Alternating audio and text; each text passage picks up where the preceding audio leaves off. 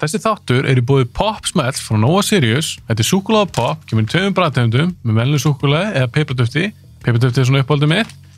Þátturinn líka í boði Doritos, snakk frá Ölgerinni. Doritos kemur í nokkrum bragðtegundum, þar á meðal sour cream sem uppáhaldið mitt.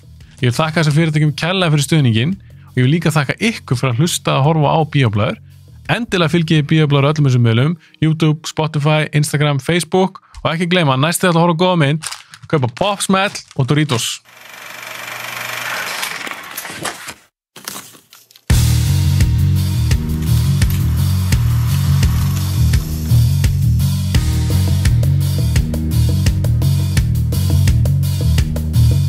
Ég fíla líka, þú veist, það sem þú varst að gera á Instagram að keppnin bestu gamanmyndina.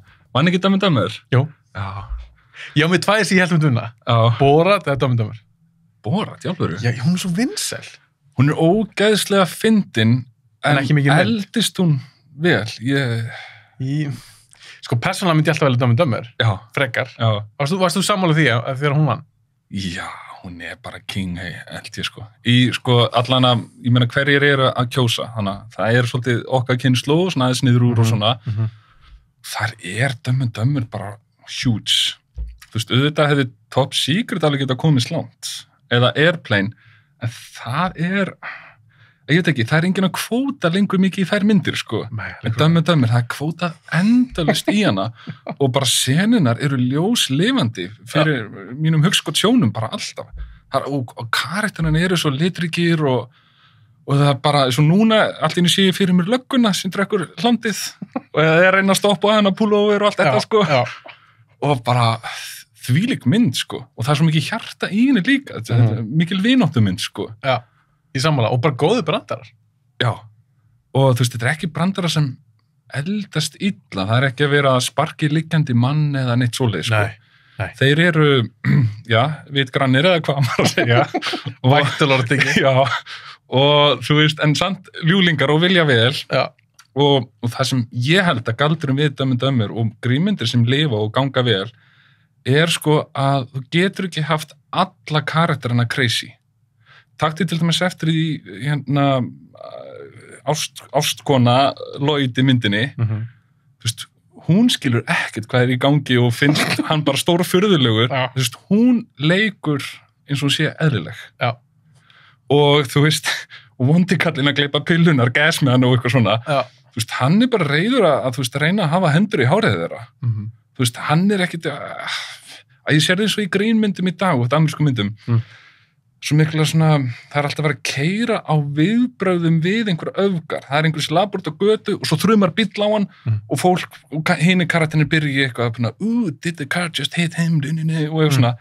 Þú veist, það allir einhvern veginn að keppast að vera með vonlænara. Auka karakterinir í Dumb and Dumber, þeir ekkert að hendi vonlænars. Nei. Þetta bara venjulegt fólk. En það eru þeir sem eru með línunar. Og þessi kontrastur svo mikilvægt. Þess vegna til dæmis svo nætuvaktin svo geggjuð. Þú ert með þá þrjá þannig og svo ertu með bara venjulega kunna sem kom inn. Já. Eða svona alltaf því, sko. Já, oftast svona. Já. Og ég held að þetta sé svolítið galdurinn við komik, sko. Já. Ef allir eru stórfurðulegir, þá þarf að vera eitthvað annað sem nær áhörundum. Kannski eins og, ég veit ekki, Rocky Horror, hún alveg komedía. Ég sá hann ekki. Í alvöru. Þetta að mínum að þetta besta musical sem hefur verið gert, sko. Bara frá upphæði? Já, að því hún gerir svo margt, þú veist, það mann á dýni, það þú veist, alls svona trans-element og mjög svona progressi mynd, en það var Midnight Cinema Fever á 70s í Bandaríkjunum. Þú veist, fólk mætti á hana bara kvöld eftir kvöld og voru búin að sjá hana kannski 300 sinnum á einu ári, sko. Og það náttúrulega með alveg stórfurðulega og litrika karaktera. Hún fyndin? Þú veist, það grínið? Hún ekki ég veit ekki. Hún ykkur staðar á skrýtnum lendum varandi skilgreiningar, því að þú veist, hún musical og ég því ég sá hana ég var lítill, þá fannst mér hún hroðaleg, sko, ógveikjandi. Það þú veist, það er verið að borða hana Meatloaf í myndinni og þú veist, þannig að það mannátt, það alls konar skrítið í gangi, þannig að maður var hrættur sem barn að horfa á hana, en síðan tónlistin einhvern veginn geðveik, þannig að það lyfti manni upp og þegar maður horfa hann í dag þá hún ógeðslega fyndin og svona vitti skot og ég veit ekki. Eldast þú vel? Mér finnst það, og þú veist, þetta er svona partymynd sko, þú veist, auðvitað kannski eitthvað einu sem hættir að setja út á eitthvað, en ég meina söngleikir eru aldrei einhvern veginn, þú getur alltaf bent á hvert einasta atrið, þetta geti aldrei gerst, þú veist, eins og í La La Land. Já, ég skil þetta alltaf einhvern veginn rosalega ykt, sko. En já, ég var allan okkur fór í þangað, karaktera, sko. Dömmir og þú tala að þeir eru fyrir leir en ekki restin. Já, en svo ertu með eins og Anchorman, þar sem þeir eru allir yktir, og það virkar vel í henni, sko. Ég var aldrei hrifin af því. Anchorman? Nei. Mér var Step Brothers fyndari.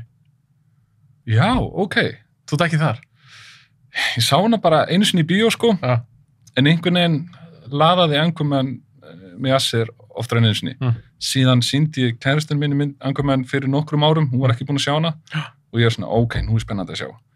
Og hún bara hlóa öllu þessi brikk gerði. Og þú veist öllu þessi steiktu atriðum, sko. Það er ekkert eðlilega steikt mynd, sko. Ég þess að sjá hann aftur, ég sá hann bara einu sinni. Já, ok. Það er nefnilega, það er bara stundur sem bara einhver mynd nærðir ekkert, eða þú veist, þú svona, já, ok, fín, en svo horfur ekkert á hann aftur, sko. Ég held þess að í mín tilviki, ég að því hann vil fara alveg fyrst máli stundum fyndin. Fyrst að stundum ekkert svakalega fyndin, en oft getur hann fyndin. En Ron Burgundy, þessi karakter, ég var einhvern veginn ekki að... Í alvöru? Ég var ekki að tengja. Já, þú veist, ég skil alls, sko, ef þú tengir ekki við hann... Þá er það svolítið dött. Já.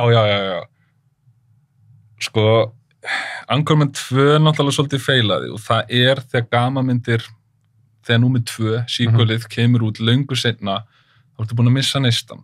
Það er bara eitthvað í loftinu þegar eitthvað kemur út. Svona eins og original Star Wars, bara þú veist, heimurinn var einhvern veginn ready og heimurinn, alltaf ready kannski í sci-fi, en síðan kemur með framhaldsmyndir löngu seinna, eins og Godfather 3, löngu seinna. Og það bara, þetta er ekki það sama, skilur við. Þetta er kannski eins og með tónlist, skilur við, þú veist, þegar eftir 3. plötu hjá hljómsveit, þá svona, fer þetta verða svona minna spennandi, sko, oft. Heldur þessi erfið að gera framhald á gríni, heldur kannski einhverju Godfather, drama, glæpamynd eitthvað? Já, mjög góð spurning. Því grín virðist það svolítið erfitt. Já, ég myndi halda það að það var erfið að gera framhald af grínmynd. Þú veist, Blade Runner 2049, það eru margir sem finnst hún ekki til líkingu við fyrirmyndina, en þetta var samt alveg góð mynd, sko. Þetta er ekki svo Dumb and Dumber 2. Nei, þú veist, og mennur náttúrulega alltaf að reyna að lifa upp í legacyið. Að framleiða inn í einhvers konar væntingar og eftirspurn. Og þá ertu komin bara út fyrir það sem list gengur út á. Þú veist, að skapa eitthvað í augnablikinu það sem er einhver stemning og svo bara veist aldrei hvort það hitt í markað ekki, sko. Þú veist, ef það væri til formúla sem væri bara guaranteed success, þetta væri allir að nota hana. En það er ekki til og þú veist, þetta er, já, ég veit ekki, við getum sent krakka í skóla og þeir læra læknin og það er eftirspurn eftir læknum. Flugmönnum og svo framvegis. Listamenn er einhvern veginn í þessari erfiðu stöðu að búa eitthvað til sem enginn er að biðja um. Það visslega eftirspurn eftir kannski leiknu efni og ég held að það verði alltaf. Ég meina, Grikkir með sín leikhús 500 fyrir Krist og við höfum verið að leika miklu fyrir það. Þannig að við þráum alltaf sögur og tengjast sögu heiminum og þetta er náttúrulega þykistunni leikur og það er alveg magnað að það getur láta okkur gráta og allt saman, sko. Þú veist þið feik? Já, ég var að Quiet Place 2 í gær og maður var drullu spenntur allan tíman, sko. En þetta er feik, þetta er þykistunni. Þú veist að leikarinn er ekki hættu. Já. En samt þetta spenntur. Já, þetta er alveg magnað fyrirbæri listin en þó að sé kannski eftirspurn eftir leiknu efni eða einhverju sjánra, þá er aldrei eftirspurn eftir þér þegar þú ert að byrja. Nei. Þú veist, en þegar þú ert established, þá vill fólk næstu Tarantino-mynd, en það vill næsta síma frá Apple, þó það viti ekkert hvað hann gerir meira eða hann kannski gerir ekki mikið meira. Góð punktur. En það er búið að establishera brandið. Ja. Og þú sem listamaður getur lent í því að verða brand. Og margir kvart ekkert undan því þá auðveldara að fá fjármögnun og svo framvegis, sko. Hvað ertu þá að meina? Ertu með einhvern hug? Ertu að tala með svo Steven Spielberg eða eitthvað svoleiðis? Sko, Nolan náttúrulega risabrand núna. Fólk fer á Nolan mynd óháð því að aðalleikarinn sé óþekktur, sko. Já, það er að fara Nolan mynd. Þarna er Nolan stjarnan en ekki endilega leikarinn. Já, það er rosalega sjálfgeft. Þú veist, þetta er Tarantino, þetta er Scorsese og ég erfiðleikum með framleiða myndir alveg, þú veist, ennþá daginn í dag. Ég meina, hann kemur með Irishman og maður hefði haldið þegar hann slengir því handrit á borðið og bara gangstermynd, ég kann að gera það, Pacino er með, De Niro er með, við erum konum með Joe Pesci aftur, allir klárir. Nei, þú veist, hann endar hjá Netflix. En var það ekki líka aðalega því að hann segir, ég meina episka sögu og eins og segir, alla sem leikara. Já, þetta er löng mynd, hún er dýr. Og við erum að fara að yngja alla með tölubröllum og það kostar pening. Það kostar risapening og þá eru menn á bremsunni. Þetta verið $50 million, þú veist, þeir ungir, þá kannski þetta gengi betur, sko. Hvernig fannst þið svo mynd, Irishman? Mér, sko, ég horfði hana í 2 hlutum, kannski eins og margir, sko. Líka mjög löng. Já, sko, hún þú veist, þetta er svo erfitt að segja, sko, þetta er ekki Goodfellas, Rachel Bull, Wolf of Wall Street, af því að það er smá kjánalegt þegar búið að yngja De Niro sem þú veist, orðin þetta gamall, og þegar hann er að gera við vélina í húddinu og trukknum, og þá á hann bara að vera kid, eða þú veist, Joe Pesci segir, bara thank you kid, eða eitthvað svona, ég man ekki hvort hann vera, 30 ára. Já, ég held að. En þó að þú gerir andliti á hennu slétt og fellt, þá er bara búkurinn orðin saman rekinn og gamalt fólk gengur öðruvísi. Já. Þannig að þetta, þú veist, smýgur inn í vitundu okkar þó að kvikmyndagerðar fólk er að reyna að gera þetta vel. Þannig að það skemmir helling. En þú veist, ég meina bara leikstjórn og suma senur og allt svona, þetta er náttúrulega bara Scorsese. Já. Og það er geðveikt, en hefur vel að sjá aðra leikar leika á þegar voru yngri? Það er svo erfitt að ímynda sér að við vitum hvernig De Niro og Pacino litu út þegar þeir voru yngri að þeir voru huge. En ég meina De Niro leik Brando-karakterinn í Godfather 2. Já, ég veit það. Hvað finnst þú það? Það gekk ógeðslega vel, sko. Akkur hefði ekki geta gengið vel í Irishman? Sko, kannski vegna þess. Nei, samt, maður sá myndinu náttúrulega bara eftir að De Niro var frægur, ég meina myndin kemur út 74, Godfather 2 og þú veist, ég sé hann ekkert fyrir 90 eitthvað, þannig að þá vissi ég að De Niro var frægur og ég vissi að hann væri ekki Marlon Brando, en kannski er rétt, kannski hefði nátt að fá yngri leikara. Nei, bara pæla, þú veist, hefði maður fílað það betur? Að þetta de-aged-stótt á það eldast hræðilega? Ég held það, sko. Þetta er kannski bara eins og eitthvað lélega 3D eða eitthvað svona, sko. En maður tekur hattinu ofan, sko, þegar menn eru progressífir og reyna að gera eitthvað nýtt, sko. Algjörlega. Og maður er svo Scorsese sem komin á þennan aldur að bara hella sér út í þetta. Svolítið cool, sko. Og bara það að Wolf of Wall Street sé leikstýrt af manni á 70-aldri finnst mér mindblowing. Mér finnst það ótrúlega. Þetta er energi í myndinni, þetta er svona svipa energi eins og í Fight Club og eitthvað svona. Þannig að þú veist, maður myndi halda ef maður færi blind á Wolf of Wall Street, eða vissi ekki hvers Scorsese væri, þá bara, þetta er 39 ára leikstjóri. Ungur leikstjóri? Já. Búin að gera nokkra myndir því kvikmyndagerðin er svona óafinnaleg og eitthvað svona, en bara stemningin í henni, sko. Ég veit það. Og þú veist, og sérðu hvað hún lifir í mýmum og öllu, bara DiCaprio með Father minn breytan, I'm not fucking selling og allt þetta. Reyndar er DiCaprio mest mýmaði leikari held ég í heimi. Þetta er mým. Það gæti verið. Þú veist, alltaf þennan að lyfta glasi í Great Gatsby eða hérna Django, þú veist, það er alltaf búið að kvæta þetta út sem mým og þú veist, og fólk að nota þetta í kommentum og eitthvað svona og síðan náttúrulega svipurinn á henni þegar hann pýra augun í Inception og eitthvað svona.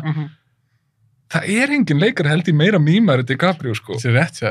Og þegar maður, þú veist, er að skoða, þú veist, svona síður sem gefa vísbendingu hvað fólk er að horfa á, þú veist, ég veit ekki, streymisíður, download-síður og svo framvegis. Þú veist, myndir með honum, þó að komi út 2010, 13 eða eitthvað svona, það er bara ennþá mest sóttu myndinar og keyptu myndinar.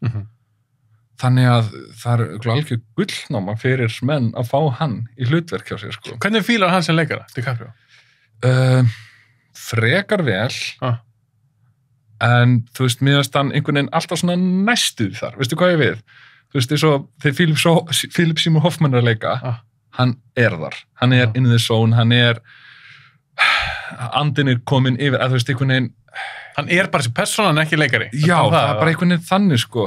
Mér veist, DiCaprio ógeðslega góður leikari og ég minn, hann byrjar sem ungur bara í harkinu. Foreldrar hans voru ekkert eitthvað Hollywood royalty eða neitt svoleiðis. Hann bara standandi í röð með Joaquin Phoenix og Tobey Maguire, þeir allir, þú veist, á sama aldri að fara í audition og svona. Og hann eiginlega vinnur yfirleitt öll hlutverkin, því hann var strax góður sem krakki, sko. Og svo náttúrulega þegar maður sér hann í Quick and the Dead, hann með Sharon Stone og Gene Hackman eftir Sam Raimi, þú veist, hann var hann svona ungur gunslinger. Vannmettumynd. Mjög vannmettumynd. Mér finnst þú vannmettum. Já, mjög vannmettumynd. Hún bara svona einu sem myndið sem kom út, kom ekki í bíó í Íslandi, var beint á spólu. Já, var það? Já. Á sínum tíma? Já. Gæti verið kannski eitthvað smá í stjörnu bíó eða eitthvað, en ég get svarið að hún kom ekki í bíó, sko. Það svaka leikari henni. Já, góð mynd og góður leikstjóri, Sam Raimi, Evil Dead og allt þetta, sko. Já. En já. DiCaprio, fyrir ekki. Já, sorry, sko, hausinn á mér fer út allt, þannig að þú verður svolítið að stýra mér, sko. Mér bara gæðan, hlusta þig. Já, ok. Síðan, já, þú veist, 95, ég meina, Rómeó og Júlía, þú veist, var ekki 96. Og Basketball Diaries. Já, hún svona þessu bili eitthvað. Jú, 95-ish. Sjó Titanic 97 og þá náttúrulega springur allt. Já. Og það springur svo mikið að hann lék annarkvort rétt fyrir Titanic eða eftir Titanic í evróskri artimynd eftir Agnesku Holland, pólsku leikstjóri, kona, held ég sé byrja nafni rétt fram, og þar leikur hann mann sem var til einhver svona perioda 2 skáld. Ég sá hana bara í vikunni eftir að Titanic kom út. Hvað heitir sem við? Hvað það? Ég alltaf að gleyma það hvað hann heitir, en þetta svona 97-96 mynd, sko. Og þar allavega leikur hann ungt skáld sem hann samkynniður í myndinni og í tíum við einhvern svona eldri mann. Hvort að hann var skáld líka í myndinni. En þeir eiga þarna í ástaratlótum í myndinni og allt góðu með það, nema hvað Titanic stór mynd og það var svona reynt að kæfa myndina. Já, því hann var orðin svo mikið svona heartthrob eftir Titanic. Já, og bara orðin næsta A-list. Þá var, þú veist, vildu hans hirð í kringum hann sem var að manager hans feril ekkert hafa hann á 4 fótum, sko. En pældi, þetta svo magna. Já, þetta svo ótrúlega, þú veist, að þetta 97. Að, þú veist, að það sé ekki að aðskilja, þú veist, hlutverk og leikara, að, þú veist. Ef dæma DiCaprio, hann að leika karakter. Já, einmitt. Ég skil ekki. Þú veist, þetta bara alveg út í hött, sko. Og þú veist, og svo vott að hann var að leika samkynnaða mann. Hvað með það? Já. Og mamma, þú veist, þú veist, ég veit, kannski ég að fara með einhverja fleipur, einhver staðar hérna, en þú veist, þú veist, hann var svo stór eftir Titanic. Já, risastór. Að þá var bara reynda að kaffera eitthvað svona minna áhættu hlutverk. En það hljóma samt. Eins og þetta rétt, sko. Já, menn náttúrulega managera leikurum, sko. Já, og Hollywood svo skrítið fyrir bara maður. Já, þetta algjörlega, sko. En byrju nú síðan kemur náttúrulega Marvin's Room og þú veist, Gangs of New York árið 2000, frekar en 2001. Er ekki 2002? Já, fyrir ekki. Gangs of New York? Já. Það svipum tíma. Já, en svo þetta alltaf í röðu, Catch Me If You Can og svo framvegis. Þannig að mér hefur hann hefur alltaf verið góður, en það bara stundum sem einhverjir hafa eitthvað X-faktor, þetta líka með íþróttamenn, eða bara allt svona fólk, skapandi fólk og svo framvegis. Það ógeðslega gott í sínu, en svo einn og einn sem hefur eitthvað sem getur ekki fengið með reynslunni, getur ekki, þú veist, lærta eða keifta eða eitthvað. Það bara talent og við mannfólki mjög erfitt með að kyngja því og sumir fá það í vöggugjöf. Og viltu að meina að DiCaprio sé ekki þannig? Þetta mjög erfitt fyrir maður að segja, tala ekki með sem þáttur einhvern tíma þýttur og hann rekst á þetta eitthvað. Það Snævar sagði að ég var ekki góð leikari. Já, það svo erfitt að, sko, hann náttúrulega með þeim bestu af sinni kynslóð, klálega. En þú veist, að ég bara þegar maður sér Joaquin Phoenix breytast í eitthvað annað, það bara einhver galdur, sko. Sumum finnst síðan Hawking, þú veist, ofleika. Og eitthvað svona, en já, ég að taka DiCaprio alltaf meira og meira í þess að, þú veist, ég oft búin að eiga þessu debatti, því hann svo vinsæll að, þú veist, maður kannski var í partí fyrir 5 árum eða 10 árum og menn bara alltaf að segja, hann besti leikari í heimi og maður svona nei ég ekki alveg það nei, en hann ógeðslega góður, þú veist og ég menn það ástæða fyrir að Scorsese vill vinna munum aftur og aftur og aftur jú, auðvitað stundum eitthvað, þú veist ef þú færð hann, þá ertu með góð aðsókn þú veist, hann A-list sem selur og hann líka búin að skipuleggja sinn karríur ógeðslega vel, þú veist, hann ekki að leiki mynd á hverju ári og leika fyrir hvert sem núna bara hann að velja Nolan, Spielberg, Scorsese Tarantino og Django þú veist, hann velur áhugaverða leikstjóra til að vinna með. Já, og niðurstaðan þá yfirleitt alltaf góð mynd. Af því að þú getur eitthvað ímyndaðir hvað hann búin að fá mörg tilboð að leiki í Star Wars, leiki í Marvel með leiki, þú veist, virkulega miljón svoleiðis. Já. En svo, náttúrulega, þessi stóru kallar sem eru bara leikstjóra sem eru bara mjög svona pössunusamir að hlutverki sé rétt kastað. Ekkert að bara, þú veist, leggjast killi flatir þó einhversi stórstjörna. Þeir hafa alveg hafnánum eins og Tarantino hafnánum fyrir Inglourious. Já, hann átti að leika Pitcardin. Nei, hann átti að leika Hans Landa. Já, DiCaprio vildi leika Hans Landa. Alveg. En Tarantino, þú veist, sagði, Hans Landa talar ítalsku, þýsku, frönsku, reybrennandi. Og DiCaprio, þú veist, ég hef þetta bara eftir einhverju YouTube-vídeóm á Tarantino útskýra, sko. Ég man eftir þessu. Já, að hann, þú veist, sagði bara við hann, þú veist, þú talar ekki reybrennandi þó þú fara að æfa því DiCaprio vildi, þú veist, bara leggjast í lærdóm, sko. En, nei, það verður ekki úr. En svo getur vel líka eins og með þessar leikstjóra, svo Scorsese og segir að hann vinnur oft með DiCaprio. Já. Svo veit maður ekki, kannski bara DiCaprio algjör fagmaður. Bara mæti alltaf eftir tíma, aldrei vissin á honum, það alltaf að vinna með honum, skemmtilega gæi. Það spilar bara stóra ástæði í af hverju leikstjóra vinna kannski aftur og aftur með sama leikara. Þú veist, þeir eru með eitthvað á skjánum sem þeir eru sátti við, þeir eru með stjörnu á plakatinu og það gaman að mæti vinnuna. Og þú veist, og menn þú veist, mætir undirbúinn og eitthvað svona, sko. Og kannski veit líka, sko, segis að Leo næri þessu bara í einhverjum 5 tökum eða, veist, ég þarf ekki eða miklu tími í, skilur, hann það fær. Já, akkurat. Frekar heldur en þetta besti leikar sem nokkuð svona ef minni hitt, skilur. Já, og líka, ég held, sko, að flestir leikstjórar, allavega þeim sem andum lokaafurðina og taka kannski sitt ego út fyrir sviga, þeir vilja fá, þú veist, input frá leikunum líka varandi sögu, ekki bara karakterir. Minn karakter svolítið svona eða hinsinn, sko. Af því að það sem maður hefur svona lesið að til dæmis að hann var mjög, hvað maður að segja, ákveðin við Nolan, DiCaprio, að það þyrfti að vera, þú veist, svona dýpri karakterörk fyrir hvað hétt hann, Cobb í Inception. Þú vantilega að lesa þetta líka? Já, ég hef átt þessar samræðum við aðra líka eins og podcasti. Já, ok. Ég man að eitthvað Tommy Valgers hafi komið inn á eitthvað þessu, sko. Já, en það er mest ég hef líka Ásgeir Kolbens að tala um þetta.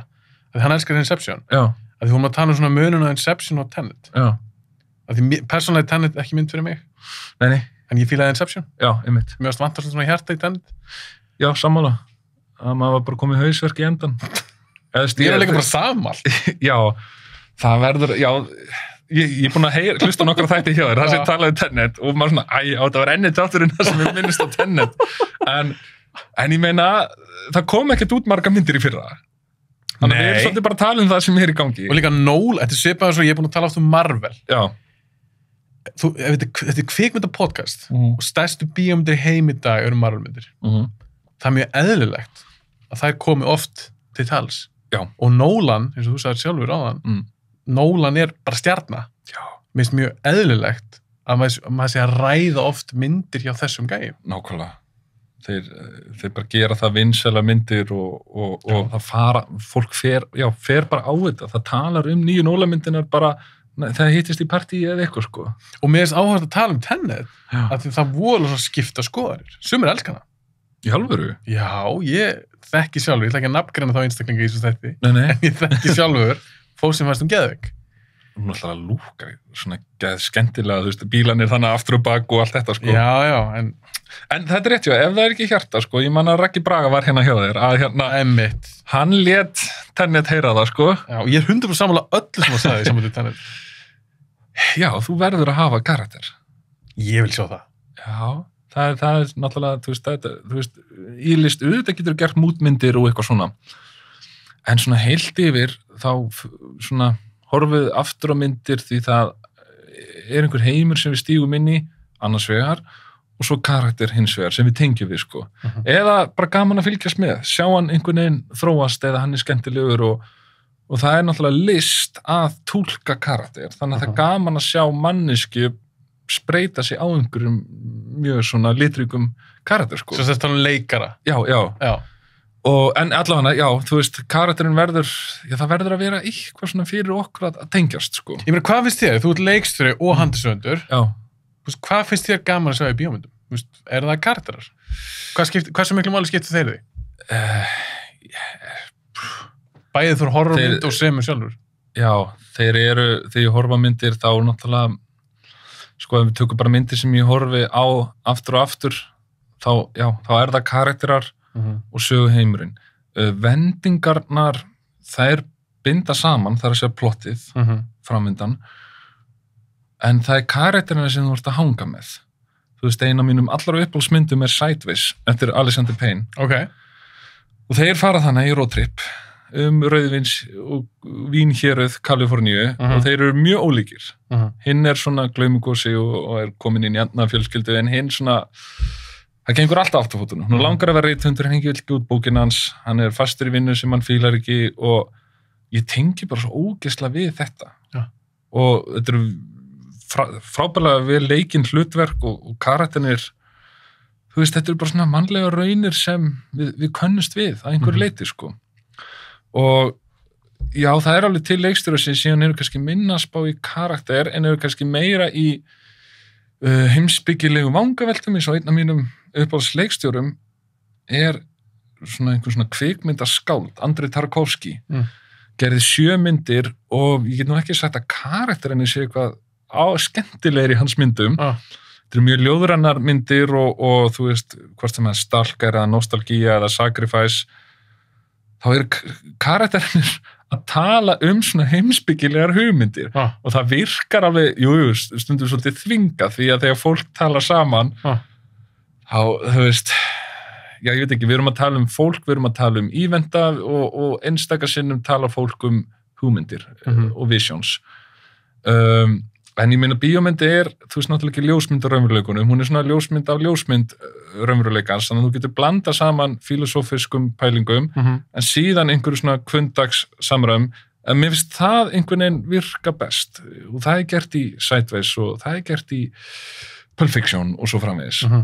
Dæmi frábæra karaktera Pulp Fiction. Já. Og að því að, já, eins og Tarkovsky, sko, það er það meira svona mood piece? Já, algjört mood og þú veist, og bara svona djúp heimsbyggju, sko. En þú veist, þannig að ég veit ekki hversu mikla vinnu Tarkovsky lagði í karaktera þannig, sko. En svo getur verið að hann sé svo langt á undanmanni að þú veist, maður er ekki búin að, þú veist, komast í boss í þessu, sko. En þú veist, þetta er ekki myndir fyrir allar, sko. En hann er svona með þeim virtustu, var frá Rússlandi. En já, þegar ég skrifa sjálfur, maður er náttúrulega ekki búin að vera í þessu lengi. Er búin að gera allavega 3 myndir? Já, en ég tek fram, kannski hlustendur kannast ekki við mig, en þú veist, þetta eru myndir gerðar á hnefunum, þú veist, þetta er það sem maður bara kallar indie, sko. Já, það er mitt stórast ég vildi hitta, því að mér bara heyra svona þína hlið. Já. Bara á þessu harki, bransanum, að því ég er búin að tala við eins og Ragnar Bragason, Baldvin Zeta, þeir eru kannski gera stærri myndir, dýrari myndir, stærri verkefni. Já. Svo ég fengið til mín kvikmynda nema, kannski nýútskrifaðir. Já, ok, ég átt að lista það. Já, þannig að þú veist, mér finnst útlægt gaman, hún er að fá þig, þú veist, kannski svona mitt á milli, skilur þú? Já, ég held ég sé það, sko. Já. Ég er búin að fá styrki fyrir handrit sem bíða þess að fá framlega styrki einhver tíman, ef Guð lofar. En aftur á móti að þá hóf ég svona minn feril með því bara að kaupa með kameru, fartölvu og byrja að filma. og ég byrja á því áður en ég fer í kvikmyndanám. Ég fór í Kvikmyndaskóla Íslands haustið 2012, þá 27 ára, en sko... Varstu byrjaðar að gera eitthvað áður en fyrst skóla? Já, sko, eins og kannski margir alltaf eitthvað fikt í menntaskóla, þú veist, það var stuttmynda keppni og þá tóku við vininir þátt 2 ár í röð og ég man sko þegar stuttmyndakeppnin auglýst þá segir félag minn ef að taka þátt og ég bara, já, og fyrst þetta var bara einhvern veginn ekki alveg raunverulegt fyrir menn þá að því náttúrulega, þú veist, back in 2002 og 2003, sko, þá ekkert myndavélar kannski á hverju strái, heimilis svona camcorders, en að klippa á bíómynd, þetta eitthvað svo stórt í hausniðinum að þú svona bara, getum við það? Þetta var flóknara. Já, þetta var og maður hafði ekki hugmynd hvernig það var gert, sko. Nei. Þannig að maður svona, já, af hverju ekki, og ég svona, hvað, býtum við, stuttmynd, ok, það svona 10 mínútur korter, það hámarkslengt sýnist mér, og hvað á þetta verum og hvað hefur að gera? Og þá var bara að kasta einhver hugmynd á borðið og maður svona, já, heyrðu, svo getur þetta gerst og svo getur hitt gerst og þá ég bara byrjað að skrifa og fullu og ég var byrjað að storyboarda á allt, það bara gubbaðist út af mér á núleitni, sko. Þannig að þá svona fyrsta skipti sem ég ranka kannski við mig, bara svona, heyrðu, ekki það að ég kannski tengdi við aðra leikstjóra, svona, já, ég eins og þeir eða eitthvað svoleiðis, því, ég meina, þá var ekki komið YouTube og stórt að viðtal við Tarantino eða eitthvað svona, sko. Nei. Þú varst svolítið, ég alveg upp í Bolungarvík og fór í menntaskólan í Ísafirði, þannig að maður lengst frá allt sem heitir bransi og maður þekkir ekki nokkurn einasta mann sem var að gera eitthvað kvikmyndatengt. Nei. Hvað þá að búa til, þú veist, einhverja list eða vera svolítið sjálfstæður, þú veist. Ég meina, þannig voru sjómenn og afleitt störf. Fólk að vinna skrifstofu eða rafvirkjar eða smiðir og eitthvað svona, þannig að svona hands-on vinna var það sem maður svona þekkti. Og þess vegna kannski var maður ekkert að hugsa á menntaskólaárunum að fara að læra kvikmyndagerð því að ég bara áttaði mig ekki á því að væri hægt að læra það. En kannski eðlilega, þú þannig litlu samfélagi það var ekkert leikstur í húsum við hliðina þér. Nei. Eða börnleikstjóra eða börnleikara eða, ég svo segi, það er ekki neitt, sko. Og þú sér bara bíómyndir í sjónvarpinu eða í bíó. Þú veist, þetta er svona eins og ætla sér að benda á Freddie Mercury, ég ætla að vera þessi. Þú veist, maður grínast með það, en hvert átt að fara þegar þú ert búin að segja þetta? Nákvæmlega. En allavega, ég fann það þegar ég var að storyboarda og skrifa svona gróft og ég vissi ekki hvernig að skrifa kvikmyndahandrit. Þannig að ég var bara svona að storyboarda stuttmyndina og skrifaði síðan línunar svona gróflega það sem átt að segja. Já, bara næst eins og teiknumsögu? Já, bara eiginlega comic. Ég var comic book kall því ég var krakki, sko. Áskrifandi af Spiderman og Superman og já, bara DC og Marvel nöttari tíma, sko. Þannig að þú að því að comic books, bara teiknumsögur, þetta svolítið svona storyboards. Algjörlega, þetta storyboard. Þetta visual miðill. Ég sérðu bara hvað Rodríguez gerir með Sin City. Hann bara filmar. Bara tók rammana. Já, hann bara filmar söguna. Já, og þess að voru góð. Geðveik. Já. Og þú veist, og ég menna Zack Snyder fór svona næst við þáleið með Watchmen. Já. Og uppáhalds ofurhiti mín allar tíma, sko. Ok, ræðum hana eins betur eftir. Já. Ég ætla að muna það. Já, ok, munum það. En förum þá... Þú varst að storyboarda sjálfur, því að stuttmynd. Já, og þá síðan tökum við hann upp og þá vorum hann að halda kamerunni sjálfur þegar strákanum voru að leika og svo, þú veist, heldur þeir á henni því ég var að leika og svo vorum að klippa og setja tónlist og ég bara fann mig svo í þessu, sko. Og þá svona rennur upp fyrir mér, þetta alveg smá hægt. En að því sögðu, sko, þá var ég ekkert endur uppgöt einhvern kvikmynda áhuga þannig því þetta var bara lífið mitt. Mér fannst frá blautu barspenni kvikmyndin vera það merkilegasta í heimi. Og ég veit ekkert af hverju. Ég til dæmis oft svona talað við félaga mína, ég og bróði minn til dæmis, við erum svona nála okkur öðrum í aldri, áttum sömu vinnina og öllumst upp í Bolungarvík og æfðum fótbolta og körfu og skíði og eitthvað svona, þú veist, það var rosalega mikið íþróttaiðkun.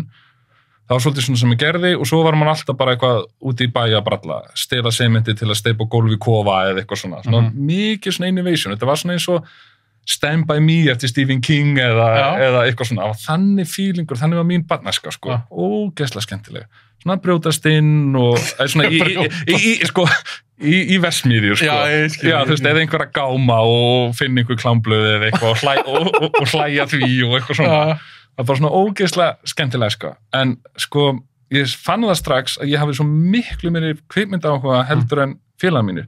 Bíómyndir voru alveg svona stór viðburður, þú veist, þegar maður var krakki að fara í bíó, að fara inn á Ísafjörð á Aladdin, þú veist, hún sýnd Ísafjörð bíó, 92, og ég held hún sem fyrsta Disney-teiknimyndi sem talsett á íslensku, svona klæni. Og þá var ég 7 ára gamall og það var alveg mikið upplefa sig og síðan, þú veist, fer ég bara að hafa áhuga á, ekki bara teiknumyndum, heldur bara kvikmyndum og pæli í leikurum. Þú veist, maður las Myndbönd Mánaðarins fram og tilbaka og að því ég var alltaf að teikna líka sem krakki, að þá var ég að teikna portrett af leikurum. Bara svona andlitsmyndir af Jean-Claude Van Damme og Sylvester Stallone og Mel Gibson og einhver svona. Töffarar. Já, og Sandra Bullock að komin upp líka í Speed og Net og allar þessar myndir.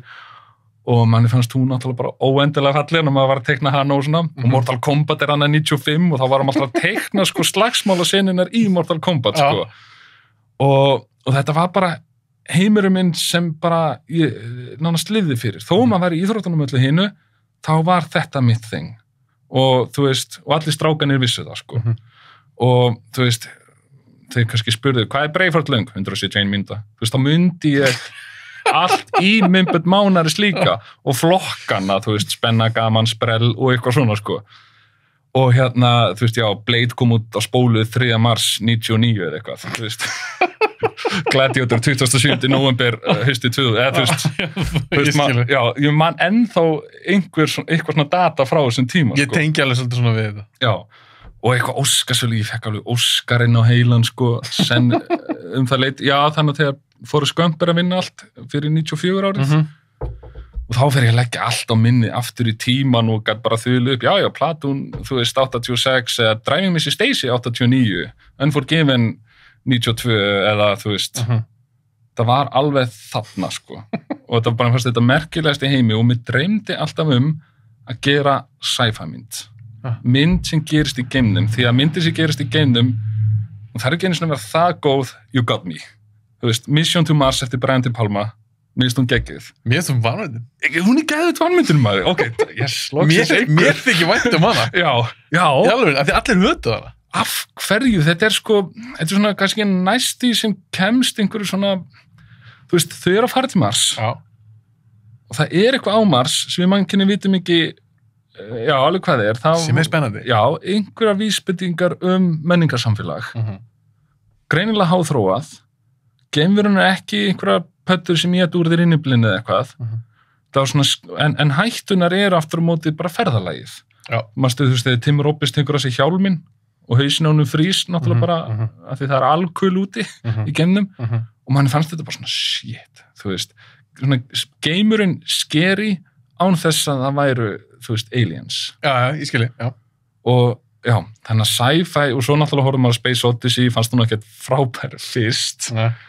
En svo lærði maður náttúrulega að meta hana því hún meistaraverk og svona mest influencerinn í sci-fi svona... sci-fi svona upp og svona genre hjá þér? Það þurftur að velja eitt? Já, því sko, ég held að það ekkert hægt að segja drama sig upp á genranum mann því að það tegir sig svo langt. Það drama í öllu? Já, þú veist, það drama í Sideways. Já. Drama í Næturvaktina því við myndumst að þær áðan, sko. Eða það, nei. En já, sci-fi, sko... Þú veist, gerir þið spenntan. Já. Heyrir eitthvað svona mynd. Já. Og ertu spenntur og... Ok, við varum þannig, ég var með 2 myndir. Já. Og gæðin eru þau sömu. Ég var að meina geðu eitthvað sci-fi mynd og geðu eitthvað hasa mynd eða hryllismynd eða eitthvað.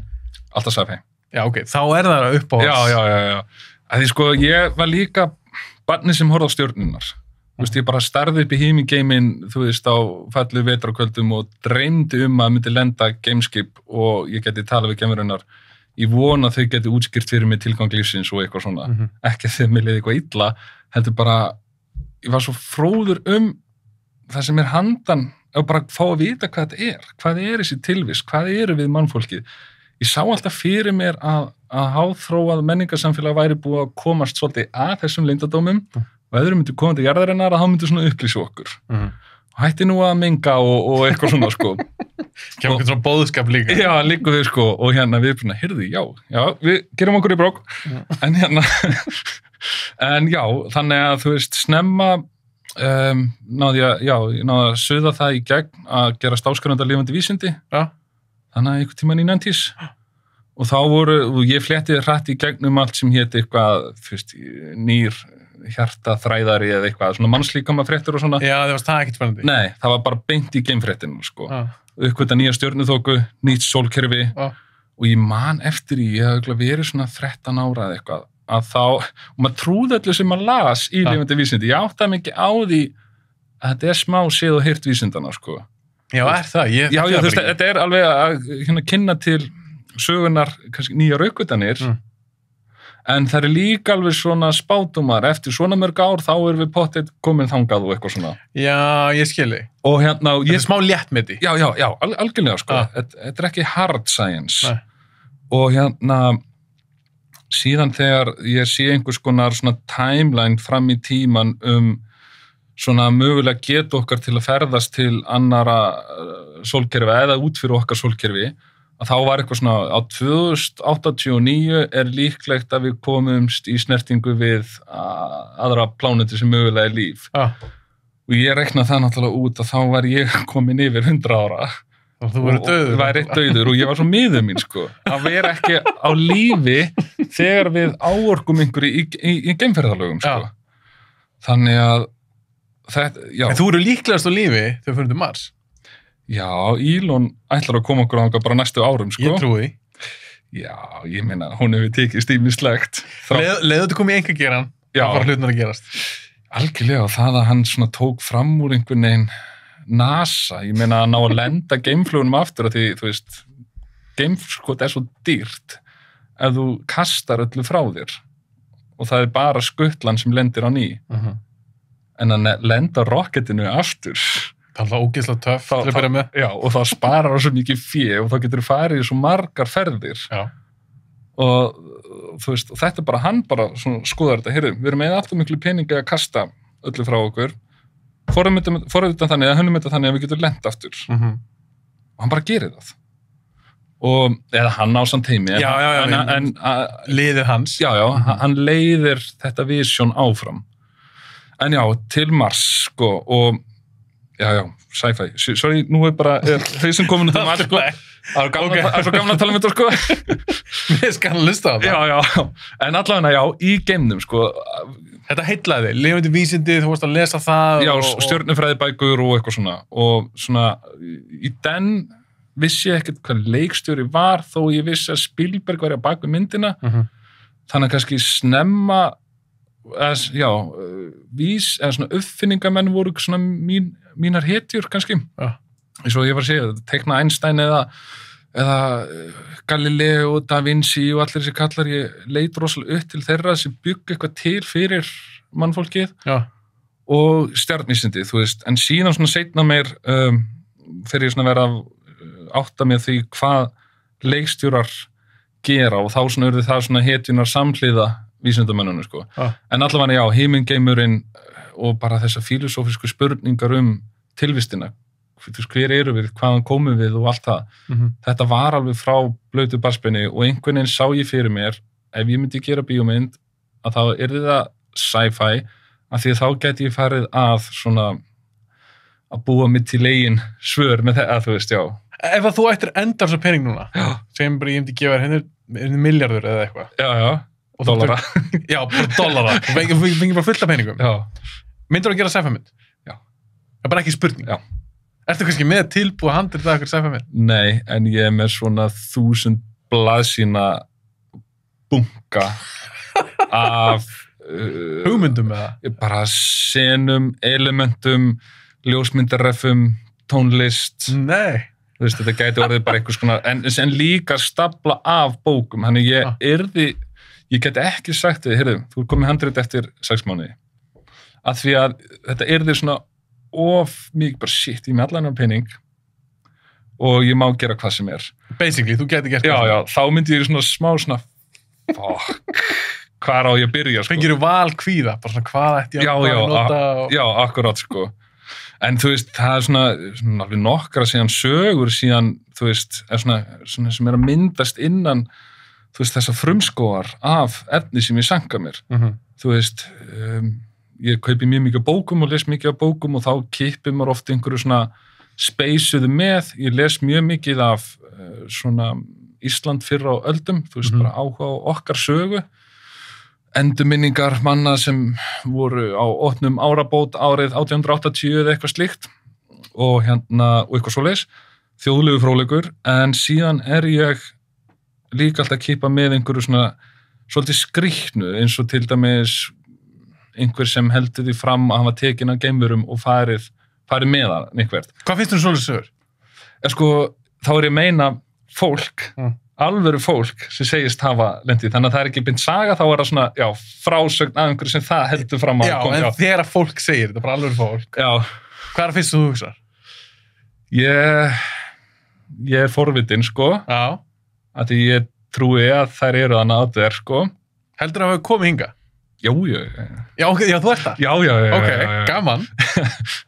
Það bara einhver tilfinning, sko.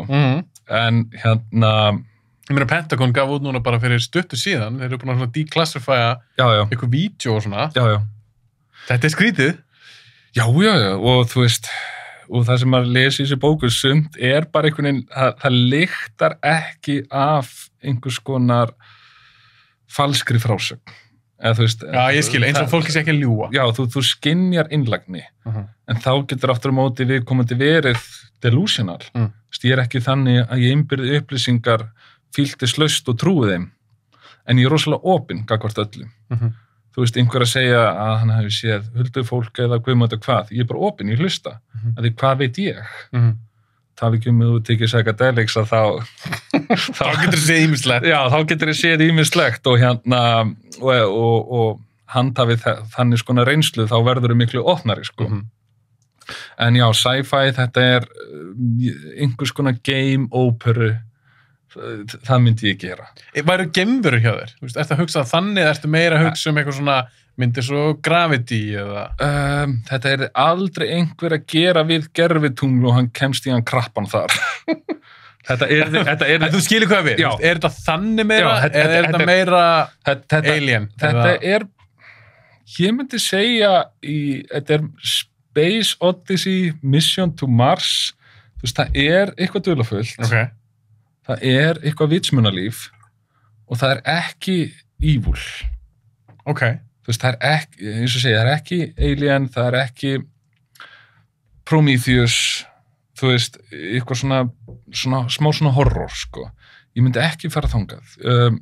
Ég hef alltaf ímyndað mér vitsmunalíf sem capable að ferðast á milli stjarnkerfa, vera rosalega, eðlilega vel gefið, sem skilur svona, allan hefur meiri innsýnin í leyndardóma tilvistarinnar og þar af leiðandi það svona mín áskynjan að þetta gott fólk. Já, þú meina að þetta vel gefið, reynslu mikið. Já, ef þú getur byggt faratæki sem ferðast hraðar en ljósið eða einhvers konar varpar sér áfram, þú veist, með hrindikrafti eða guðmaður þetta hverju. Ef það getur útbúið þannig faratæki, þá held ég að það sé ekki í vondum tilgangi.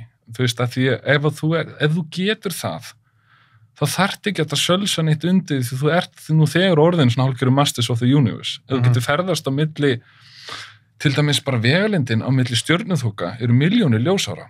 Það svo langt í burt. Það rosalega langt, þannig að ef þú getur farið á milli stjörnuþoka, þá ertu orðið það öflugt reis eða tegund.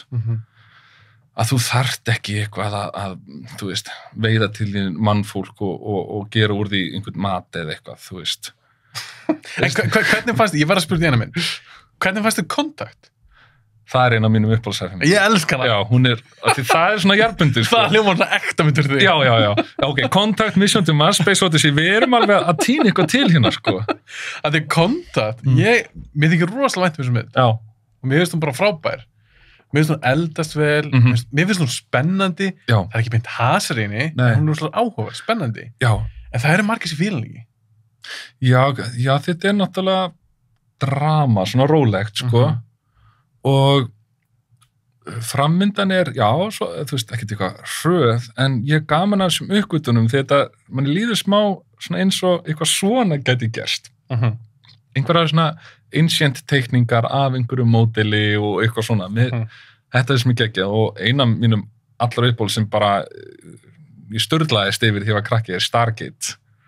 Ronald Emmerich. Já, tölum aðeins hana. Ok. Af því að það er mynd sem er langa til að fíla meir en ég geri. Já, ok. Hvað, er það bara eitthvað við hana sem... Já, því mér veist hugmyndan ógeðslega spennandi. Já. En svo einhvern veginn, ég er alltaf að reyna að horfa aftur á hana. Já. Ég er alltaf bara svona, ok, núna, ég fíla hana. Þetta lítur á mynd fyrir mig. Já. Kurt Russell minn upp á Speiderinn. Já. Og ég er bara svona, ok, nú er ég til í Stargate. Já. Svo einhvern veginn bara svona, pompar hún niður. Leður komnir í gegnum hliðið. Aha. Og bara konir í eyðimörkina á hinu plantuna. Það finnst mér einhvern veginn ekkert spennandi. Já, ég elska líka eyðimörku lúk, þú veist eins og alltaf Tatooine í Star Wars eða bara svona eyðimörku myndir, sko. En finnst þér eins og Stargate, finnst þetta bara geðveik mynd? Já, sko, auðvitað lengi býra fyrstu gerð, þannig að ef hún væri að koma út í dag, ég veit ekki alveg hver ég væri, en hún hefur 2 element og það er geimferðalag, karakterar sem, þú veist, það er ekki að vera að geta innan úr þeim eða eitthvað svona, einhverja pöttur eins og í Prometheus eða eitthvað, þú veist, ég fíla það alveg líka, en ég fíla þetta meira. Okay. Og, þú veist, já, hinn plánetan er, þú veist, þú sér það er mannfólk á plánetinni. Þú veist... Það drata fyrir mér, sko. Er það? Smá. Já, hefður vilja meira svona Star Trek, svona hátt enni og rifflur og svona. Og geta hljóma ræðilega þú segir það svona. En ég ég var búin að byggja mér eitthvað svona. Ég myndi mér eitthvað svakalegt. Það er liðið svolítið á myndina á en við hittum geimverurnar, eða þetta mannfólk. Ég man þegar ég horfði á hana, ég var bara, ok, þú veist, hvað er að fara að sjá? Svo bara eitthvað svona, já, þetta er bara eitthvað svona flækingar í eitthvað eyðimörk og eitthvað, ég veit ekki. Já, þetta alveg geta verið bara Mið-Austurlönd fyrir einhverjum 100 ára, þú veist, einhver svoleiðis fílingur, sko. Á miðöldum eða eitthvað slíkt. En þér fannst það alveg töff? Já, ég fílaði þetta, vegna þess að þetta fannst manni ómennilegt. Það er svona supernatural tæki í myndinni, þú veist, yfirleitt er það eins og Star Trek, þá er það geimskipið, þú veist, og jú, það er tækni í myndinni, en þetta er náttúrulega ótrúlegt að geta farið þessar vegalendir. Og Stargate gerir þig kleift bara að þú labbar hann í gegn og búm, þú ert komin einhvert annað.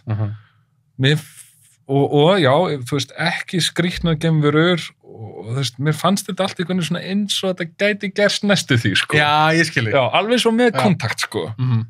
Þannig að... Svo næstur smá raunverulega. Já, þannig er komið 4. myndina í sarpinn sem yrðu mínir reffar, sko. Þannig að við erum að komast eitthvað nærið hvers konar... Ég held ég fatti núna hvernig sci-fi mynd ekki. Já, þannig að aðalkarakterinn, sko, ég er alveg með ein sagan sem ég er með titl, sem ég er svona búin að gróflega byggja upp, heiti Gen og þjófurinn.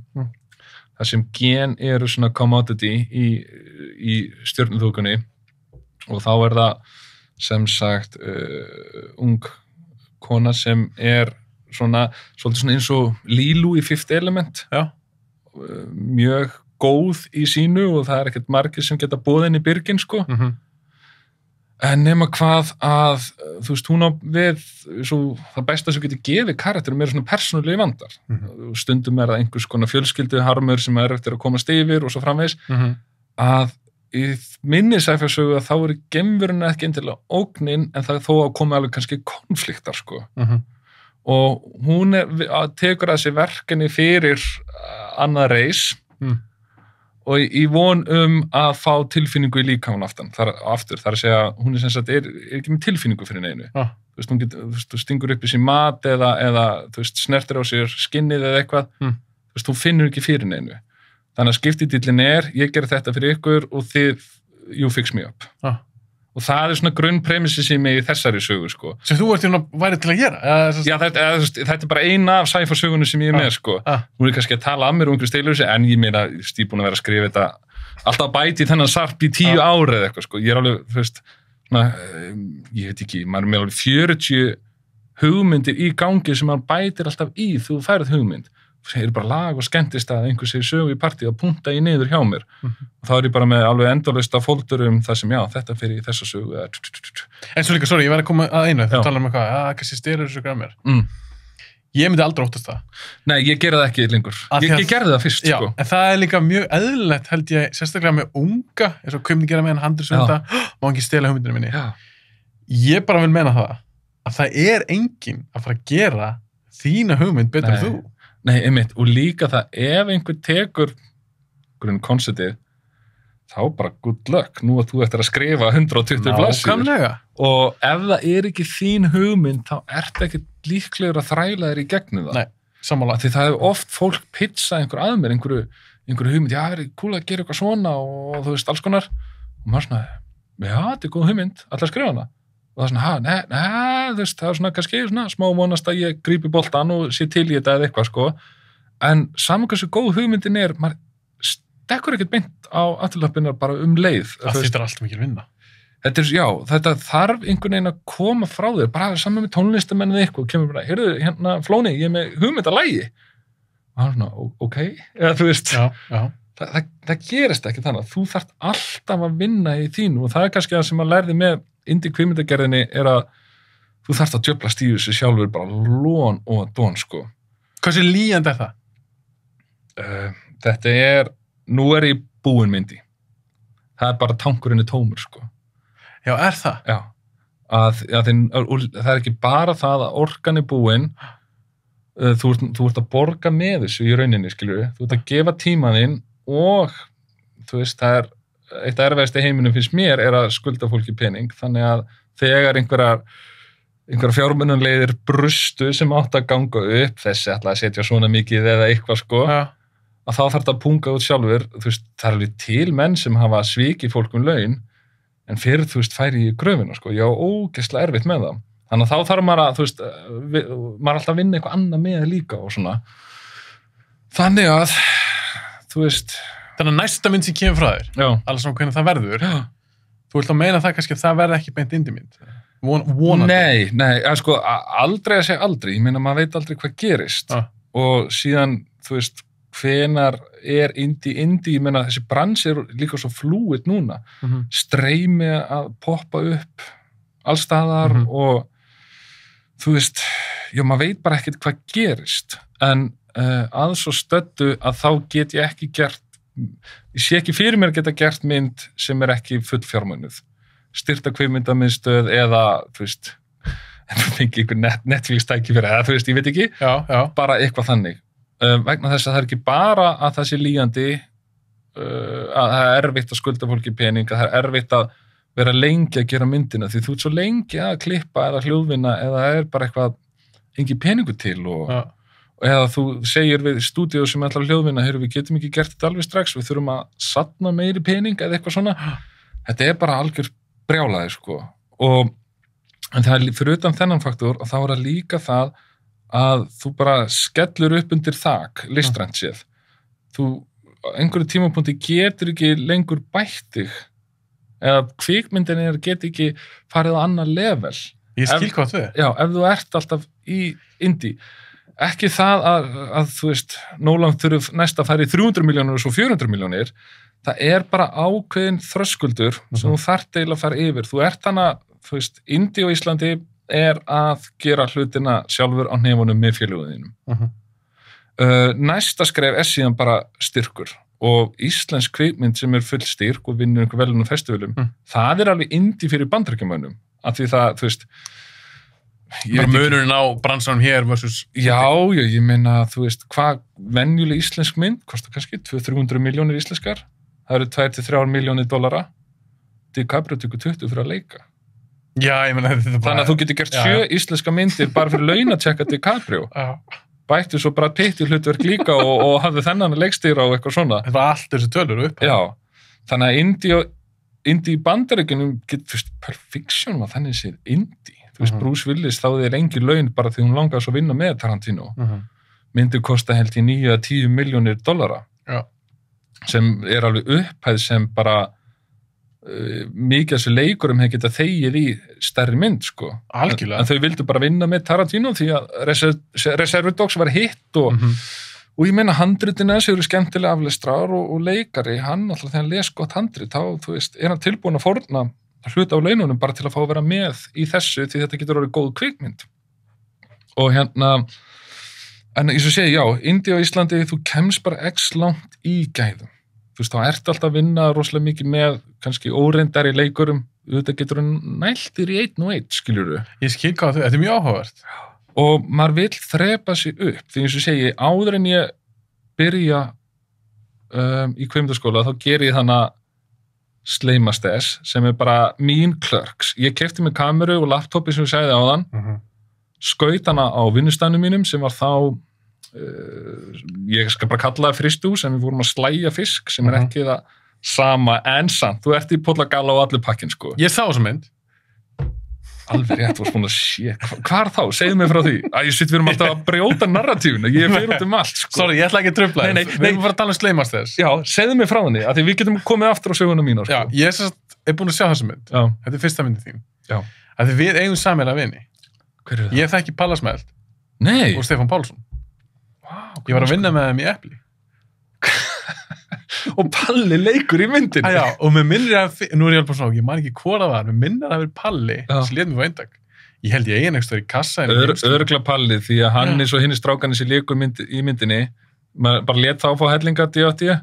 Og nú hugsaði einhverju byrju var sem mynd gefur út og dreift, bara, nei, ég prenta hana sjálfur að D.O.D. En þá er kannski pínum skemmtilegt fyrir þig að vita það að ég sé búin að sjá hana. Það er alveg störla, sko, að því maður lendi einu sinni í því, eða einn af strákurinn sem leik í myndinni, það var eitthvað fyllir í fyrir vestan, eitthvað ballið, eitthvað fjandinn, og það er komið upp á honum, bara einhver sjóari frá Grindavík eða eitthvað.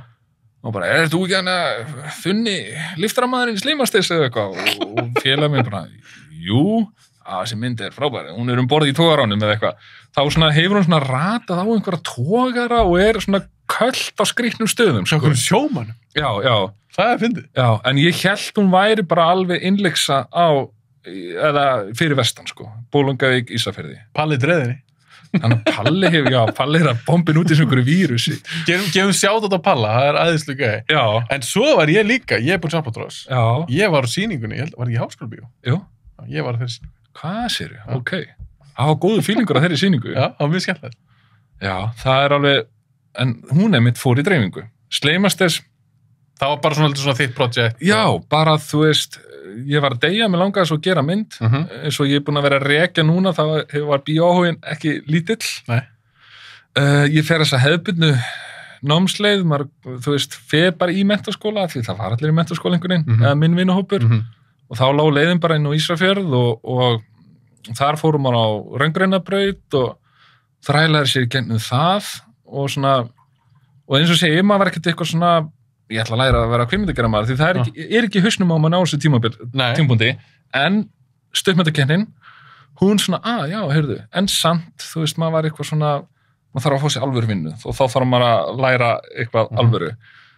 Það er svo fyndið líka alvöru. Já, einmitt, alvöru, þetta er alveg mjög teygjarlegt. Þetta er svo ég byrjaði með þetta podcast, ég ætla hann að láta virka. Já.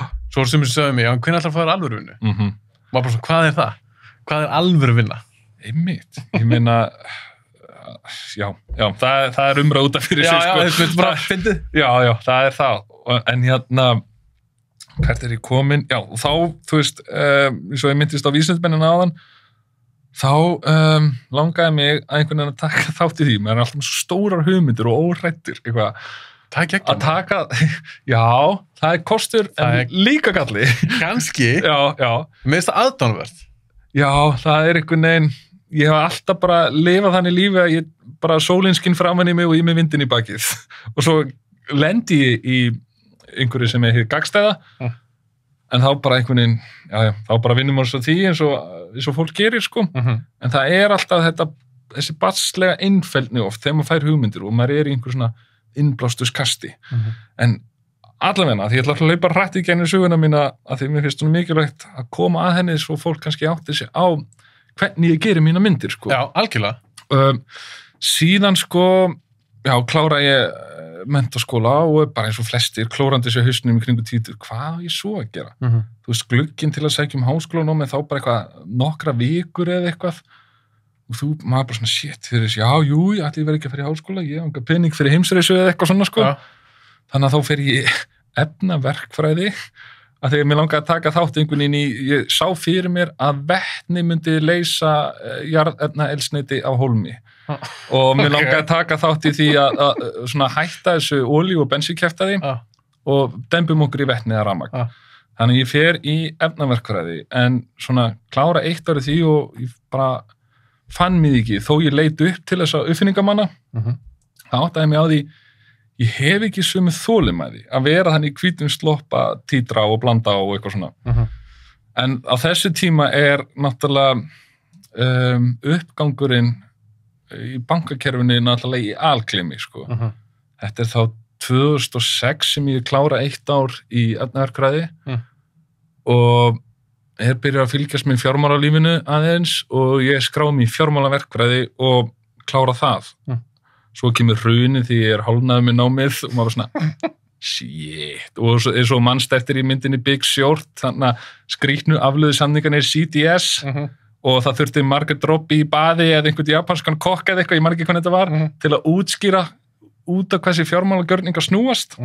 Að þetta svo flókið að karakterinn í myndinni gerði það ekki handriti, þannig að mér finnst alveg brilljant hjá handritasöfundunum, smá svindl að brjóta 4. rammann, en ég meina fokkið, þetta bíómynd, það má allt, að þá ertu bara með Margaret Robbie í baði, ég ætla að útskýra fyrir ykkur hvernig svona virkar.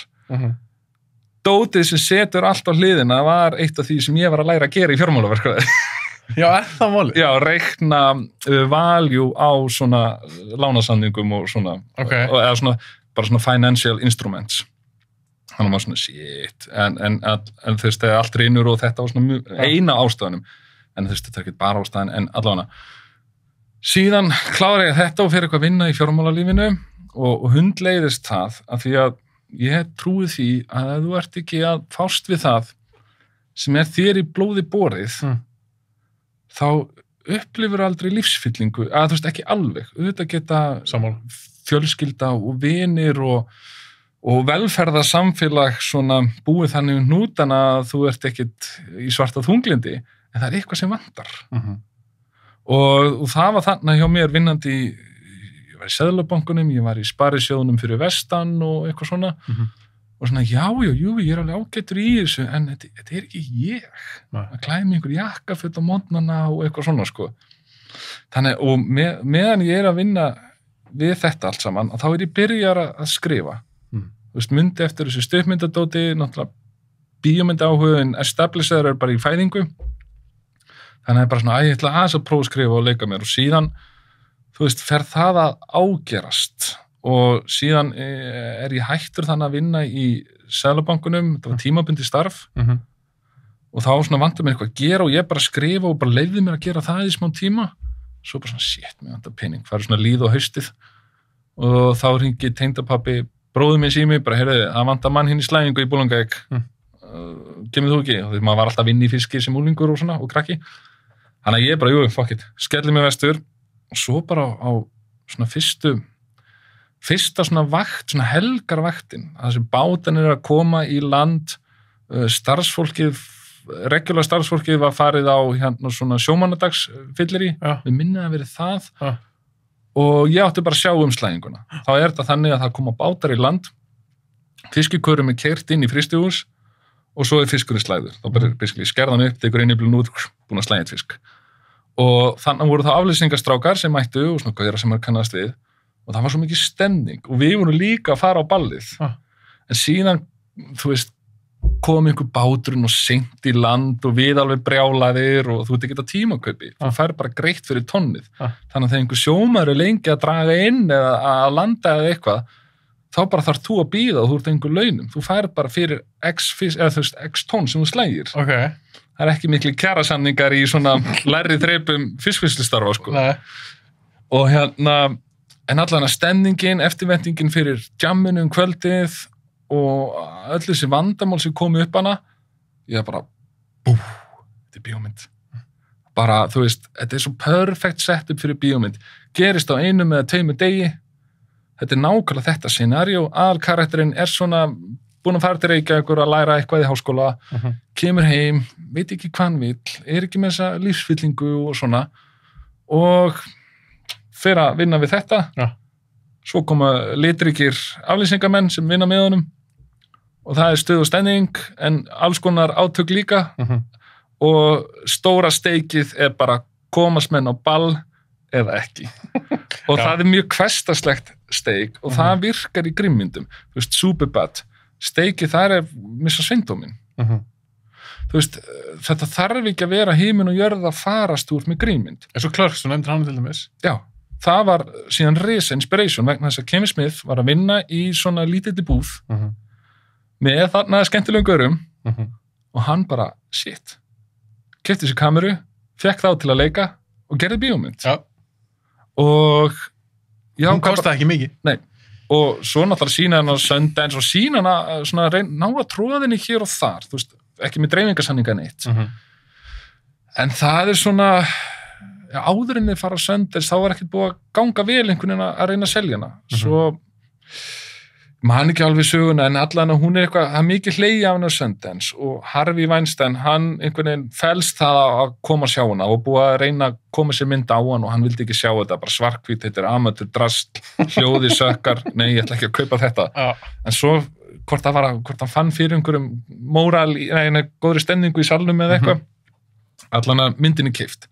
Og Kevin Smith bara, já, verður Kevin Smith, bara Mallrats og Chasing Amy sem mjög góð og Dogma var síðan Dogma var svolítið risa mynd, ég man alltaf eftir á plaggatinu ef þú fílar ekki Dogma ertu hálfviti, eða eitthvað svona Mér finnst það góð. Já, og maður var bara svona, wow, djúlega þetta cool mynd Ben Affleck og Matt Damon með einhverja vangi þannig framan á og risa skambisur og svona, hvað að gerast í þessari mynd? Þannig að rönnið hjá Kevin Smith var helviti gott þarna. Hann bara staðnaði.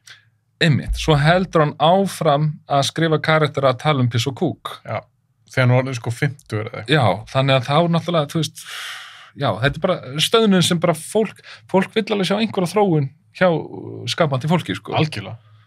En, þannig að þú ákveður, þú gerir Slaymaster, byrjar að græja hana, fara þessar hugmynd. Já, og hún bara skrifuð svona eins og ég sagði þér, þetta uppstillingin, og svo bara spann maður einhver samtöl og eitthvað svona, og svo er hún bara klippt að ég klipp hana, ég skaut hana, ég leka hans í henni og til að, þú veist, skrifa handrit þá bara náði ég handrit af forrit sem ég nota ennþá Celtex eða Celtex já. Og notar ennþá það í dag? Já, ég er ekki það ekki ennþá aðalforrit eða hefur ekki prófað Final Draft? Nei, ég fór aldrei í það sko. Það er það? Það? Já. Ok. Mér stórum munur það. Ok. En Celtics virkar, ok. Já, þetta svona eins og Eric Roth sem skrifaði Forrest Gump og svona legendary 100 í Hollywood. Hann held ég ennþá í svona... Blá penna? Nei, í svona kassatölvu. Þegar fyrstu 100 forritin voru að koma, þú veist, bara svona svartu skjár og græni stafir. Ég held að það sé ennþá þar, af því hann vandist í, sko. Já, þetta svona, ég held að Tarantino noti bara blá penna, sko. Já, stílabók. Já, þegar hann byrjar á 900 þá fer hann til búð, kaupir sér stílabók. Það er rauðipenni og það er blárpenni og þetta er þá bara pennanir sem skrifa þetta handrit og svo bara byrja hann. Það er samt, mér finnst það crazy. Já, þetta er svona serimónía, sko, en aftur á móti, ég veit ekki hver velreitar þetta síðan. Væntanlega einhver annar en hann. Já, en þetta er náttúrulega sinnlegri aðferðin að því leitinu til að þau ætlar að leiðrétta. Það er nú málið. Þú spólar tilbaka því, sko, þegar þú skrifar í gegnum first draft, það er rosalega mikilvægur áfangi því þá ertu búinn og nú getur þú byrjað að laga. En þú ert með eitthvað hálfklárað alltaf að setja á þessu og svona margir út í bæ með hugmyndir. Maður var í skóla með fólki sem er með góða hugmyndir og mjög ritfært og svona. En ef þú ert alltaf með hugmyndina og ekki að byrja og eitthvað svona, þá gerist ekki neitt. En ef þú ert með eitthvað, þó að sé bara skýta föstræft, þá getur alltaf að laga það. Og málið er svo gott að leggja frá sig handritið og þú fær fleiri hugmyndir og þá ferðu tilbaka. Plantar þessu fyrst að payoffið kemur hér sem var nýlega dett í hug. Já, hvað ef að þessi fattar að þetta? Já. En þá þarf að indiketa það aðeins fyrr og þá ferðu tilbaka. Ef þetta er handskrifaði stílabók, ég veit ekki. Ég skil ekki hann að meika. Nei. Og hann geti sjálfsagt, ég væri til í að fá 3 klukkustunda viðtal við Tarantino og það sem hann bara talar sitt Hvernig hann skrifa? Já, nákvæmlega. Bara að fá dítilinn á þessu öllu. Hver velritarna sjálfur og svo framvið, sko. En já, annar útúrdúr, aftur að Slave Masters. Ég er bara sokkinn inn í söguna. Já. Þetta er löng saga, en hún eskaletar. Og ég meina, já, svo bara klippi þetta sjálfur. Og ég leiði félagsheimili í Bolungarvík, læt gera geggja plaggat svona í anda bara gömlu 80s myndana, svona teiknað. Og ég svona grunn hannaði það og fekk síðan vinkonu mína til að teikna strákana, að því mér langaði svona teikna plaggat, en til að hafa þetta svona eins og Indiana Jones plaggatinn og Star Wars og svona, þá tók ég bara svona screenshot af góðum svip úr myndinni og raðaði þeim svona cirka bát, bara svona mjög amatör og fekk síðan vinkonu mína til að teikna nákvæmlega eftir þeim og fekk svo félag minn til að skanna þeim sem svona Photoshop snillingur og hann gerði bara fínt 80s plaggat úr þessu, sko. Og þessu er bombað út alla Bolungarvík og líka inn í Ísafjörð og það er bara páskasýning, Slave Masters, gerði trailer og fekk vin minn og DFF til að gera fréttu myndinu og eitthvað svona. Síðan bara mætir, ég veit ekki, 200 eða 300 eða eitthvað, bara fyllist félagsheimilið af fólki og ég bara alveg drulla í mig, sko. Og þá var ég svo tæknihræddur, ekki endilega að fólki myndi mislíka myndin. Ég hef aldrei verið eitthvað mjög stressað með það því annarkvort bara fílar þetta ekki. Ég veit það fyrirfram að allt sem er útgefið samkvæmt að ég er einhver annað, það er gagnrýnt. Algjörlega. Og líka þegar þú ert að byrja, þá feilspor eða amateurismi, það fyrirgefa það allir. Þetta reyndi maður að gera sem bestu mynd, en maður svona átt að segja á því, en það er bara helling sem ég er ekki að taka eftir og þú veist, ég get ekki fyrir mitt litla líf hort á þessa mynd og drukkin í dag eða eitthvað. Drukkin? Já, því þá myndi það svona lina þjáningarnar, sko. Já, ég skilja. Það er bara svo þegar Albatross var sýnd á RÚV sem er einhverju 3 árum eftir frumsýningu. Ég var búin að kvolfa úr halvir viskiflösku áður en kreditið var búið, sko. Og hvernig finnst þér að horfa þá myndinu þína? Hvernig finnst þér þá að horfa á myndinu þína? Ógeðslega gaman þegar að koma út. En ég er að tala um, þú veist, þegar það liðið eitthvað. Já, eins og segi, það var erfitt að horfa Albatross á RÚV. Ég engdist sko. Svo kemur í ljós eitthvað svona áhorfsmælingar yfir árið, það var Albatross með svona þriðja mesta áhorfið á RÚV á íslensku myndi með annað mesta. Það er ekki það? Já, Eiðurinn held ég að hjá Balta væri í fyrsta, sko. Já. Og svo bara komum við fljótlega. Og ég bara svona, shit, sáu svona margir myndina, nei, þú veist. En allavega... En hvað er það þá, sorry, ég var að spyrja, hvað er það þá við hana? Ertu að hugsa bara, djúlega myndadagan lélega, eða djúlega, af hverju er ég mynd að svona, eða ég hætti að breyta handritinu, eða... Það er eiginlega alltaf handritatengt. Handritatengt? Já, það er eiginlega aldrei eitthvað myndavélatengt. Þetta er ekki útlistið? Nei, að því ég meina sjáðu eins og Clerks, bara 3-fótur, svarthvít, 16 mm filma, og ekki fallegasta myndin. Nei, en það skiptir einhver máli því þegar mynd byrjar, þá ertu sem áhörandi mjög forgiving.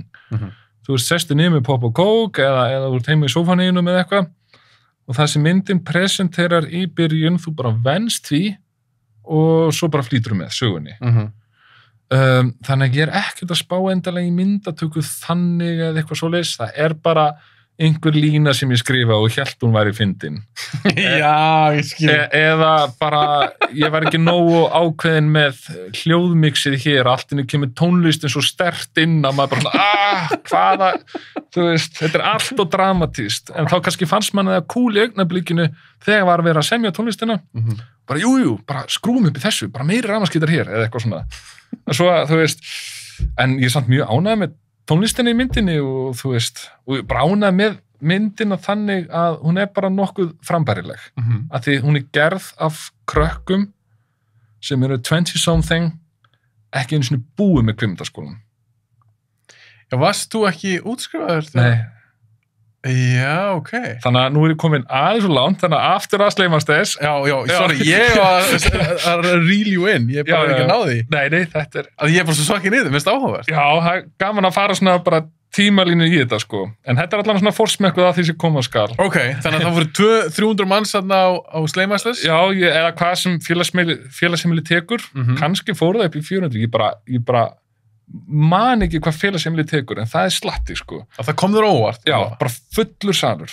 Og svo var sýnd daginn eftir og þá kannski ekki alveg smargir og svo aftur einhver tíman daginn fyrir sjómannadaga því sjómannadagur spilar hlutverk í myndinni og þá kom aftur bara bönns á fólki sko og þetta var svona skemmtileg sýning, fólk mátti koma með póka bjór og þannig að þeir myndi byrjaði að ljósið slóknið og heyrist bara og bara Vestfirðingar mættir í bíó sko Okay. og þannig fekk maður þetta kick þetta svo ótrúlega tilfinningu þegar fólk fer að hlæja á réttum stöðum eða þegar eitthvað svona þú veist svona þegar eitthvað svona er að fara að gerast sem þú veist áhorfandinn þá skrifa undan karakterin eitthvað svona og þá maður að læra svo ógeðslega mikið já, heyrðu þannig hef ég kannski þetta var vel gert hjá mér en þetta ekki nú vel gert þannig hef ég átt að þannig að þú ert að læra svo mikið þína leikstjórn og handritagerð á frumsýningunni líka sko hvar hún að virka og hvar myndin að feila og eitthvað svona en samt sem áður bara að fá hlátur eða eitthvað, þú veist, þetta svipa upp í standarar upplifa og svona þetta bara eitthvað ótrúlegt sko og þess vegna festist fólk í þessu þetta hark og allt það en það þú ert að gera það sem þér finnst vera þér í blóði borið þannig að þú ert með þennan tilgang í lífinu eða lífsfyllingu og þú ert að gefa fólki eitthvað og þá einhvern veginn magnast tilgangurinn upp sko því ég held að enginn upplifi tilgang einhvern veginn með sínu lífi ef hann bara að ávaxta sitt pund þú veist, gera allt út frá sjálfum sér bara ég og meira fyrir mig ég meina þá, þú veist, þessna halda kannski menn áfram út í óendilega í einhverju stjórnleysi græðki því að þeir alltaf að reyna að fylla í þetta gat en þeir áttu sig ekki á því að gatið tilkomið vegna þeirra framferðis Já,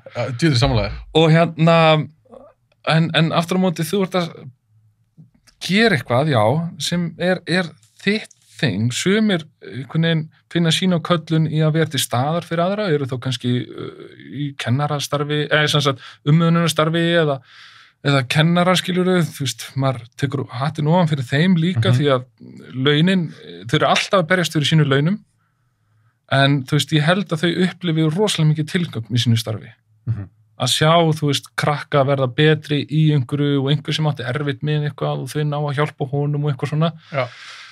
Þú veist, það svo dásalegt að finna hann tilgang og maður finnur hann svo sterkt á frumsýningu á þeim stöðum þar sem kvikmyndin að virka það maður bara, shit, ég í himnaríki sko.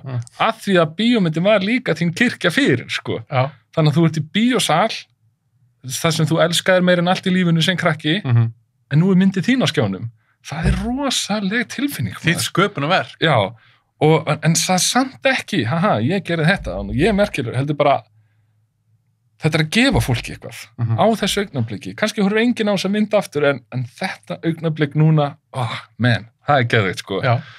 Og hann þá alveg svoleiðis bara, ok, hingað ekki lengra í fiskvinnslustörfum eða fjármálagerunum ég fer þessa leið, ég ætla bara að fórna mínu lífi fyrir þetta listform og það sem þetta listform gefur fólki. Þannig að ég fer þá að leita af kvikmyndanámi og langaði rosalega til Bandaríkjanna. Já.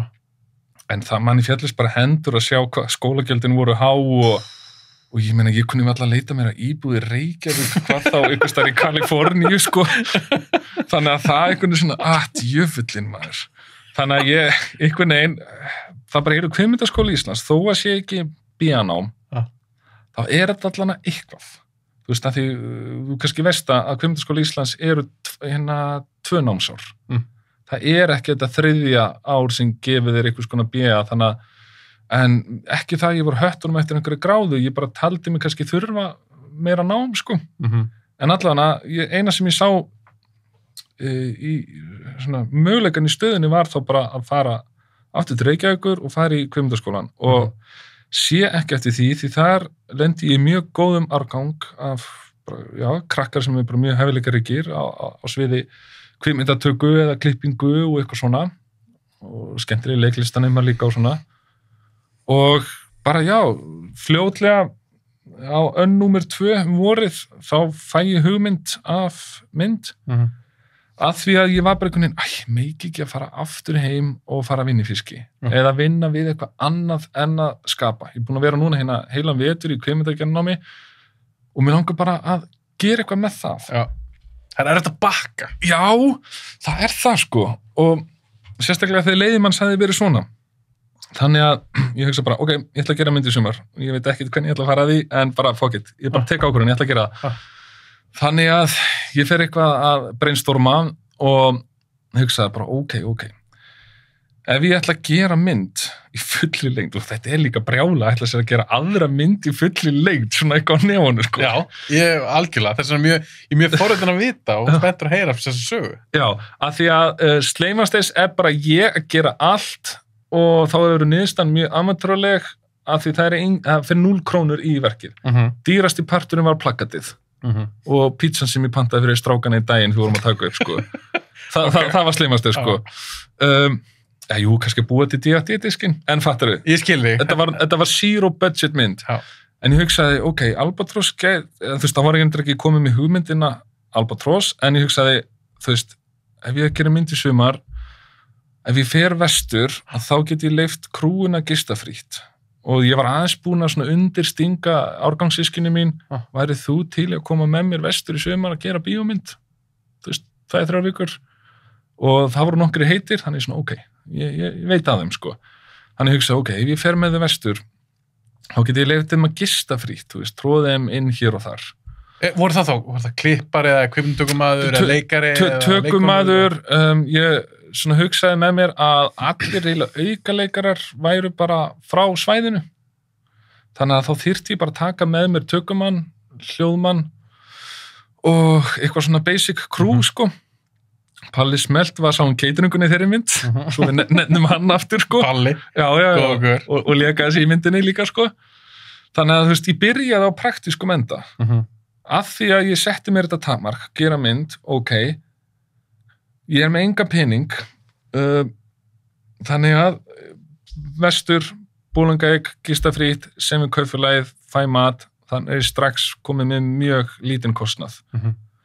En ég hef engan pening fyrir leikmynd og fristús, ég var náttúrulega stórskemmtileg leikmynd, öll körin og vélarnar og þetta umhverfi, þannig að þú veist, það var strax aðalandi lúk í Sleimasteins, en ég hugsaði, en ef þú veist, ég get ekki aftur farið þangað, ég vil eitthvað annað umhverfi núna, og fyrst ég á enga pening fyrir leikmynd, þá er ég ekkert að fara að taka upp í einhverju íbúð eða eitthvað svona, þú veist, það verður bara svona óspennandi lúk, en aftur á móti, ef maður er utandyra, þá ertu strax komið með eitthvað interessant, þú veist, það er svona meira aðlaðandi fyrir ramman.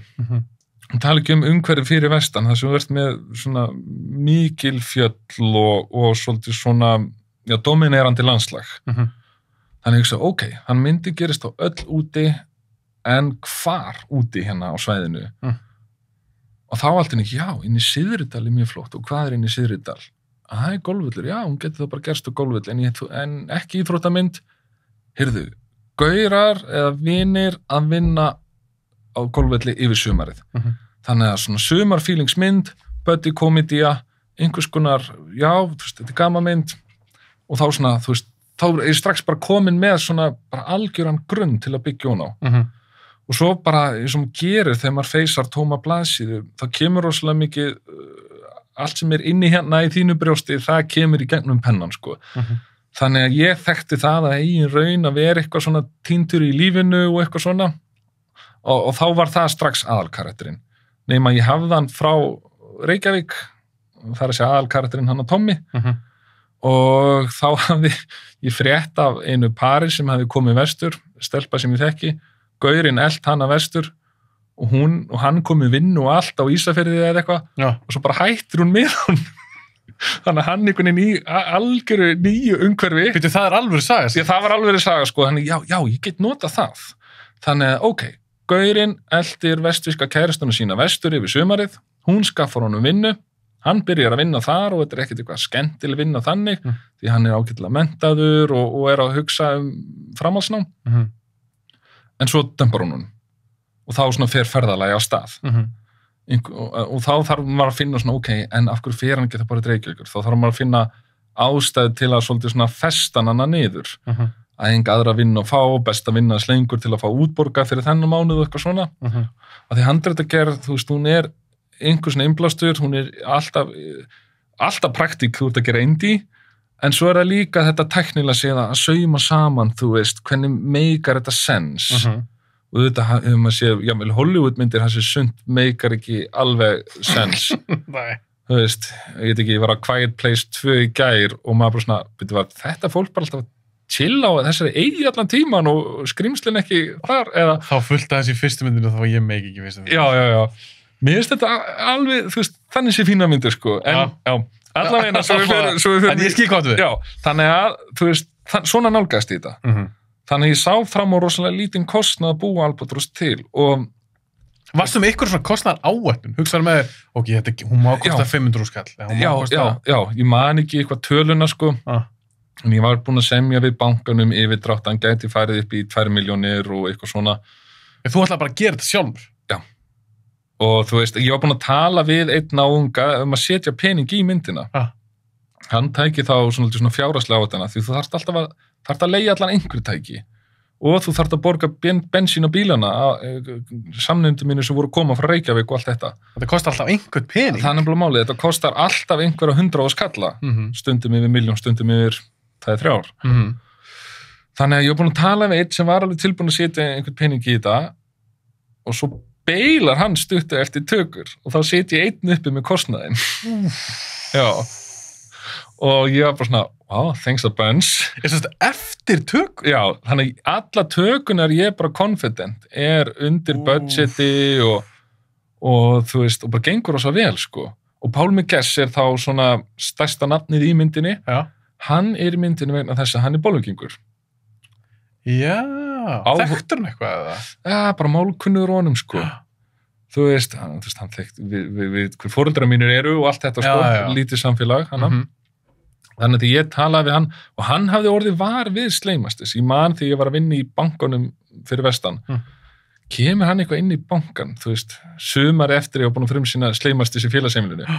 Þá svona kallar hann eitthvað þar sem hann sá mig á deskinu. Nei, er það leikstjórinn og eitthvað svona. Og ég bara, Pálmi Gess ávarpa mig. Hann alltaf búin að, svona legend, sko. Frægur leikari. Já, spaukstofum 30 ár og eitthvað svona, sko. Og hann bara til í myndina, las handritið og bara vissi strax hver þessi karakter var, þessi erfið yfirmaður og eitthvað svona. Margir sem geta tengt við hann, eins og Jón Gnarr sagði mér nægtvættinni, ég vissi alveg hver Georg var, eða þú veist, hafa allir verið með alls konar dús yfirmenn, sko.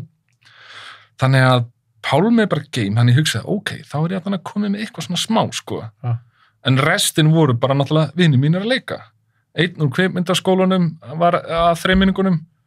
Ævar félagi minn lék aðalhlutverkið, ekki með leikreynslu beint en ég bara svona sjálfsörgur og hress náungi, þannig að ég bara vissi að myndi negla þetta, sko. Hann hefur líka alveg verið að leika hann í auglýsingum. Já, akkurat. Síðan fær hann bakturinn í þessari mynd sem og margir aðrir sem tóku þannig þátt, sko.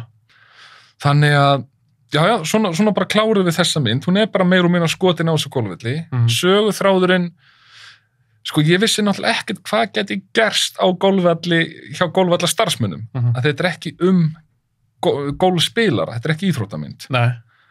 Þannig að þá bara talaði ég við félaga mína sem höfðu unnið hana og þeir dældu í mig sögun, svona stríðið við kríuna og alls konar svona. Og þú veist, það sem þú sérð í Albatross á sér birtingamyndir raunveruleikunum. Þú veist, þeir voru actually í stríði við kríuna, þá voru hún að færa sér alltaf meira og meira inn á golfvellin og það var einn formaðurinn þannig sem vildi byggja einhvern grjótgarð og skilti fyrir framan í tegin sem áttur að skjóta yfir og eitthvað svona. Að því golfvellin í Bolungarvík er ekki kannski alveg svo keilir eða eitthvað svona pródæmi. Það er að panta tíma á teg og eitthvað svona, þú bara mætir og þú og félaginir úr byggingaskúrunum og negli nokkuð kúlum, sko. Svona sveitalega aðeins? Já, miklu, sko. Þannig að, þú veist, svo handritagerð byggði á minni eigin reynslu að vera týndur í lífinu. Maður þekkti svona vináttufíling á vinnustaf og mér langaði bara að gera feel-good sumarmynd. Og við fengum geggja veður og íslenskt sumar, þú veist, það grænt ef þú velur þannig umhverfi. Hvað varstu lengi að taka nú? 2 vikur slétt. 2 vikur slétt? Já, alla myndina. Það var tekið upp 14 daga í einni beit. Ekkert frí og laugardegi, sunnudegi en eitt. Og þá var maður gjörsamlega útkeyrður, sko. Síðan fer ég bara aftur suður og fer í kvikmyndaskólann, eða sérst ár númer 2 og þá að klippa myndin alltaf heima eftir skóla, sko. Síðan ég búin að tjastla einhverju saman svona smá sýnisotni og sendi Ingvari Þórðar e-mail sem framleiti vonastræti lóð mér að falla á svona, með Ulysses Kemp. Það er búin að framlega hauga myndum og Þeir eiga að kissa, eða ekki? Jú, þeir eru kissi. Og Ingvar byrjaði held ég fyrst í Sódóma Reykjavík. Svona reynsluboltar? Já, algjör reynslubolti og hann hafði bara rétt með nattspjaldi sitt fyrir vestan því að gamli fótboltaþjálfarinn hann eru félagar. Já. Og fótboltaþjálfarinn minn og þetta eitthvað djamman og hann svona dregur okkur saman bara, Snævar, það að hitta þennan stórleik sko, hann hefur framleitt svona marga bíómyndir og ég sá sleimast og mér fannst hún mjög skemmtileg og þið þurfa að hittast sko. Og það bara eitthvað svona smá chat og hann bara með nattspjald og ég bara, cool, takk. Og það var bara fyrsta sem ég gerði því ég er búin að klippa eitthvað saman á Albatross, bara senda honum mail. Því hann aftur, ég kemur umhverfi þar sem ég þekki ekki neitt. Og þetta alveg til sagafilm.is og maður getur sendt e-mail og svona. En ég var búin að reyna alls konar svoleiðis með handrit og... Gekk ekki vel. Nei, þú fyrst allar svar, sko. Nei, eða þú fyrst svona kurteisi svar. Já. Og veist alveg hvað stendur í þeim postum. Og já, þannig að hann var hrifinn af, þú veist, því myndbroti sem ég sendi honum. Hann bara, heyrðu, láttu mig vita að þú ert búin að klippa alla myndina saman, gróklippa. Ég geri það og hann bara fer með það til senu. Eða hvort að Ulysses Kemp gerir það eða eitthvað slíkt, sko. En þá hafði Júli hort líka á og þeir bara, við viljum taka þessa mynd í alla leið, sko, í bíó. Þú veist, jú, þú veist, það þarna svona smá amatörbragur hér og þar og ég bara, já, ég veit allt það, sko. En ég bara, hún samt strákar, þú veist, nú góð til að fara í bíó, bara sena smárabíð. Þeir bara, já, við höldum það, eða þú veist, þetta er bara fílgút gammamynd og Íslendingar hafa elskað það í gennum tíðina. Ég bara, ok, og við fáum eitthvað goodwill frá sinu. Þeim leist vel á gróklippið. Þannig að þá vilja þeir, kissamenn, sækja eftirvinnslustyrki á Kvikmyndamiðstöð Íslands. Og það var eitthvað sem ég hafði líka náttúrulega alltaf ætlað mér með Albatross. Já. Þrátt fyrir að maður sá fram á að fá smá pening frá einum svona fjárfesti. En ég einhvern veginn einfylgdi minni, les bara regluna Kvikmyndamiðstöð, eitthvað, já, hægt að segja eftirvinnslustig, og ég bara, ok, þetta skilurinn, ok, flott, ég fer að stað. Þú veist, maður einhvern veginn svo fullur af innblæstri, sko. En síðan einhvern veginn kemst ég að því að það þarf framleiðandi með svona legit track record að sækja þessa styrki, sko. Já, ekki bara hver sem er. Nei, ég svona, þá get ég ekki gert það. Og það líka einu ástæð að ég sendi Ingvarinn á post, sko. Mér vantar framleiðanda. Þannig að þeir sækjum hennar eftirvinnslustyrk, en það gekk ekki. Það var bara, þú veist, bara því miður og bara, það er náttúrulega ekki úr djúpum sjóði að útluta, þú veist. Þau eru ofta að segja nei við marga. Örglega 90% umsóknum, sko. Já. Og líka fyrir utan það að það verður bara að segjast að gamanmyndir komast erfilega þannig gegn, sko. Að því, þú veist, stofnunin þarf að fylgja ákveðnum reglum og það er eitthvað sem heitir eitthvað menningalegt gildi og bla bla bla. Sem hljómar svo úrelt. Já, það hljómar úrelt vegna þess að pælti því. Ég er með aðeins betri svona tilfinningu fyrir kóreskum kúltúr í gennum kóreskar sjanramyndir. Já, og sjanramyndir eru vinsælst. Já, ég var, sko, bara í gennum kóreskar kvikmyndir hef ég svona aðeins svona fatta, já, byssueign er greinilega ekki algenga, þú sér eins og í Oldboy. Já. Það er hann bara með hamar og gangsteran eru líka bara með barefli. Já. Enga byssur og þá svona komst maður að því, svona, já, það er bara almenningur og gangsterar í Kóreu, þú veist, þeir eru ekkert með skotvopn. Oldboy verkir í Bandaríkjunum sem var reynda gerð, en tölum ekki hana, að þá náttúrulega ertu með allt annað dæmi.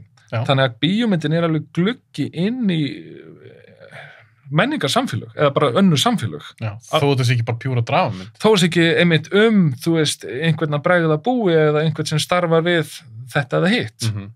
Þó að sé bara skrimslamynd eins og The Host, þá læri ég aðeins kóreska menningu. Þannig að þessar myndir, bara mainstream myndir í Kóreu, það sem kannski hafa ekki menningarlegt gildi samkvæmt pappírunum, það hefur hellingsmenningargildi fyrir mig sem er að læra eitthvað Kóreu. Já, sammála. Þannig að Þetta skrítið. Já, þetta skrítið og ég held svona að það fer að fara að hrista upp í þessu, sko. Ég held það líka. Það bara, þetta orðið, þetta ekki lengur bara einhver krútleg listgrein, þetta orðið iðnar á Íslandi. Bransi bara. Þetta bara einn stór bransi og þá verður höndin sem gefur að vera svona í takt við líðandi stund. Mér líka svo skrítið eins og núna Katla að koma. Já. Netflix-sería. Já, svakalegt. Já, og ég meina, ég búið svo trailer. Þetta svín lúkkar. Það kostar fullt af peningum. Já. En þetta virðist vera eitthvað svona sci-fi, eitthvað smá horror, thriller element. Svona, já, akkurat. Af hverju eru ekki að gera meira svona dóti? Ég hef sendt inn sci-fi á Íslandi inn í kvikmyndasjóð og fekk hönnun og ég hef sendt inn 10 umsóknir. En það sem ég fengi já við alveg það sem má segja kannski ekki típisk íslensk mynd. Þú veist, ég að reyna að gera svona mínar feel-good myndir en þú veist, þetta ekki samt sögur sem eru svona out there, post-apocalyptic Ísland, eitthvað svona. Þú veist, ég hef alveg verið að daðra við svona hugmyndir og gert treatment og reynt að senda inn og fá styrk til að gera handritið upp úr þannig hugmynd, sko. Alltaf því ég fer í eitthvað svona, eitthvað sjánra, eitthvað speysað, þá fæ ég höfnum. Það svo ég skil þetta ekki. Nei. En þetta eru vinsastu myndir í heiminn. Já. Það eru þessar myndir. Já, og þetta náttúrulega bara, og ég skil, þú veist, starfsfólkið sem þannig vinnur, það náttúrulega þarf að fylgja stefnu stofnunarinnar. Þannig að hver mótar stefnuna, ég þekki það ekki alveg, en þú veist, ef það vilji til að breyta þessu, þá ekkert mál að hrista upp í þessu. En vilji? Ég veit ekki, gallin við hið opinbera að það tregða við breytingar. Það að segja, vald neyist alltaf til þess að viðhalda sjálfu sér. Leið og fer að breyta, þá ert að gera vinnunni erfiðari. Sem sagt, kannski ekkert álegsmeiri, en ef þú ert búin að gera eitthvað, þú vinnur, þú mætir klukkan þetta, þú gerir þetta og svo framvegis, í x mörg ár, leið og ætlar að fara að breyta, þá bara vinnudagur og orðið meira vesen. En hvernig ætlum við að þroskast, þegar ég sé við, þá Íslendingar og íslensk kvikmyndagerð, hvernig ætla þessi kvikmyndagerðamenn að þroskast? Ef þeir fá ekki að spreyta sig á hryllismyndum, sci-fi myndum. Já, einmitt. Þá erum við svolítið að gera alltaf það sama. Já, svo leiðilegt. Já, og við höfum líka reynt að spyrja starfsmyndsstofnunina, hvað með svona grasrótarstyrk? Þú veist, eins og það ekki vinsælt að styrkja, einmitt, að við fengum nei í hjálpatross og síðasta veiðiferðin, hvað fekk hún marga í bíó? 30.000 manns eða eitthvað. Hún fekk líka nei, þú veist. Ja, það? Já. Það grínmynd? Já, bara menningalegt gildi eitthvað, þú veist. Já. Það erfiðar að koma svona sjenramyndum. Pjúra komedi, pjúra horror, eitthvað svona. Það miklu erfiðar að koma því í gegn. Og en síðan líka það að þegar þú ferð að stað án þess að sækja handritastyrk hjá stofnuninni, þú bara ferð að stað, vilt ekkert vera ritskoðaðir eða neitt svona, og bara óþólum, að þið líka þegar þú sækjur handritastyrk, þá býður í 3 mánuði eftir svari. Já.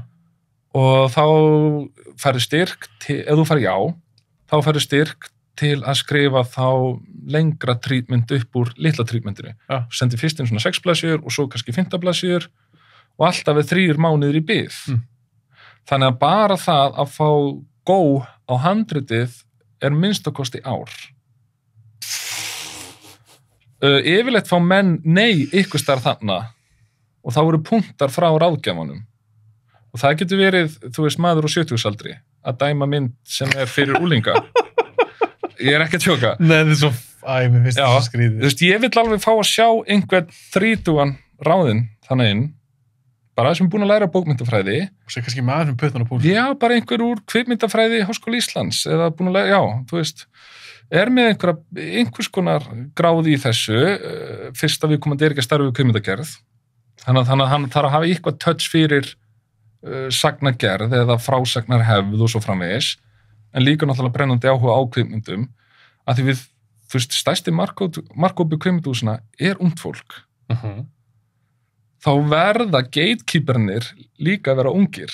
Ég er sammála.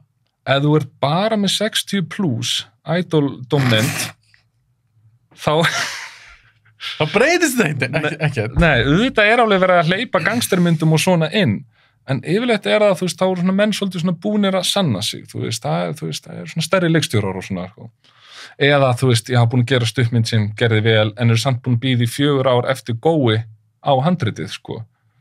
Þannig ef þú ferð styrka leiðina, ætlar að full fjármagna myndina áður en þú fer í tökur, ekki gera svona indie brjálæði dæmi eins og ég hefur reynslu af, þá það bara mörg ár í bið. Og þegar þú ert ungur, fullar á orku, að það svo erfitt að bíða. Þú veist, hvernig átt að fá breyk ef þú ferð ekki breyk? Þannig að það verður bara að búa til eitthvað sjálfur og flesti mælunum með því að menn gerir bara stuttmynd eða gerir einhvers konar, þú veist, senu úr draumamyndinni eða hvað það nú er. En þú fórst bara alla leið, það er mjög ótrúlegt. Já, það er, þú veist, alveg fárálegt og búin að valda mér hugarangri og svellusum nætum og alls konar, sko. Þetta var svo mikið batteri. Þetta er alveg svakalegt og já, ég get alveg komið inn á andlega líða mína og eftir varðandi svona þegar mótbárunar voru sem mestar, sko. En ok, allavega, með Albatross, biður eftirvinnslu styrk. Já, og það er, þú veist, það er nei. Þá satt nei við því. Já, og hvað þá? Þá vildi Júlí og Ingvar bara sækja aftur af því þú getur alltaf áfríðað. Og þá fer það til næsta ráðgjafa. Og þá það bara næsti 70 kall. Nei, ég segi svona, en hérna... Er það bara einn einstaklingur sem segja já eða nei? Nei, þetta er sko, það eru... Þetta er ekki sko 3 manna nefnd sem tekur hverja hugmynd fyrir sig. Þetta, þú sendir inn og núna í dag sem betur fyrir búið að breyta því að það er blind. Þannig að það er bara einn einstaklingur sem fær söguna og hann veit ekki hver hugmyndur er. Þetta gæti verið Ballas og Kormákur eða Snævar? Já, þau vita það ekki. Já, ok. Það er nýtt og það er til bóta. Þannig að, þú veist, hlutinir að batna, það eru líka miklu þægilega að sækja Þannig að, þú veist, já, þetta að skána, en ég kalla þó eftir yngri ráðgjöfum. Að því að eins og segi, þú sendir inn og þetta er mynd fyrir ungt fólk, en það er einhver, eins og segi, það var 68 ára gamall maður sem dæmdi Albatross og bara þetta ekki fyndið. Og maður svona... Þú veist, það er niður svona útgáfan af hans rökstuðningi. Já, ég skil því. En hún fannst þetta ekki fyndið, sko. Nei. Hann bara getur ekki klift þetta inn í stuttmyndið eitthvað. Ég bara, nei. Og hérna, og þá getur áfríða og sótt aftur. Þannig að ef þú far nei aftur, þá er það bara eiginlega svolítið game over með þessa hugmynd. Eða þetta verkefni. Og það verður raunin. Þannig að maður svona djöfullin. Já, þið fengu 2 nei. Já. Og fleiri myndir sem hafa rættað í bíó og orðið vinsalar hafa fengið þú veist, bæði negin, sko. Og hvert er þú að leita? Heyrðu, þá hugsa ég, þú veist, ég bara, nei, ég ætla ekki að gefast upp, bara hlusta á þennan gamla kall og klippa þetta niður í stuttmynd eða eitthvað kjaftaði. Þú veist, sena vill alveg sína myndina, þannig að við erum með það. En það kostar að hljóðvinna, það kostar að kólagreita, það kostar að gera klippið betra, því ég var bara búin að gróðklippa þetta. Þannig að þá bara er ég einhverju, þú veist, liggjandi upp í sófa og bara, Jesus Christ, hvað ég búin að koma út í? Skulda öllum krökkunum pening og skulda bankunum 2 milljónir yfir drátt og eitthvað svona. Allar brýr einhvern veginn búin að bresta og ég bara, hvað var ég ana út í þetta kjafti? Akkur geta maður aldrei bara setið heima og verið þolimóður eða eitthvað svona. Elta drauminn, bla bla bla. Og þá ferður maður svona að skjóta sjálfan sig, sko. En síðan bara, heyrðu, hópfjármögnun. Og þá hringi vinn minn og segi bara, heyrðu, hvað myndir þú taka fyrir á kólagreita og fínpúsaklippi sem að Logi tökum að myndarinnar, sem er ógeðslega góðu klippari líka og er eftirsóttu klippari í dag. Og hann bara svona, já, segir einhverja tölu, þú veist, ég er alveg sáttur með þetta ef ég er að fara að liggja yfir þessu í 2 mánuði. Ég bara, ok, og síðan bara fyrir rælni hitti ég félaga minn að vestan, Halldór Gunnar Pálsson Fjallabróðir, hann kannstu kórin Fjallabræður. Já. Hann er svona aðalgaurinn hennar frens með gítarinn. Já, en ekki með skegg. Jú, og semur hérna svona þjóðhættjarlög sem verða með vinsæl og svona. Og hérna hitti hann í Kringlinu og hann er bara blessar við útskrifumst saman úr menntaskóla á Ísafirði. Vorum sem sagt, já, útskrifumst báðið 2005. Og hann eitthvað sem við fyrir skífuna? Já. Já, ég þekki hann lítilega það. Já, ok. Allir sko fyrir back in the day. Já. Ég held alveg örugglega að var skífan, en hann var í hljómblundubúð, sko. Já, hann er verslanstjóri? getur verið. Já, ok. Ég heldur sem við talaðum Já, saman. við erum að tala saman. Rosa fýtt gæi. Já, meistari, sko. Hitti hann í Kringlunni og hann bara eitthvað spyrja hvað að frétta og ég bara segi frá þessu, já, ég reyna að baksa saman mynd, veit ekkert hvað ég gera og eitthvað svona, hann svona, já, bíómynd. Helviti, þetta er flottur að fara út í það. Mér er alltaf langar til að semja kvikmyndatónlist. Ding! Nei, hann segir það. Já, ég bara, heyrðu, mér vantar eitthvað til að semja tónlistina og hérna, hvað myndir þau taka fyrir það?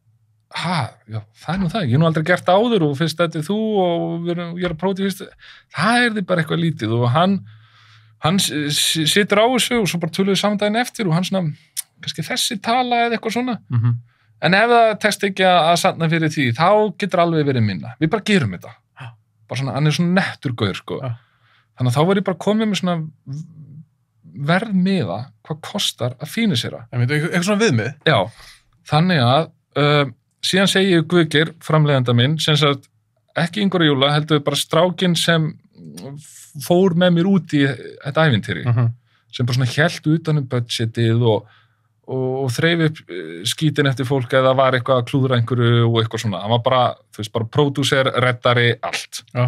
Svona verkfræði heili og hérna og það er eitt sem við koma inn á ef það er einhver, þú veist, ungar að hlusta og ætlar út í svona brjálæði að velja sér gott heimi. Og það er alveg sama líka að þú verður að stofna startup fyrirtæki. Teimið þarf að vera rosalega gott. Bara fólk sem þú treystir og er tilbúin að vera með þér þegar, þú veist, það gengur ekki vel.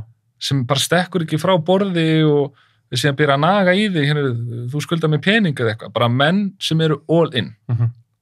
Þannig að ef að illa gengur og allt fyrir vaskinn, þá bara eru þeir líka með þér, þú veist, á vígvellinum, sko. Særðir og þreyttir. Og hérna Logi tökumaður og Guðgeir fóru svolítið með mér inn í þetta svona.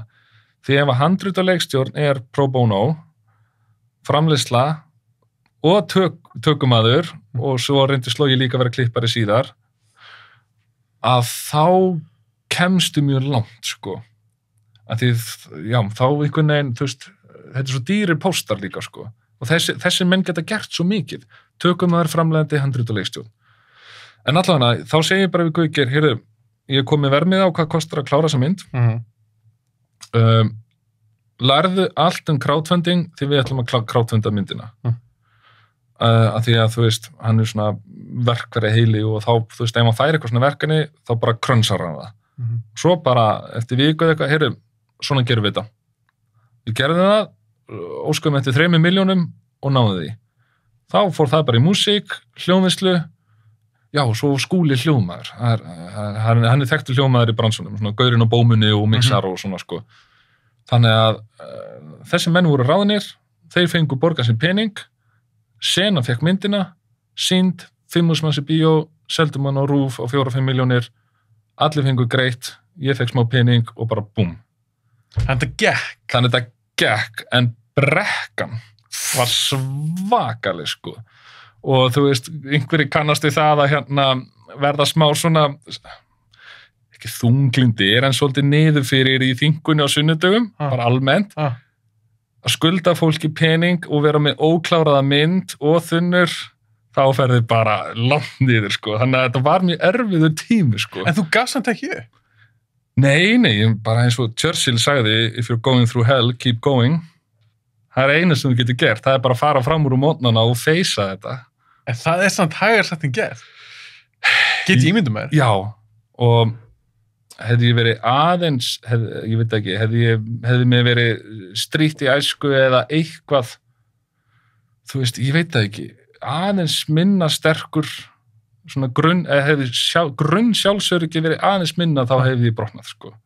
Þetta var það mikið álag, sko. Sem endur tók sér síðan í Eden í öðru veldi. Já, ég ætlaði að spyrja, ég horfði nú á hann í gær. Já. Mér finnst mjög áherslu að horfa á hana því ég er búin að sjá hann alla myndina. Já. Ég skemmt mig konunglega. Ok, hvað? En eins og með hana, hún er tekinu upp einmitt í Reykjavík. Þú veist með líka eitthvað svona sett, þetta er inn í íbúðum. Já, akkurat. Já. Það virkar svona töluvert stærri mynd heldur en hina tvær. Já, miklu dýrar en Albatross, sko. En var það ekkert nú varstu búin að gera 2 myndir. Já. En þegar þú fyrir stað með Eden, var það ekkert auðveldara? þú veist, það var svolítið svona sama gengi sem kom að þessu, sko. Þú veist, á bakvið vélarnar og svo náttúrulega Ævar að leika eitt að hlutverkið. Þú veist, við vissum kannski meira hvað við vorum að gera varðandi alls konar tæknilega atriði og eitthvað svona, en að vera að gera á svona litlu budgeti samt alltaf svo ógeðslega erfitt, sko. En við fengum grunn fjárfestingu upp á og það eitt framleiðandi myndarinnar. Það bara maður út í bæ sem Ingvar Þórðar þekkir og þeir voru með fyrirtæki saman og þeir ákveða að setja smá peningi í þetta sem dugði fyrir svona grunnkostnaði í tökum.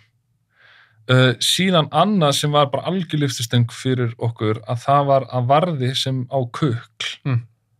Hann var að, þú veist, þegar við leigðum græjunar í Albatross til að skjóta hann á 2013, þá var kukl bara lítil skrifstofa. Bara líka í kamerunar bara ofan einhverju skúffu og eitthvað svona. En þeir eru risastóri í dag? Risastóri í dag. Þannig að þegar við komum til Varða til að skjóta Eden haustið 2016 og svo skutum við hann í janúar 2017, þá var kukl bara orðið stórt batteri. Hann mundi eftir okkur og hann bara sá listan okkar, Óskarlistan, Arri, Alexa, kamera og þessa linsur. Eiga þeir allt bara? Já. Þú veist, ef þið vantar dróna, þeir með dróna? Já, ég held það. Þú veist, þeir bara kaupa það nýjasta. Og líka, þú veist, þegar Hollywoodmyndinar eru að koma hingað að filma, þá eru þeir að servera, það eru pródúsjónir, og þá kaupa þeir nýjustu græður kannski, kannski ég að tala eitthvað með raskatinu, en þeir þurfa að servera þessa stóru, og þá verða það náttúrulega eiga ansi mikið, sko. Já. En þessi þín til ekki, þá bara þú að leigja af þeim einhverjar ákveðna græjur? Já, bara sem standa græjur, ljósabúnaður, tökuvilar, linsur og allt þetta. Og listaverðið, það bara tökur beint hvað kostar að leigja Alexu í einn dag og eitthvað svona. Ég veit ekki, þess að fara að hlaupa á yfir 10 milljónir fyrir 15 tökudaga eða eitthvað. Ég man ekki hvað... Svo dýra græjur. Já, ekkert smá. Bara einn dagur á þessari græju kostar 700 skall eða eitthvað. Þú veist, ég ekkert að fíblast, sko. Nei, ég hef heyrt svona sögur. Þetta eru svona tölur. Og hann, þú veist, einhvern veginn, bara fyrirtæki búið að ganga vel, fílaði Albatross, fílaði að við vorum svona djarfir og ætlum í þetta og þá bara segir hann, heyrðu, þið fáið allar þessar græjur og á þessum afslætti. Því við vorum búin að segja, en plan B, þá tökum við bara þetta og þetta, að því við eigum bara svona mikið pening. Og hann bara, nei, þið fáið Óskarlistan ykkar og ég gef ykkur bara afslátt. Hann bara kom til móts við ykkur, hann trú á þessu verkefni. Já. Það er ekki? Ég veit ekki hvort það var 70% afslátt eða 80%, þetta var bara eitthvað fárálegt. Og hún bara fyrst, einhvern veginn rennu blóð til skyldunar að styðja ungt fólk. Mér finnst það geggja? Já, því við sóttum framstyrk hjá Kvikmyndamiðstöð og fengum nei og þá var sagt við okkur að, eða ráðgjafinn sem fékk þetta aftur, 67 ára kallinn sem ég ætla að láta ónefndan, ágætis kall, en þú veist, hann bara hafði aldrei trú á okkur, sko. Og svo leiðilegt að vera alltaf að hafnaður á sama dómaránum, sko. Finnst það, já. Og líka þetta þú veist, það sem við vorum útskýra, þú veist, í okkar umsókn, að þú veist, þetta mynd sem verður svolítið speysuð. Það verða mikið að lítum. Hún verður mjög hröð, þetta þú veist, þetta svona, og þá maður svona með reffa, ljósmyndar reffa og bíómyndir, þú veist, Spring Break S og það verður hip-hop tónlist samin af Þormóði Eiríks og eitthvað svona. Það strákur sem semur fyrir Jóa P. og Króla og Herran Hitusmýr og eitthvað svona. Ég hef heyrt hann einmitt. Já, hann frá Ísafirði og þekki hann og þú veist, við vorum að, þú veist, reyna að útskýra í umsókninni hvað við vildum gera. En hann kom alveg með fair punkt sem var það, ég trú ekki að þið getið áorkað þessu fyrir þetta lítinn penning.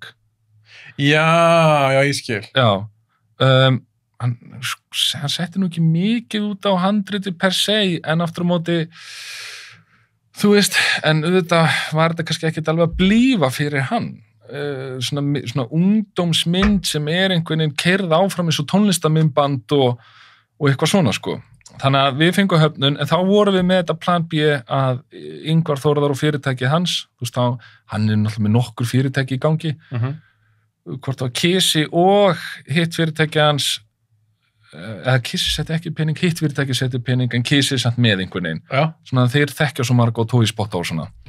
Þannig að við gáttum samt fara að stað þó við fengum nei frá kvikmyndamiðstöð. Við vorum búin að læna þessu upp þannig. Síðan bara, já, eru tökur í gangi og það ógeðslega erfitt en okkur tekst þetta. Þú veist, Guðgeir, þú veist, stýrði þessu að miklu myndabrag og þú veist, að framleiða mynd á budgeti stressandi en að framleiða mynd sem með mjög litlu budgeti það bara að sjáta át á hann að geta gert það, sko. Já, ég trúi því að segja þetta maður. En þá, eins og segi, þá þarftu verkfræði heila og mann sem mjög svona grounded, sko. Og ég meina þessu alls konar shit sem gerðist, þú veist, það til dæmis eins og einn daginn kemur sá sem var að lóta af kortunum, segir bara, heyrðu, eitt kort tómt. Þú veist, hvað eru þessar senur? Nei. Þá hafði eitthvað gerst í kamerunni, einhver ítt á einhver takka eða eitthvað. Ég setti mig aldrei inn í hver barsveikina því að ég vill ekki, já, en það fór út 1,5 tökudagur eða eitthvað. Bara myndefnið, bara hvað? Já, bara senur, bara location sem fengur bara skjóta á einu degi og eitthvað svona. Oh my god. Þannig að tökunar og þú veist, fleiri hluti sem gerðust sem voru bara disaster, svona okkur þykir rosalega gaman að lesa svona martraða framleiðslur, The Island of Dr. Moreau eða þú veist, Terry Gilliam myndin hérna, Don Quixote og allt þetta, sko. Það eitthvað við það að lesa kvikmyndaframleiðslu þar sem allt fer á annan endan. Það kannski ekki gaman að partur á sögunni. Heldur betur ekki. Það getur ég ótt að. En við kláruðum þetta og mórallin var góður þrátt fyrir það að við keyrðum á veggi oft, sko.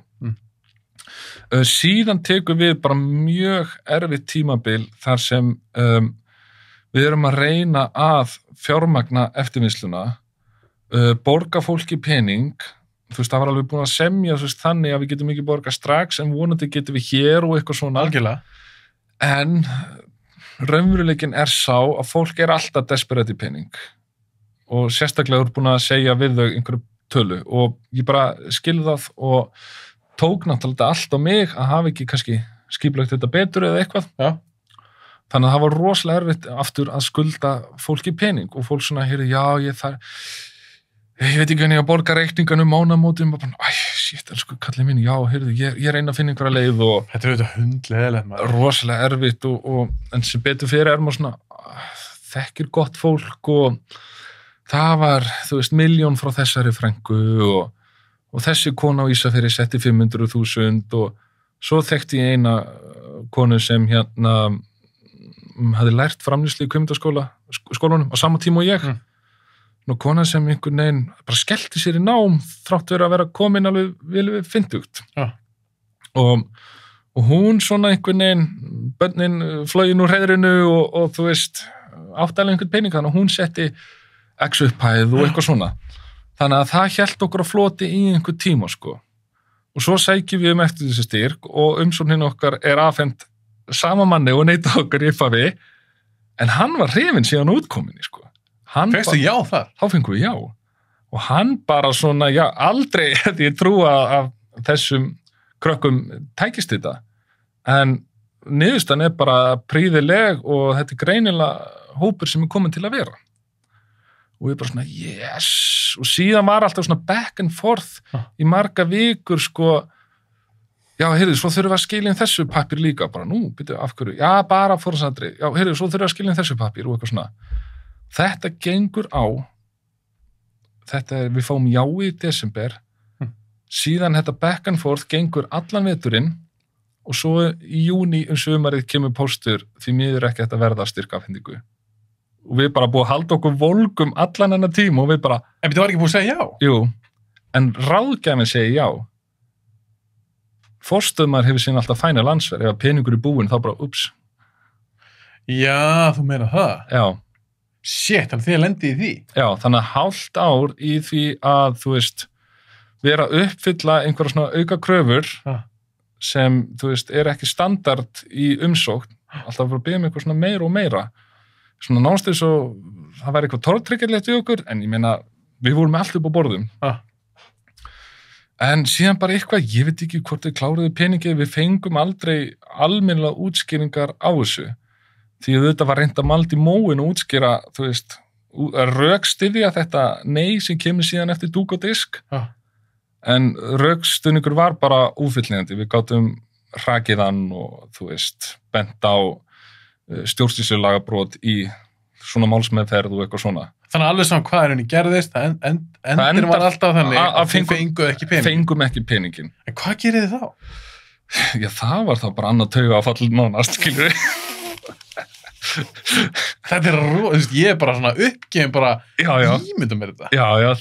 Já, svo var ég þannig í einhverju íbúð í Amsterdam desember 2018, lá í fóstustellingu og bara svo mikið í stresskast að þegar þú byrjar að hugsa eitt sem veldur kvíða, að það dregur að sér óskyldar hluti, bara eins og óttin við að deyja og ég bara krambist niður í eitthvað heldýpu og mér sortnaði fyrir augun og allt og svo bara allt búm, gerist eitthvað svona ljós eða eitthvað svona andleg upplifting og róaðist allur, get ekki alveg útskýrt svona dulræn fyrirbæri en það byrtist ekki engil fyrir fram að með neitt þannig, en það bara því ég var komin að dýfsta mögulega punkt í eigin neikvæðis spíral að þá eins og maður fór í gegnum einhverja hinnu eða eitthvað sko. Og bara daginn eftir þá bara hristi ég mig saman, hringdi ég alla sem ég skuldaði pening og bara útskýrði stöðuna en ég ætla að klára þetta og leiðin sem var farin býttu nú við hvað gerði ég? Ég var bara út í Amsterdam að því kærasta mín var í námi erlendis og og babam, já, síðan þessi vetur 2019, að við frumsýnum vorið 2019 einhvern veginn náðu við að já, þú veist, þá fekk ég meiri pening lánan að því þú droslega erfið stöð, þú ert með ókláraða mynd og þú þarft að borga fólki pening hvernig ætlar að borga fólki pening ef þú ert ekki búin að klára myndina til að geta selt inn á hana og líka það sem í boði þú gerir mynd, hvort sem þú fær styrk frá Kvikmyndamiðstöð eða þú ferð indilegina að iðnaðarráðuneyti greiðir hlutfall af útlögðum kostnaði en þá bókhaldið þetta vera alveg tip-top, skilur þú getur ekki feika einhverja tölur, já hún kostar 100 milljónir og þú ferð 30 þá í endurgreiðslur þú voru að geta sýnt fram að þessi peningu var greiddur það bara kostaði nákvæmlega svona mikið pening já, þetta útlagður kostnaður þannig að við vissum alltaf því að þrátt við ef að aðsvörn verður kannski bara lala að þá eigum við alltaf inni hjá iðnaðarráðuneytinu sko þú veist, ef að einhverja próstu já þannig að ég reddaði þá pening þú veist, bara til að klára myndin og sandi bara við kröfuhafana þú veist, þið fáið þetta þegar við fáum endurgreiðslunar og það svo leiðilegt að fara alltaf til fólks og segja nei, heyrðu, þetta kemur ekki núna eins og ég sagði þetta kemur þarna og það halvt árþanga til allavega þannig að, en það var skilningur að því að þetta voru náttúrulega ekki einhverjir svona pawnbrokers í New York eða eitthvað, þá kom bara einhver 2 stóri með handboltakylfu, þú veist þetta var náttúrulega bara fólk í kringum mig sem let mér fá 1.000.000 eða 500.000 og eitthvað svona sko þannig að ég víkka þannig ennþá frekar með því að labba á fleiri og fá pening og bara, þú veist, er bara einlægur og meina þetta, ég ætla að klára þetta og ég ætla að borga þetta tilbaka að því ég veit það alltaf, ef ég fæ tíma þá borga ég fólki tilbaka að því, þú veist, það versta við að skulda er deadline ef að deadline er fljótandi og fólk bara, já, þú borgar hvað þú getur þá veist, þá bara vinnur að þið raskati í einhverju öðru líka og lætur það fá hluta á laununinum þú veist, það hafa til dæmis eins og eitt leikarinn, þú veist, sem ég átti eftir að borga ég vann í kvikmyndinni Agnes Joy, bara sem aðstofi framleiðslu, bara keyrandi á milli Reykjavíkur og Akranes alveg á fullu að skutla leikurum og bla bla bla allur peningurinn fyrir þá mynd fór í að borga eitthvað í etin þetta rosalega þetta er svaka saga þetta er svo mikið sacrifice en þess vegna verður að hafa svona mikið áhuga á því sem þú ert að gera alveg brennandi á ef þetta er bara eitthvað svona þú ert bara með startup að því þið langar að verða ríkur eða sjálfstæður í atvinnurekstri eða eitthvað þú gefst upp þegar þú lendir í svona öldudölum en ef þetta er, eins og ég sagði upp að ég ætla að fórna lífi mínu fyrir þetta listform þá er það akkurat það þetta er fórn og þú bara fórnaðir alla fucking leið þannig kýlur hluti í gegn þú veist, Elon Musk fór skrifandi til Apple og baði að kaupa Tesla þegar gekk sem verst Apple bara, nei og hann finnur þá einhverja leið eða setur húsið sitt og allt eða þú veist, og betlar pening hér og þar og þá þarftu líka að hafa trú, þú veist, ef þú hefur ekki trúna, þá stígur ekki eins og fyrsta skrefi, sko. Þú verður að hafa trú á að hlutinni geta gengið upp þó að hlutinni eru stórir og maður alltaf eitthvað alveg rugglaður stundum að, þú veist, allar sé alltaf að klífa Mount Everest, ekki eins og með grímu eða neitt, sko. Þetta svolítið mikið þannig þú ert að gera myndi í fullu lengd og þú ætlar að leigja dýrar græjur og eitthvað svona, sko. En allavega, þú veist, þið náðu að klára myndina? Við klárum myndina og bara, þú veist, úr svo Studio Sýrland hljóðu við myndina án þess að við borguðum upp front allan kostnaðinn, en við þurftum að borga einhvers konar premium, skilur við. Bara ef við ætlum að byrja á þessu og gera þetta, þá verðum við að fá eitthvað. Já, eðlilega. Þannig að, þú veist, og þá þurfti ég að betla pening hjá einum í viðbót fyrir þessu svona staðfestingargjaldi eða hvað maður að kalla það. Já.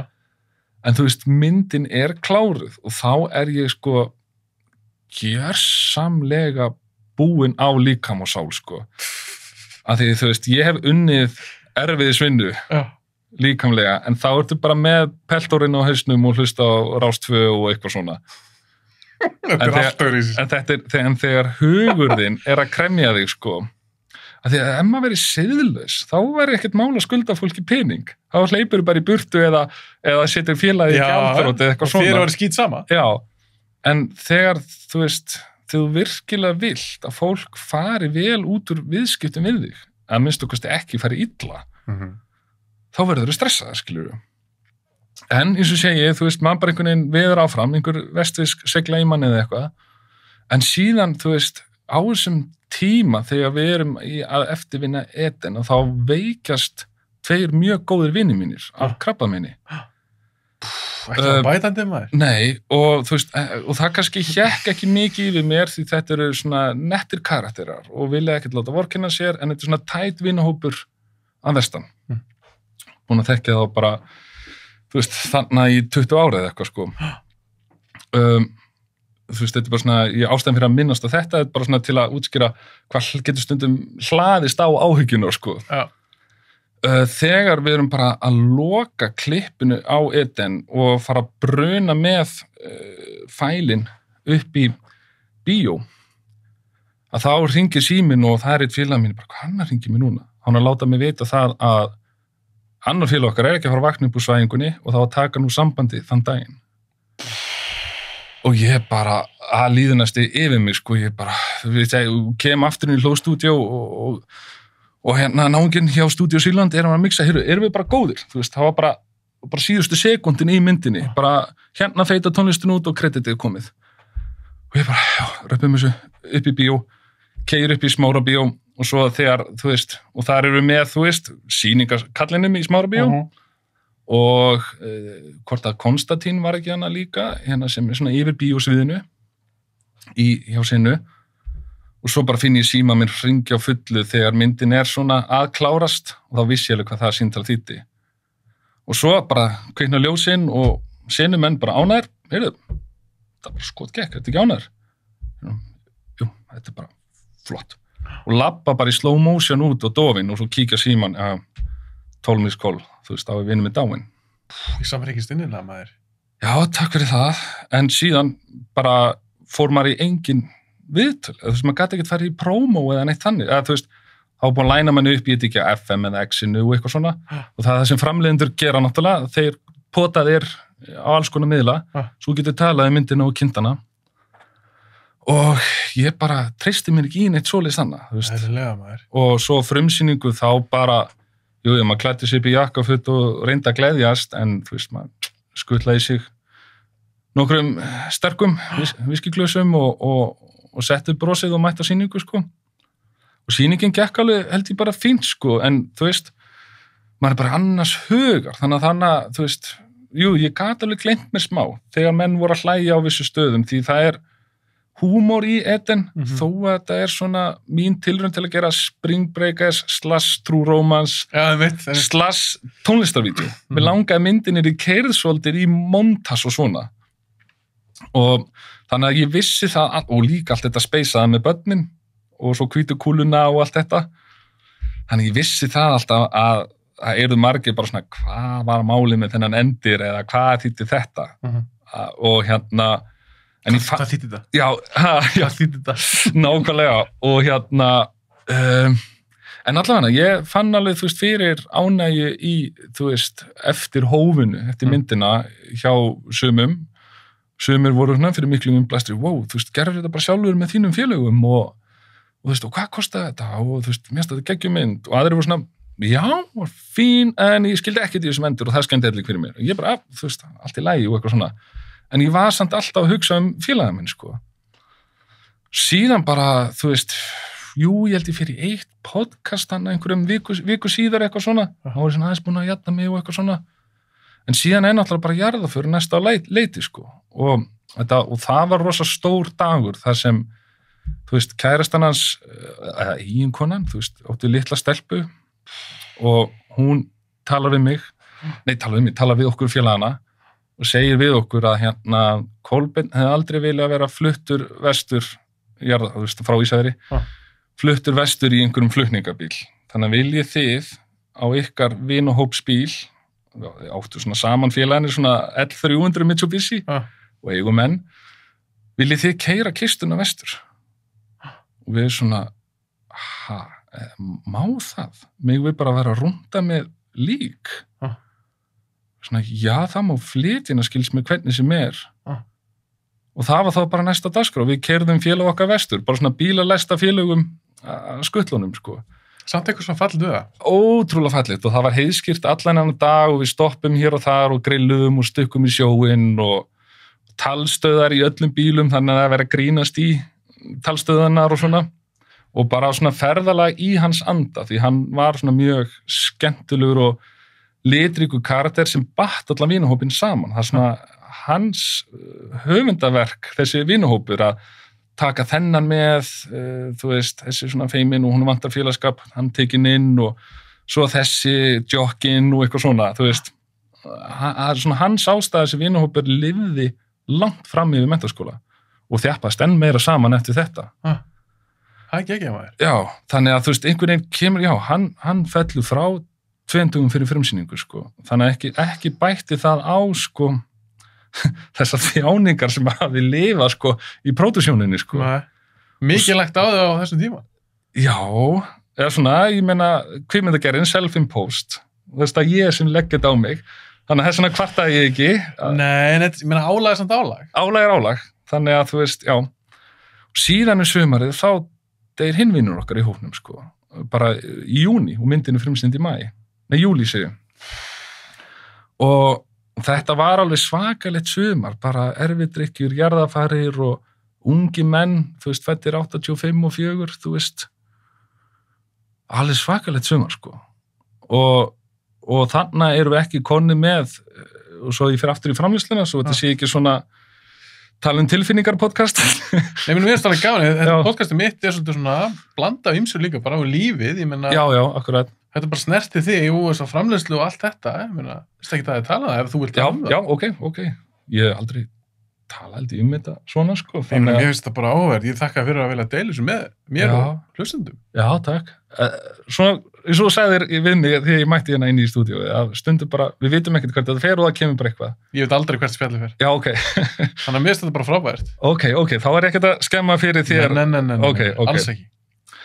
Allavega, svo ég kemur aftur á framlýslunni, þá erum við ekkert konir þannig með þessa endurgreiðslur og þá fór að renna á manni 2 grímur. Einhvern veginn hafði allt klikkað sem hafði klikkað. Ef við fáum ekki endurgreiðslunar, ég veit ekki hvað gerist, þú veist. Og við vissum það að við áttum hann nokkra milljónir endurgreiðslur sem myndu kofera laun þeirra sem áttu eftir að fá laun. Það hefst og við fáum það og náum að afgreiða allt svona sem heitir venjulegir launþögar í þessu verkefni, sko. Þannig að það er enginn sem tapaðir en sem voru að vinna vinnuna, fengu sín laun. Já, og svo með tíð og tíma, náttúrulega maður bara, þú veist, verið þá að vinna við allan djöfulinn, gera kannski einhver svona litlar auglýsingar og eitthvað svona. Og bara, já, vinna verkamannadjobb eða eitthvað, þú veist, að því ég get ekki aftur að fara að vinna í banka þó að ég sé með verkfræði gráðu og fjármála reynslu. Því að þegar þú fer að vinna með eitthvað svoleiðis, þá ertu bara committed 9 to 5 og skrifin undir ráðningarsamning í 1 ár að minnsta kosti. Þannig að þá þarfum alltaf að fara í svona íhlaupavinnu, svona uppgrip. En allavega með tíð og tíma þá ná ég alltaf að leggja eitthvað til hliðar og borga fólki og svona takast það ágætlega, sko. En Eden, sko, hún komst inn á Högesund kvikmyndahátíð í Noregi og þar sér einhver kona frá Glasgow filmfestival myndina, vill endilega fá hana þangað og svo dreifingaræðili í Bandaríkjunum sem svona svolítið að dreifa svolítið svona alþjóðlegum myndum, það kaupir dreifingarréttin á henni í Bandaríkjunum, sko. Þannig að hún bara gekk furðu vel svona þannig, sko. En þá tikkalt inn eitthvað svona smá peningur? Það fyrir bara beint upp í skuldir, sko. Já, en það kemur eitthvað inn, svo getur þá alltaf farið upp í skuldir. Þú veist, til dæmis, ef að RÚV myndi kaupa myndina eða Stöð 2 eða eitthvað slíkt, þá kemur, þú veist, bara svona fín summa og þá notum við það til að greiða kannski, já. Eitthvað af þessum skuldum? Já. Já, ok. Þannig að, þú veist, bara reka heimili eða hvað sem að skulda, það nagar því svolítið, sko. Sammála.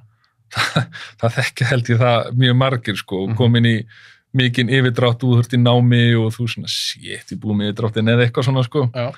Og að betla pening ekkert gaman, sko. Ræðilegt. Alveg. Ræðilegt. Já.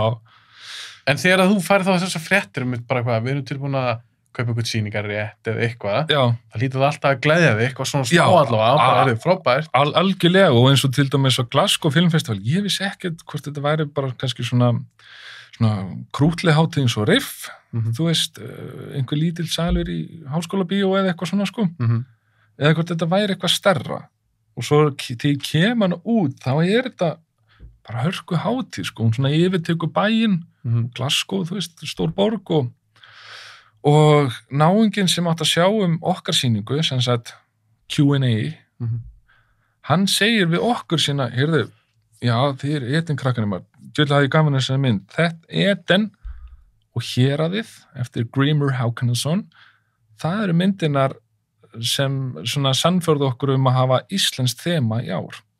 Nei. Þá var íslenskt þema þá á þessari Glasgow-hátíð og þá var alveg sýnt, held ég 100 Reykjavík og eitthvað eftir Frikka og eitthvað. Já, alveg gamalt líka. Já, eitthvað aðeins.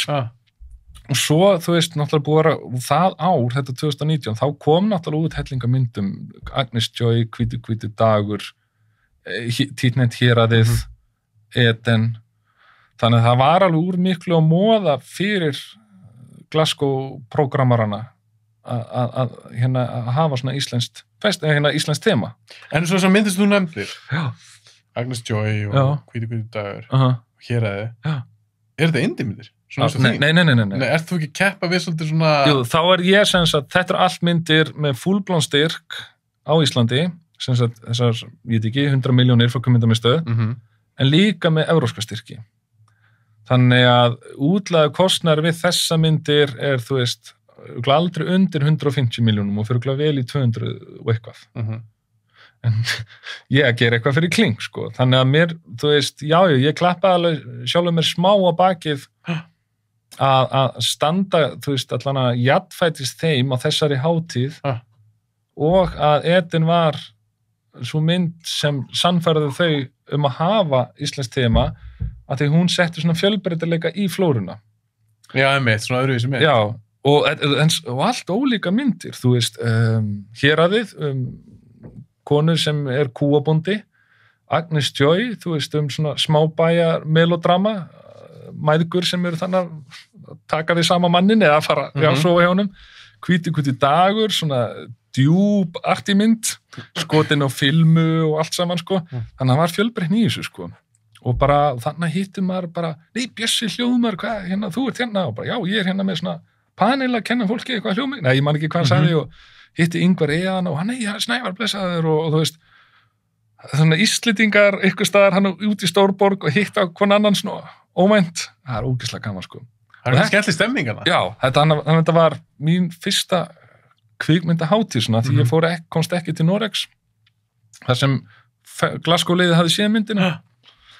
Þannig já, þetta alveg, já, náði á annars smáflugi, en síðan, og þannig byrjaði að myndast smá hiti, hérna þessi hátíð og hinn hátíðin eða eitthvað svona, en þá bara, búm, COVID viku síðar. Já, mitt. Og enn eitt svona þú veist, það búið að gefa manni smá von og þá kemur bara einhver alheims faraldur og rótar mann, sko. Hvernig er þetta búið að fara í því, svona síðan þetta byrjaði, þú veist, er þetta búið að fara í liði? Svona bara andlega? Bara COVID? COVID yfir höfuð? Nei, sko við sem svona, ég er einn af þeim sem bara elska að lesa og skrifa. Ef ég fæ, þú veist, ef það væri borgaralaun, ég gæti bara verið að lesa og skrifa. Ég væri svo sáttur, sko. Af því þá líka myndum maður sennilega ná að skrifa eitthvað sem kemst ykkur staðar í gegn og þú getur fara að fá laun sem kvikmyndagerðar maður. En í þessu harki, þá er þess að segja, það er þú sem ert að borga öllum. Þú ert leikstjórinn, handriðshöfundurinn og það er þú sem er að taka upp veskið, sko. Já, þannig að þú ert ekki að græða á þessu, þú ert bara að tapa á þessu. Ef við erum að horfa í krónur, þá já, en eins og til dæmis þegar Albatross var frumsýnd, þá, þú veist, er mikið hlegið í salnum og, þú veist, eins og Júlí Kemp, hann er alveg gamall í hettunni. Ég meina, Veggfóður, myndin hans, kemur út 92 og hann framleiti íslenska drauminn sem var mega hit. Gerði hann ekki líka Blossa? Hann leikstir í Blossa, jú. Já, hann leikstir líka. Já, hann leikstir í Veggfóður, en svo framleiðir hann íslenska drauminn, en Robert Douglas leikstir í íslenska drauminn. Já, hún var skemmt. Já, og Júlí og hérna Ingvar framleiða þá líka Strákanir okkar, fótboltamyndina og fleiri myndir, þú veist, þeir komið víða við, en allan að þá lappar Júlí út skóður Háskólabíó og segir bara, ég held að þetta hefur bara verið mega success, það var hlegið heila allan tíman og ég bara, já, eða ekki, hann bara, jú, ég fyrir alla frumsýningar og þetta er svona, þessi stendur svona, eitt af þessi stendur svona upp úr, bara ég hlátri, sko. Og ég bara, ok, já, það gæti verið, en þú veist, svo daginn eftir vakna ég smá timbraðir eftir frumsýningarpartí og þá er það eigandi Pegasus og bara, heyrðu, ég var á frumsýningunni inn í gær og hérna, þetta var bara býsna skemmtileg mynd og mér langar að, þú veist, hitta þig og ræða við um framtíðina. Bara hvort með einhver aðra sögur sem langar að framleiða okkur svona. Þannig að, þú veist, þá sá ég strax the bet has paid off. Þú veist, pælingi með Albatross er ekki bara að gera eitthvað að því ég væri kvikmyndanámi, heldur líka að reyna að koma mér á kortið. Af því, þú veist, ég segi, ef þú þarf að bíða í mörg ár eftir að fá breyk og talugjum og að fá hellinga neyjum inn í það. Hvenær átt að fá reynsluna, skiljur? Þannig að mér langaði líka svo mikið að koma sjálfur mér á kortið, svona bara sitja niður stöng og flagga mínu fána, bara hér er ég, þú veist, og ég á hellinga hugmyndum og handritum, þú veist. Og það var ekki úr einhverju samstarið þá við Pegasus, en ég meina, þú veist, maður kynntist hana, eigandanum og Snorri heitir hann og þú veist, og svo bara stækka networki með tímunum, sko. Þannig að staðan núna er, já, 3 indie-myndir, 2 þeirra sem fóru í dreifingu, þú veist, bíó og vott og sjónvarp og allt þetta, en nú er tankurinn tómur þegar kemur að því að gera eitthvað nefnum. Þú ert ekki til að gera þetta aftur? Ég bara geta það ekki.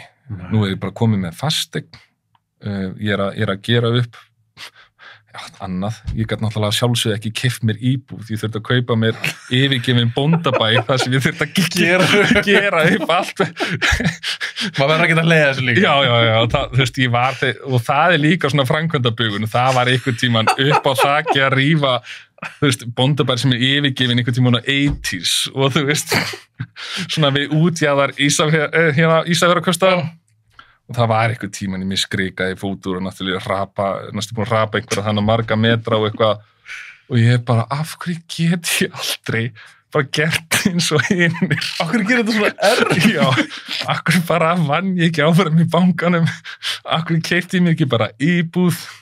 En ef þú gætir, að ég trú ekki að maður eigi að sjá eftir einhverju, það er pointless. Nei, síðan bara einhvern veginn skín sólin á mig gegnum skíin og ég bara rými upp, bara 5 sekundur seinna. Bara nei, þú veist, lífið er tripp.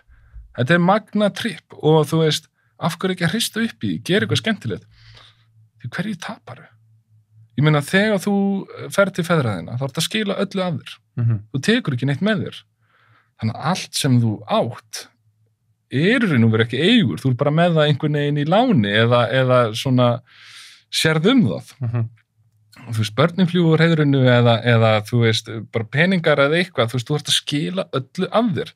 Þannig að hverju getur þá tapað ef að það lokaniðurstaðan?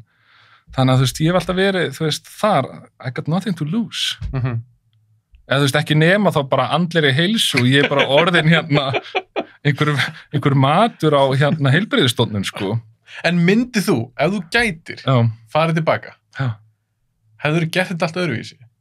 Hefðurðu gert kannski fleiri stuttmyndir, kannski ekki alveg svona metnafullar feature-length myndir? Já, þú veist, ef maður færi tilbaka, þá ertu náttúrulega að fara tilbaka með reynsluna sem þú hefur, en þú ert bara með þessa reynslu af því þú fórst í gegnum þetta.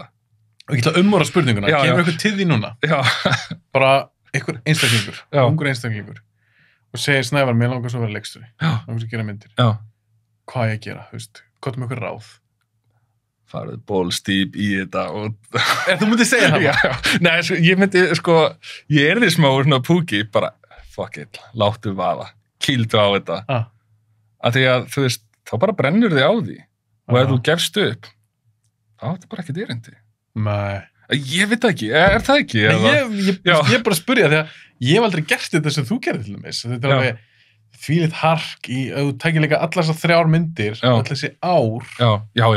Þú veist, það var, kannski sleimast þess að meira svona upp á fannið og gaman. En þessar 2, drullum ekki hark. Og þetta er svaka saga, búið að hrikalega gaman að hlusta á þig, segja frá þessu. Það er ekkert allt sem hafa kjarki í þetta. Að gera þetta. Henda sér djúpulögina, ekki einu sinni tvisvar. Já, það er náttúrulega, þú veist, kannski vísir af einhverju vannmati og, þú veist, hvort maður var bara naív eða eitthvað. Jú, ég var að einhverju leiti naív. Þú veist, ég var bara svona gjörsamlega hræddur og líka við viðbröð og bara að sýna hlutin og eitthvað svona. Nú held ég í dag sé ég svolítið svona, að ég veit ekki, ég er bara annar maður eftir þessa þrautagöngu. Þú veist, það er Snævar fyrir þetta og Snævar eftir þetta, held ég, sko. Pottþétt. Það er, og eins og segi, þú veist, nú næst þegar maður gerir mynd, þá fer ég ekki að stað nema ég sé fjármagnaður. Þannig já, þú talar kjarkin, ég meina stundum að ég er bara ungur og vitlaus, þú veist, bara eins og þegar fólk fer á mótorhjóli í gegnum Sahara-eyðimörkina eða eitthvað, maður er ekkert mikið að hugsa, maður bara gerir það. Mér finnst það samt magna. Já, og þú veist, það eru hlutir sem aðrir geta gert, þar sem ég er bara svona, shit, hvernig þorður þessu? Eins og Ævar vinur minn sem leikur aðhlutverki í Albatross og er hann á móti Telmu í Eden, hann er svona típa sem bara hendi sér alltaf út í hlutina. Þú veist, allt innu komin eitthvað til Nepal að læra jóga og sem, þú veist, eitthvað sem mér langar alveg að gera. En ég hef alltaf verið smá smeykur við að bara klippa á strengin og bara fara eitthvað út í heim, sko. Ég hef alltaf bara verið svona einhvern veginn alltaf kærustuna, þú veist, bjúkum í Svíþjóð, hún var í námið þar, bjúkum í Belgíu, hún var í námið þar og ég er bara svona með. En kannski líka því ég er svo mikinn huga við kvikmyndagerðina að ég má í lenga tíma að missa, sko. En það er kannski rangt mitið hjá mér, kannski á maður bara að ferðast aðeins meira eða eitthvað. En hann allan gerði alls konar hluti að Ævar, þú veist, allt í nú hann kom til Costa Rica að vinna þar í hálft ár og ég man ekki, og til dæmis hann fór til Norex að vinna við það að kenna á skíði og að gunni ekki á skíði. Hann er svolítið fyndið típa. Ég þekki hann lítilega. Já, ok, gennum palla eða? Já, gennum palla eða steppa. Já. Ég hitt hann bara, þú veist, 2 ára eða eitthvað. Ég hitt hann þegar ég var að vinna hann í verslun fyrir kannski bara 2 árum eða eitthvað. Já. Hitt ég bara til hann í verslun. Hann mundi til mér, ég kæfti aðeins við hann. Ógeðslega fyndin típa. Ég öfum þótt svona karaktera. Já, bara svona snöggur að svara og þess vegna vissi hann góður leikari. Þú veist, hann myndi delivera línum, hann myndi kunna línuna sínar og hann myndi bæta eitthvað við línunar sem ég skrifaði. Hann líka með sjarma. Já, það er bara, þú veist, þetta er svona, eins og ég skipti leikurum yfirleitt í 2, það er entertainer og svo artist. Ég myndi segja Joaquin Phoenix, Philip Seymour Hoffman, Daniel Day-Lewis, þeir eru svona meira artistahliðin, þú veist, eins og Daniel Day-Lewis, ekkert gefið fyrir athygli, býr bara, þú veist, sinni skósmíð, ég man ekki að hann var skósmíður tíma og eitthvað svona. Svo í Fraklandi eða eitthvað. Já, og eitthvað svona. Og svo ertu með entertainera, sko, sem hafa gaman að því að koma fram og, þú veist, hvort sem er að veislustýri brúðkaupi eða kynna eitthvað á Óskarnum eða Eða eins og Tom Cruise, myndur segja að það var meira svona entertainer heldur en? Já, ég skilji. Þess vegna til dæmis, við vorum að tala um DiCaprio áðan, ég set hann þar. Já, ég skilji. Og svo getur það verið ógeðslega góður entertainer. Þannig að þú veist, þetta náttúrulega, þannig maður komin inn á arketýpunum hans Carl Jung og fleiri fræðar sem tala það að mannsálin í grunninn arketýpa og svo fæðist aftur og aftur, en þú ert alltaf artist eða þú ert alltaf warrior og kolla kolli. Þú veist, ein arketýpan artist eða visionary og ein arketýpan yoga eða the sage eða entertainer. Og mér finnst þetta mjög svona skemmtilegar persónu aðgreiningar. Það gæti alveg verið sett þó svo maður hafi ekkert fast í hendi sem styrir þetta sko. Nei. En áhugavert. Já, mjög áhugavert og ég skrifa líka svolítið út frá arketýpum sko. Ég gerði það ekki fyrst og líka sko eins og Eden, Albatross og Sleimastes, þetta skrifað í einni beit og skotið leið. Hvað gerur mörg uppkast? Eins og fyrir Eden, hvað var mörg uppkast? Þú veist, maður bara kláraði hana, senda hana á leikarana, Telmu og Ævar og eitthvað svona, þú veist, eru þið til í þetta? Og aftur þetta, lítill peningur, en eru þið til og þú veist, kannski langar ykkur í break og þau voru til og allt þetta. Og svo bara hitti ég þau og þau gerðu með mér, þú veist, næsta uppkast. Það bara lásum við í gegn og Telma og Ævar bæði úslega kláru með línur, bara, enduröðum þessu, þá get ég komið þetta comeback og eitthvað svona. Var það aðalega dialog? Já, dialog, sko. Og þetta einhver komment á framvinduna og eitthvað svona, sko. Þannig, en samt Eden Albatross bara einhvern veginn skrifað, aðeins fiktað í því og svo bara tökur. Ég hef skrifað 15 handrit og í dag, eins og þessi 2 handrit eftir mig sem mér langar til að leikstýra, sem eru búin að fá alla handritastyrkina hjá Kvikmyndamiðstöð, það eru sögur sem eru svona getnar fyrir löngu síðan og maður vann í grunnhugmyndinni ansi lengi. Svo skrifar draft og það fer hún í skúfu og þú veist, og svo bætur við draftið og þú veist, bara svona eins og hægeldað lambið eitthvað sko. Á meðan hitt var bara hambúrgari, strax. Já, ég skilji. Og ég nú ég náttúrulega rosalega spenntur að fá tækifæri til að filma þessa sögur því að það svo mikla vinnu í persónuna, svo mikla vinnu í framvinduna. Þú veist, ég bara leið gjörsamlega yfir þessu. Og meðan, þú veist, ég fæ hugmynd en Albatross 1. maí, handriti klárt í júní og ég er búin að skjóta myndin í júlí. Það rosalega hratt. Já, þetta þú veist, stundum getur einhver sköpun sem bara eitthvað augnablik, eitthvað, menn setjast á rúmstókin með gítar og það bara kemur eitthvað frá þeim. Það getur oft orðið þeirra stærsti hittari, sko. En menn skapandi fólk sem hefur metnað fyrir sínu, það vill náttúrulega leggja svona aðeins meiri vinnu í stöfið, sko. Og kvikmyndagerðin náttúrulega dæmd til að vera slow burn ferli, sko. En hefur aldrei hugsað þá að því að þið finnst greinlega gaman að skrifa, gaman að skapa og búið til karaktera, búið til ykkur sögur. Hvað skrifa ykkur bók? Það einfaldra. Já, sko, já, ég meina... Það skilur, ég veit að það er alltaf ekki kvikmyndaformið. Nei, alltaf er að stílkröfur gerðar til bókarinnar heldur en... Engar, það er engar reglur með skáldsögur. Nei, ég átti við sem sagt...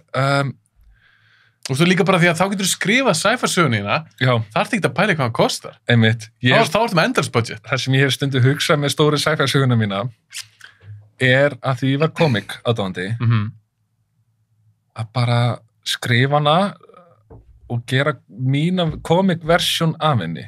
Þú veist, það er aldrei svona fullkomið dæmi sem gefið út eða eitthvað, en bara það ég bara eitthvað svona geggja storyboard af sögunni, sko. Og ég hugsi ég geri það, þú veist, einhvern tímann, sko. En skilur hvað við? Já, algjörlega. Því bíómynd og kvikmyndagerð, þú þarf svo marga með þér og kvikmyndatökumann og klippar og leikar. Akkurat, já, nákvæmlega, ef þú ert með útgáfusamning og þú ert rithöfundur, þegar þú ert búin að skrifa bókina og útgefandinn sáttur, þá bara flýgur hún sinn veg. Já. Þú ert búin að skrifa kvikmyndahandrit, þá fyrst byrja vandræðin. Það er hellingur eftir. Já, það er svo ógeðslega mikið eftir og svona og sálarmyrðandi augnablik og ég veit ekki hvað og hvaða, þú veist bara, það er náttúrulega, þú veist, það lenda allir í bugun í þessu, Scorsese eftir New York, þú veist. Scorsese, hann byrjar, þú veist, gerir bara sína Sleimastes Clerk sem heitir Who's That Knocking og það er Harvey Keitel og bara vinur hans í New York og það er svartkvít mynd og bara svona. Og síðan gera mynd fyrir Roger Corman, Boxcar Bertha, sem þú veist, Roger Corman var svona B-myndakall. Einmitt. Held alveg örugglega við Roger Corman sem framleiti. Þú veist, hann tapaði ekki dollar á sínu myndum. Þú veist, hann bara var svona stór konceptmyndir, kóngulegar frá Mars og þú veist, eitthvað, og gerum flott plakat og seljum þetta.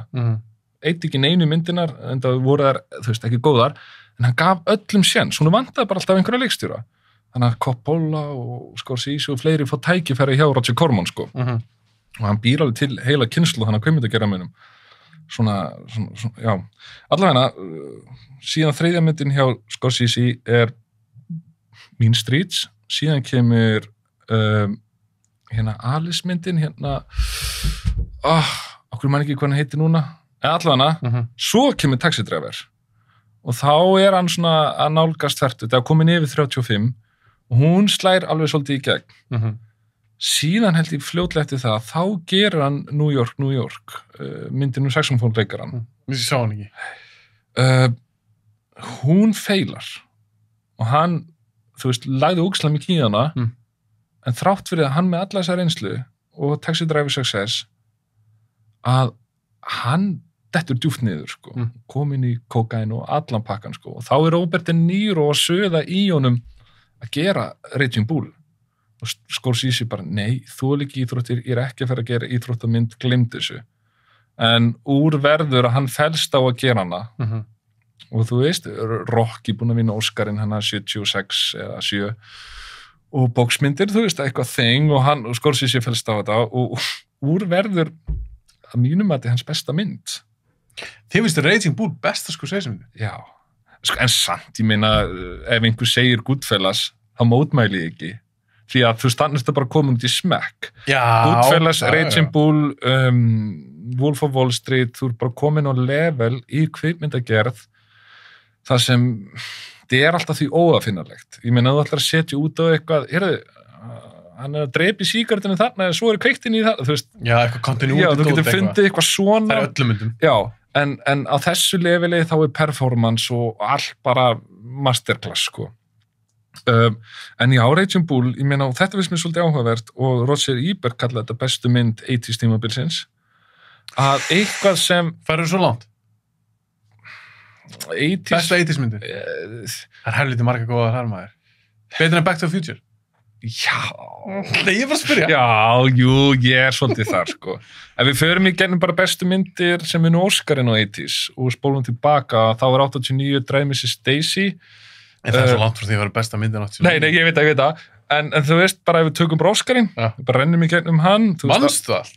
Já, nokkur einn. Rain Man 88, Last Emperor 87, Platoon 86, Out of Africa 85, Amadeus 84, síðan kemur þannig hvort það man ekki hvort það var Chariots of Fire, Gandhi og Terms of Endearment, þannig að 82, 3 og 1. En Ordinary People vinnur árið 80. En Raging Bull, þú veist, hefði átt að vinna. Já. En ég ósamanlega 80s hafi eitthvað verið geggjar áratugur. Þetta náttúrulega upprisa úlingamyndina, huge myndina. Þú veist, 16 Candles og Breakfast Club og allt þetta. Þannig að það mjög mikilvægt innlegg inn í kvikmyndagerð, sko. Action, maður. En svo Robocop, Predator, The Thing, The Fly. Já, Carpenter náttúrulega on a roll. Aliens. Já, jú, 80s var gott.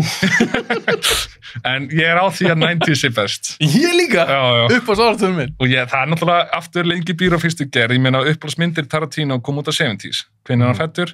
62-3. Ég man ekki, jú, hætti 63. Já, ég 60.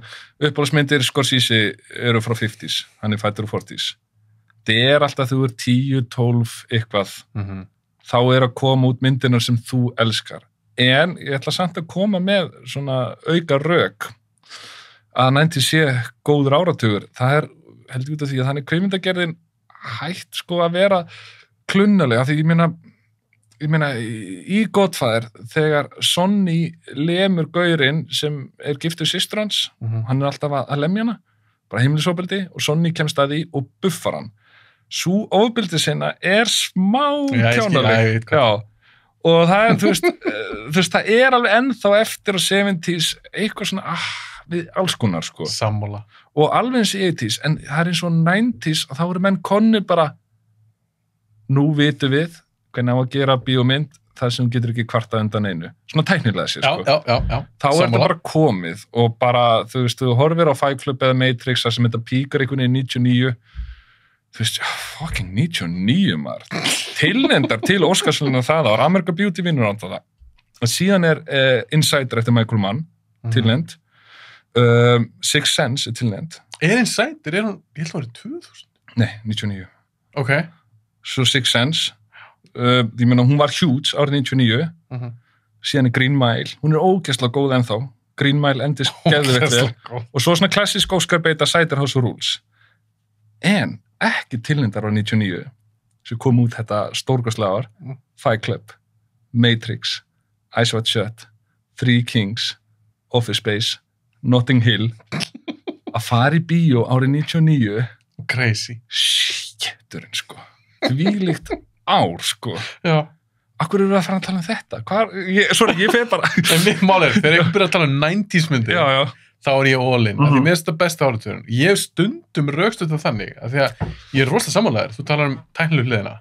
Ég vil meina það, ástæðan 90s finnst mér besti áratugurinn. Jú, ég er ekkert allir sammála því. Ég vil samt ekki meina sér bara því ég fættist 83. Af því að tæknileg vinna var hún góð. En CGI-ið, til dæmis, var ekki orðið nógu gott, þannig að þeir gáttu treysta það. Þannig að þeir þurftu að treysta á handrit. Nákvæmlega, og menn sko byrjuðu að réttu menda, þeir leituðu að góðri sögu, semst framleiðendur, allir eftir 94 að leita næsta Tarantino og eitthvað svona, en þeir byrjuðu að réttu menda, góð saga, og svo er það sendt á leikara og svo framvegis, og menn eru svona einbeittir í því að gera góða kvikmynd, að því, þú veist, bara Fargo slæri í gegn eða, þú veist, ég meina Titanic, mynd skip sem allir vissu að sökk verður metsölumynd og eitthvað svona, þannig að þú veist ástasaga sem er svolítið basic, þú ert með þú veist, umrenningin og hefðafrúna og þú veist, stéttaskiptinguna og allt þetta en enga síður ógeðslega góð mynd, ég mun alltaf verja Titanic og hún er metsölumynd og fólk bara fílaði eitthvað, geðið mikið við hana en allavega, menn byrjuðu á handritunum, í dag er byrjað á einhverju pródukti eða einhverju leipileg eða sem sagt Þurfum við byrjað á deadline, bara útgáti við ætlum að gefa út mynd hérna Marvel 2022 Já, svona tempólmynd Svo er farið að leita einhverjum kannski leikstjóra og svo er farið að spá í svona fáranlega og eða þá bara, við ætlum að rebúta Men in Black eða við ætlum að endurstarta Turtles eða eitthvað það er bara hérna brand, eitthvað stórt það er Ghostbusters, eða, ég bara sér sem er Ghostbusters rebúta því, gekk ekki vel bara rebúta þær aftur Þetta er svo klíka Þetta er orðið svo galið og þetta er svona búið íðilegja sko Sérstaklega Hollywood Já, þetta er tímabil sem tekur enda af því að þú veist þetta sem þeir eru að keyra á aftur og aftur þessi vörumerki, þau voru einhver tíma ný og fersk einhver tíma kemur út fyrsta Ghostbusters myndin eða fyrsta Jurassic Park myndin og einhver tíman En þeir taka ekki séns í dag Nei ekki núna, sko. Eins og segir, það kemur bara einhver ný Ghostbusters mynd, þeir að fara að gera Indiana Jones 5, þetta er bara búið. Þetta er bara búið. Og þú veist, verandi ofurhetju áhugamaður sem krakki, eða sem sagt, hafandi verið það, þú getur ímyndum að hvað var spenntur þegar X-Men og fyrsta Spider-Man myndin og það er alltaf að koma út. Þú veist, ég var áskrifandi Spider-Man. Ég dýrki það. Og síðan bara kemur Iron Man út og það er náttúrulega svolítið svona milestone. Það er Avengers er game changer. Já, þegar þá er náttúrulega að fara að blanda öllu saman. Já, sko. það var aldrei gert það. Nei. Ekki kvikmyndum. Nei. Í teikmyndasögum, ekki kvikmyndum. Já, akkurat. Jú, hún er annar milestone, sko. En Iron Man er náttúrulega svolítið mikilvægi punktur, sko, út frá því að þá fer Marvel að verða svona bara til. Já, basically. Já. En Marvel Studios. Já, akkurat. Þá eru þeir farin að framleiða sinni eigin myndir. Já. Það er fyrsta myndin. Það er Iron Man. Já. Þannig að þú veist maður var ógeðslega spenntur, hann var frá 2000 og aðeins, þú veist, yfir 2010 tala ekki þegar Nolan allar að gefa út sitt Batman stöf og svona síðan þegar þetta er komið í þannig Thor 2 og Avengers 2 og eitthvað svona þá er svona, ég ætla að halda samt að fara að fylgjast með og ég er alveg búin að vera með og horfa á þetta allt, þú veist, fara á Captain Marvel eða Green Lantern eða hvað nú er en það eru nokkuð misseri síðan að þetta gekk sitt í húðar. Fannst þér eins og Infinity War og Endgame, fannst þetta ekkert skemmtilegt? Infinity góð, Endgame ekkert spes. Þú varst ekki hérna Með bara hún tónali sko, allt eru konir í þetta tímaflakk. Þá dettu myndin í hálgerðan slapstick, farsað hann á köflum, detta á hausinn nú eitthvað svona. Hún byrjar á því að vera mjög dark og ég var svolítið að fíla það er hann bara fólk búið að missa ástvinni og þau eru bara föðra upp í þessu Thanos stöndið hana og hvað var það? Var ekki bara Hawkeye hann ráfandi eins og Róni? Nei, það var ekki ráfandi það byrjar á því að fjölskyldan hans föðrar upp og svo Paul Rudd, hérna Ant-Man held ég. Hann basically kemur aftur úr svo Quantum Realm. Þannig að hún byrjar á einhverju tóni sem síðan svona þegar, þetta voru bara svo 2 ólíka myndir eða eitthvað sko. En þið varst Infinity War góð? Já, ég var bara svo impressed að þetta gekk upp með öllum þessu karakterum. Að því maður svona einhvern veginn, passar Tony Stark inn í Guardians-væpið? Talandi þvottabjörn og allt þetta sko. Ótrúkandi gekk. Já, þannig að það eiginlega bara svona bara stórt klapp að fyrir mér svona svolítið klárast þetta bara þar sko. En maður var orðin þreyttur þannig upp undir rest sko. En ekki lítið eftir? Ég sé fyrir mér, það get ekki haldið þessu áfram endalaust. Ég held að COVID sé kryptonítið sem dreipur ofið heitina. Já, þú heldur það? Já, sko, þannig að þetta sé eitthvað sem fólk vill og er spennt fyrir. Já, meinar það þegar Nú bara, þú veist, bara momentum dó, það var slökkt á tónlistinu og ljósin kveikt, allir heim í langan tíma, ekkert bíó, ekkert release á nýttni mynd.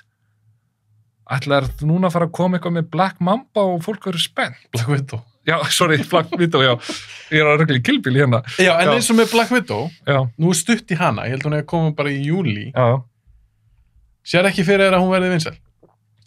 Jú, fólk er líka bara svo spennt að fara í bíó að ég meina, þú veist, ég held að fólk fari alveg á hvað sem er, en ég held þetta fari rætt niður á við núna, þú veist, COVID var ekki banahöggið, bara knockout, en þetta er svona, nú rofið heitin illa særð og ég, þú veist, jú, kannski er þetta komið til að vera í einhverju mynd, en ekki þannig að það dominir í kvikmyndahúsin. Eins og búið að gera svolítið í sístu 10 árin. Já, þú veist, að fara á einhverja gæða mynd eins og eitthvað svona Fight Club eða Matrix eða eitthvað, þar sem þú veist með alvöru framleiðendur, leikstjóra, leikara, að gera frumlega mynd, ekki sem á sér einhvern forvera, hvort sem það er tölvuleikur eða myndasaga eða eitthvað, heldur bara fersk hugmynd úr kolli höfundar. Þess vegna veri ég alltaf Avatar. Já, mér finnst það geggjuð. Já, því þú veist það er margir sög, þetta er bara sama saga. Já, Pocahontas og allt þetta. Pocahontas, Dances with Wolves eða eitthvað. Mér er alveg saman það að með þetta vel gert. Já, þannig er punktur sem ég ætla að koma inn á það sem, þú veist, allt þetta franseskeftaði er búið að drepa mjög mikilvægt element sem tengist í að fara í bíó sem Avatar hefur og það er að stíga inn í nýjan heim að fara á Avatar. Þú veist, maður var bara komin á Pandoru. Ævintýrin á þessari plánið, mér var alveg sama þóttu við chilluðum aðeins og framvindu sögutráðins. Mér langaði bara að fljúga á þessum dregum og hérna njóta ásta undir einhverju glóðandi tré eða eitthvað. Þetta var bara geðveikt. Þú veist, bíóferðin, bíóupplifinu sko. Og þú veist, eða Jaws, þú er bara út á sjó og það er hákall og þú ert hræddur. Þetta er svo mikilvægur partur að þú stýr inn í einhverju nýja veröld. En ekki alltaf sömu. Ekki alltaf sömu. Þú veist, ég meina þegar þú vart að sjá enn eina Terminator myndina, það er ekkert sér, þú veist, þetta er búið. Og það er ástæður að kamerun hætti þetta 2. Já. Þú veist, þetta er bara búið. Já, þú veist, bara búin að mjólka úr þessu, sko. Mér finnst fáar myndir að fara eins illa út úr eins og Terminator, sko. Mér finnst það hræðilega. Já, að því, þú veist, auðvitað er þetta gagnrýna offrambóð á Marvel, kannski. En þetta er svona meir og minna velgert. Já. En Terminator Genesis, eða hvað hún hét hana. Það er með lélegri mynd sem ég sé það. Já, og sáttu Dark Fate. Dark Fate fannst mér svona skárri sem afþreng. Já. En málega, hún var basically bara Terminator 2. Já, trukkurinn að elta þau og allt þetta, sko. Já, og saga hana næstu bara eins. En til hvers? Við erum búin að fá Terminator 2. Þú ert ekki að toppa hana og þeir eru búin að reyna að toppa hana síðan tökum út. Já, það bara þessi stemning að endur selja þekkt vörumerki. Þetta svo boring. Já, fólk fílar þetta ekki til lengdar, þannig að þetta hlýtur svona að klárast, sko. Ákveður fá ekki frekar bara eitthvað nýtt Terminator dæmi. Það ekki að tala þú skilur hvað ég er að tala eitthvað kvikmyndagerðarmann, hann með eitthvað hugmynd, það kannski sci-fi hugmynd og búin til nýja Terminator mynd, í staðan fyrir enn eina Terminator mynd. Skilur hvað ég er að fara? Að leifa manni eða einhverjum bara gera sína mynd, hann með eitthvað orginal hugmynd, setjum peningið það í staðan fyrir að mjólka Die Hard, Terminator, Alien, Predator, þú veist, þetta bara búið ef ekki bara fara eitthvað nýtt. Jú, það ég held þetta sé bara tímabundin fasi, búin að vera full lengi fyrir minn smekk, en ég held að við komum úr COVID-inu með allt aðrar pælingar og hugmyndir, sko. Heldur þú fáum eitthvað svona aftur svona ár eins og 99 eða eitthvað, skilur við? Já, ég alltaf bjartsýn á framtíðina, sko. Einhver tíman, en svo veit maður ekki hvað verður kvikmyndina, þú veist, erum við að fara meira út í svona þætti á streymi, þú veist, það sem eitt af besta við streymi fyrir mér svona miniseries, bara 10 þætti og sögunni lokað, að því sjónvarpsseríur, þú veist, að horfa þátt númer 78, sömu karakterinir og eitthvað, það þarf að vera helviti gott til að maður nenni því, sko. Já, ég veit ekki, erfitt að spá fyrir framtíðina, sko, en ég alveg bjartsýn á að, þú veist, velmegun eykst hjá flestum í heiminum og við verðum, þú veist, eðlilega verðum við betur tæknilega capable á að gera alls konar hluti með ódýrari hætti, þú veist. Finnst þér spennandi til að segja að því þú ert kvikmyndagerðarmaður? Segjum að þú myndir fá okkur Netflix samning, að því með svo þeir eru að gera köttlumuna og þeir eru alltaf að færa sér meira í alls konar alþjóðlegt efni, þeir gera þýska seríur og spænskar og alls konar. Værið þú spenntur fyrir því að gera sjónvarpsseríu? Nei, sko, ef ég væri skítblákur og skuldaði fólki mikið pening og eitthvað svona, þá kannski myndi maður, það er margir menn gert gott efni að þeir voru í neyð, bara eins og Scorsese með Raging Bull eða eitthvað slíkt, sko. Ég veit, það kann ekki söguna með David Lynch og Twin Peaks, en hann svona er einn af fyrstu sem fer úr því að vera, eða sem sagt svona high-end kvikmyndagerðarmaður fer svo að gera TV. Þetta er náttúrulega þannig í kringu 90. Það þótti rosalega sérstætt, sko. Já, alls ekki svo í dag. Nei, nú er það ekki tiltökumál. David Fincher náttúrulega með House of Cards brýtur þannig ákveðin ís. Líka Mindhunter, er hann ekki eitthvað með það? Jú, hann er einn af kreatorunum það, sko. Sko máli er að ég elska kvikmyndaformið þessa 2 tíma narratífu mest af öllu. Það, þú veist, ég horfi aldrei aftur á einhvern þátt, ekki nema, þú veist, ég veit ekki, Seinfeld er í gangi eða eitthvað. Já, eitthvað svona stutt og eitthvað grín. Já, en ég hef aldrei tekið Breaking Bad og rent því aftur í gegn. Og auðvitað til fólk sem gerir það, en það er eitthvað í mér sem vill gera mynd fyrir áhorf 2 og 3 og vonandi fleiri. Ég elska að horfa sömu myndin aftur og aftur, skilur við. Þannig að ég er alltaf að hugsa þegar ég skrifa, ég er alltaf að hugsa áhorf 2. Já, ég skil, þú hugsa bara svona mikið kvikmyndaformið sjálf. Já. Þér finnst það mest spennandi. Já, og það tekur mörg ár að mastera, þú veist, þekkingu og að setja sig í stellingar og meta hugmyndir, er þetta góð, þú veist, þú getur fengið hugmynd sem finnst góð, en svo kannski hættur hún að vera góð, eða var hún kannski góð, ferð að hugsa, með tímanu læri líka að meta eigin hugmyndir og svona, og síðan bara að plotta upp söguna, þegar ég segi, þú ert með hugmynd af félögum að vinna á gólfvelli, Sumar og sól, fílgút mynd, góð tónlist, þið langar að gera svoleiðis mynd, það er kannski upp á spunkturinn, en að setja þetta síðan saman, þú veist, þetta tók tíma að koma sér í, sko, ef ég fæ hugmynd núna og fell fyrir henni, þú veist, ég er bara svo vél sem fyrir í gang, ég veit nákvæmlega hvað ég geri, ég get alveg sagt við fólk hvenær fyrsta draft eru tilbúið, þetta getur ýmislegt gengið á, sko, kannski smá reitstífla hér og þar, en samt maður er búin að vinna svo lengi í því núna í 10 ár að skrifa handrit að kvikmynd. Þú ætlar að fara að skrifa þætti, eins og Raggi Braga myndist á, þá þarf það að vera með teymi. Og það geti alveg verið gaman og ég var eiginlega til í að prófa það, sko. En ég elska kvikmyndina númer 1, 2, 3 og þar vil ég vera, en þetta verður maður líka að vera sveigjanlegur, sko. Þú veist, ég reyndar hort á Mindhunter 2. Okay. Þannig að, og Mindhunter er ekki svona þættir sem halda áfram út í óendilega. Ég held, það er búið að gefa út að þeir eru búnir. Já, er það ekki? Ég held að bara cancelaði með eitthvað. Já, liggur við, sko. Það dýrir og Finns fer fram á hátt budget svo hann getur tekið upp sinnur 300 sinnum, sko. Og en já, ef það væri eitthvað þannig, þá held ég að þetta væri í game. En talandi Netflix, að þú sagði það, sko, að ég meina, svo hafa menn gert myndir fyrir Netflix og hefur tekið eftir í... Hvað eru lélar? Já, ég tekið. Já, það er mjög oft þannig, en svo týnast þær. Það er bara eins og þær sé ekki lengur að hana, sko. Meinur á bara streymisveiturinn sjálfri? Já, þú getur farið í search og skrifa Jake Gyllenhaal og fundið þessa listaverkamynd sem hann lék í þannig, sem var bara Netflix-mynd, en hún er hvergi sjáanleg þegar þú ert að skrolla í gegnum, þú veist, action eða, þú veist. Já, meinur fyrst og þess að það er gleymist bara? Já, það er bara einhvern veginn, ef það er ekki einhvern veginn svona mega hit á Netflix, myndinar, að þá það bara einhvern veginn þannig bara bak við gardínunar, þessar myndir. Þú veist, það er ekkert sjáanlegar þú ert að skrolla niður, sko. Og sem sagt, ef þú gerir mynd fyrir Netflix, þá hún bara þar. Aftur á móti getur Netflix keypt myndaðir úr sjálfstæði framleiðandi eða bara framleiðslu fyrirtæki. Netflix mynd fer aldrei á RÚV. Nei, því þeir eiga hana. Já, hún fer aldrei í flugvélar. Nei.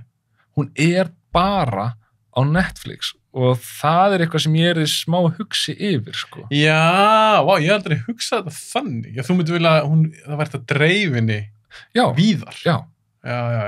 Já, Netflix það gerir það ekki. Og festivalringur þar sem bara fólk í Japan fær að sjá myndina eða eitthvað svona, skilur.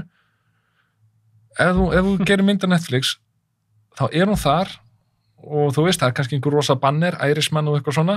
Já, það er samt bara í viku. Já. Eða eitthvað, skilur við. Og svo hún kannski smá stund, þú ert að flétta í gennum aksjón eða gangster eða hvað þessi titlar heita þarna. Og svo bara oft hverfa þær. Og þær fara aldrei neitt annað. Það er mjög áður punktur, ég hafði ekki hugsað þetta þannig. Og það er það sem ég myndi vera svona, wow, það var bara eitthvað stórkapital eins og þeir sem eiga þetta í skúfunni sinni, sko. Og það er stemning í því þegar myndir sýnd á RÚV eða eitthvað. Já, ég skil við. Og því það getur alveg komið, fyrst að Netflix að framlega Kötlu, ég veit ekki hvort það er samstarfi við RÚV, þannig RÚV fær að sína eða eitthvað. Ég get alveg trúa því. Það auðvitað hægt að gera alls konar díla, sko. Og það getur verið þessi inn í þessu dílum að því, þú veist, það búið svolítið að snúa upp á hendina á Netflix að þeir verða að framleiða því Stefni og Íslands Stefni og eitthvað svona, fyrst þeir ætla að vera í svona mörgu löndum. Það getur vel verið að innifæli í þessu samningum að myndin í ríkissjónvarpi hvers lands fyrir sig, sko. En þú veist... Það hefur verið spennandi að sjá það, því hún sýnd núna bara 17. júní. Já, því ég fór að pæla, sko, eins og til dæmis myndin Róma, eftir Alfonso Cuarón, mexikarska leikstjórann. Mynd sem fer svona sigurför heiminn. Hún var alveg í Bíóparadís og eitthvað svona, en Netflix samt framleiðana.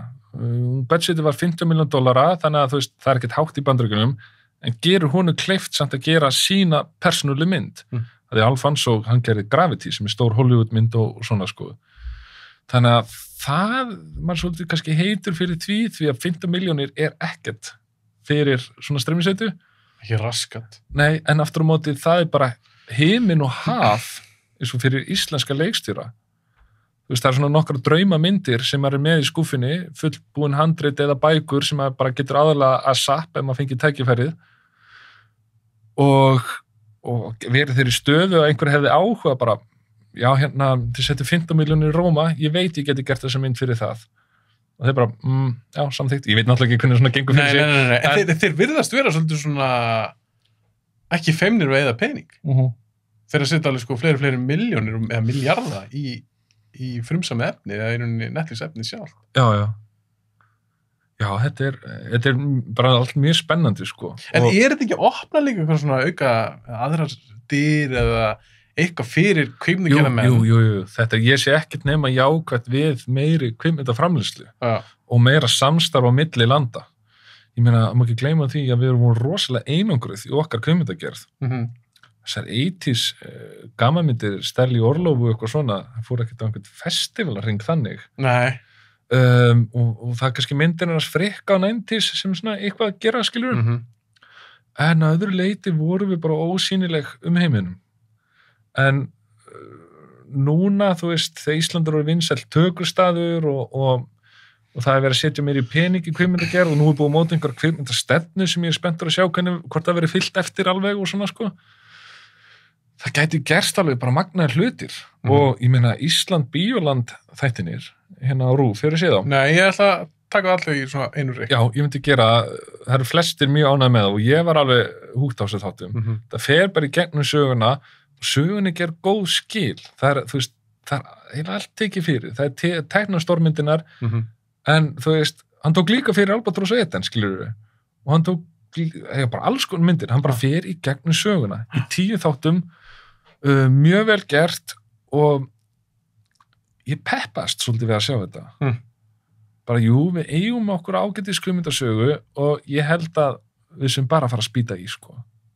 Ég ætla að spyrja á því eitt, að ég tók upp með Jóhanni sem að stofnaði kvikmyndaáhumenn grúpuna. Ég eftir að gefa út þáttinn. Já. Þess að kemur út núna á föstudaginn. Já. Og við varum aðeins að tala íslenska kvikmyndir. Já. Að því hann var að tala top 250 á IMDb. Það er engin íslensk kvikmynd þar. Nei. Ég giska á það, ég ætla bara að giska á það núna, þetta er minn spá. Já. Ég held að við hefum að koma inn þangað á næstu 20 árum. Hvað finnst þér þessa spá? Er þetta raunhæft? Já, og ég skal vera sá sem kemur myndin á það. Það verður þú, það var alltaf geggjað. En hvað finnst þér þetta? Hvar sérðu bransan okkar vera bara, núna frá 2021 til 2040, skilur við. Þetta tímabil, því að 2000 til 2020, það gerðist hellingur.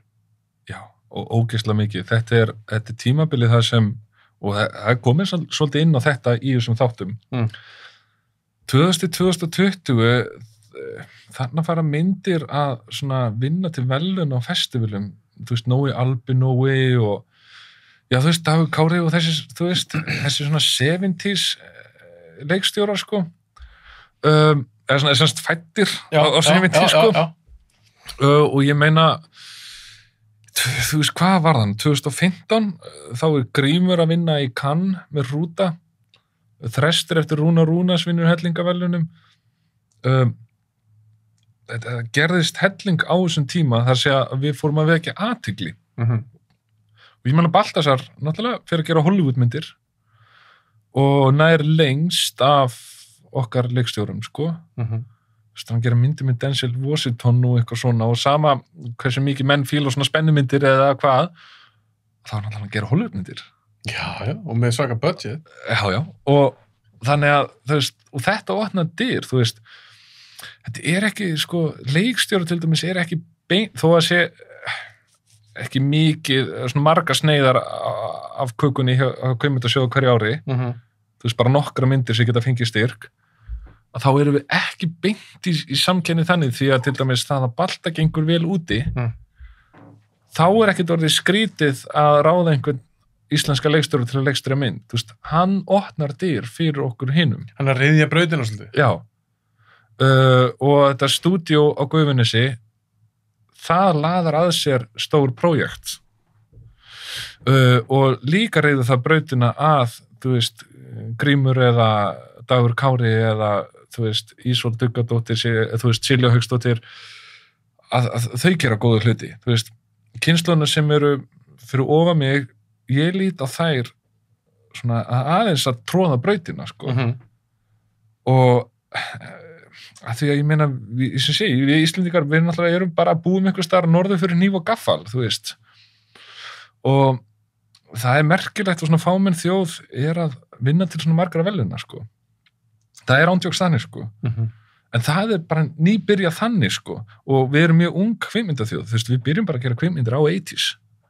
Þú veist, þá er þetta með alltaf hreinu Jónóttur og Jón Bjarni og Nýtt líf og Dalalíf og Stelli Orlofi og svo framvegis. Fyrir það var ein mynd svona strjáli. þú veist, Hrafn Gunnlaugsson að gera sjónvarsmyndina Blóðrödd sólarlag, ég veit ekki hvort það var 79, en þú sér það er bara rétt fyrir 80-sið. Ég meina, þegar við erum að pikka upp kamerur og gera leikið efni, svona að prófa það og klóra okkur í kollinum, þá er Spielberg búinn að gera Jaws. George Lucas er búinn að gera Star Wars. Ingmar Bergman búinn að vera farsæll leikstjóri, svona heimsleikstjóri með langar hríð og orðin bara gamall þegar við erum að byrja að gera kvikmyndir sko. Þannig að við erum mjög ung kvikmyndaþjóð sko. Og það að við sem að ná góðum árangri núna sko, það er svolítið vel gert sko. En verður ekki bara þróunin ennþá bara svona hraðari næstu 20 ár? Jú, ég held það sko. Ég held það og þú veist, ég held að komi meira budget og þetta er svolítið, mér fannst samt svolítið skerið sem Raggi var að segja sko að þú veist, meðal tökudaga fjöldi er svona 25 dagar í dag. Já, en mér varst áherslu að tala um það. En þegar hann sagði að þegar hann var að gera fjasko þá bauðst honum 50 dagar eða eitthvað. Já. Ég bara, what? Bauðst honum í alvöru 50 dagar þannig að réttir úr aldamótum? Vá, hvað það er mikið sko. En við verðum að fjölga tökudögum. Þetta gengur ekki svona sko. Af því þú getur ekkert nostra við senunar ef að þú þarf bara alltaf að hlaupa á næsta location bara eftir nokkuð skot. Þú þó að leikarinn er æfa vel og þú ert vel undirbúin og eitthvað svona. 25 dagar, þú veist, þetta er ekki raskat sko. Finnst þið þetta slæm þróun eða? Já. Af því að þá sko, við erum komin á það stig að við erum tæknilega fær. Hér vantar nú ekki sögunar til að segja, bara farði í forbókabúðina eða hvað sem er. Og fyrir utan öll handritin í skúfunum hérna út allt. En það að nýta ekki tækifærið og reyna að efla þennan sjóð og gera, þú veist, þú gerir betri myndir ef þú ert með fleiri tökudaga. Þú getur, þú veist, 25 dagar, ég meina, þú veist, þú ert alltaf komin að stað, sko. En hann var að tala um, þetta væri bara svo, þetta er svo dýrt. Já, og laun fólks hækkar. Og við náttúrulega búum við þannig gjaldmiðla hérna, þú veist, hann rýrnir í verði 50% á 10 árum. Því ég var í háskóla, þá kostaði KFC-máltíðin 900 kall, hún kostaði 20 kall núna, eftirspurnin eftir kjúklingi jóst ekkert eitthvað sakalega. Það bara tvöfaldast allt hérna yfir 10 ára tímabil. Og núna ertu með enga innlágsvexti, þannig að nú er fjármálaverkarengurinn að tala. Ég heyri það. Nú ertu með enga innlágsvexti, þannig að ef þú safnar í sparifé, þá safnar það engum vöxtum, en verðlag rýkur upp yfir tíman. Þannig að þína 5 miljónir sparifé eða hvað þú átt, þá er það 50% minna virði eftir 10 ár. Þannig að þetta er bara ísmólið sem bráðunar. Já. En þú ert ekki að gera neitt vitlaust, þannig. Þetta er bara kerfið, bara gjaldmiðlinn, sko. En þetta lagast allt þegar við fyrir möllu Bitcoin eða eitthvað, en segi svona. En þetta er náttúrulega, þetta er erfitt að búa við svona óstöðuleik og menn voru lendið því náttúrulega eins og í kringum hrunið að þeir voru að senda myndir í framköllun, þegar voru ennþá framköll á filmu, svo hrinu gjaldmiðlun okkar og þá tvöfaldaðist framköllunarkostnaður svona, það er klikkun. Já, sem hefði ekki gerst ef við erum kannski með evru.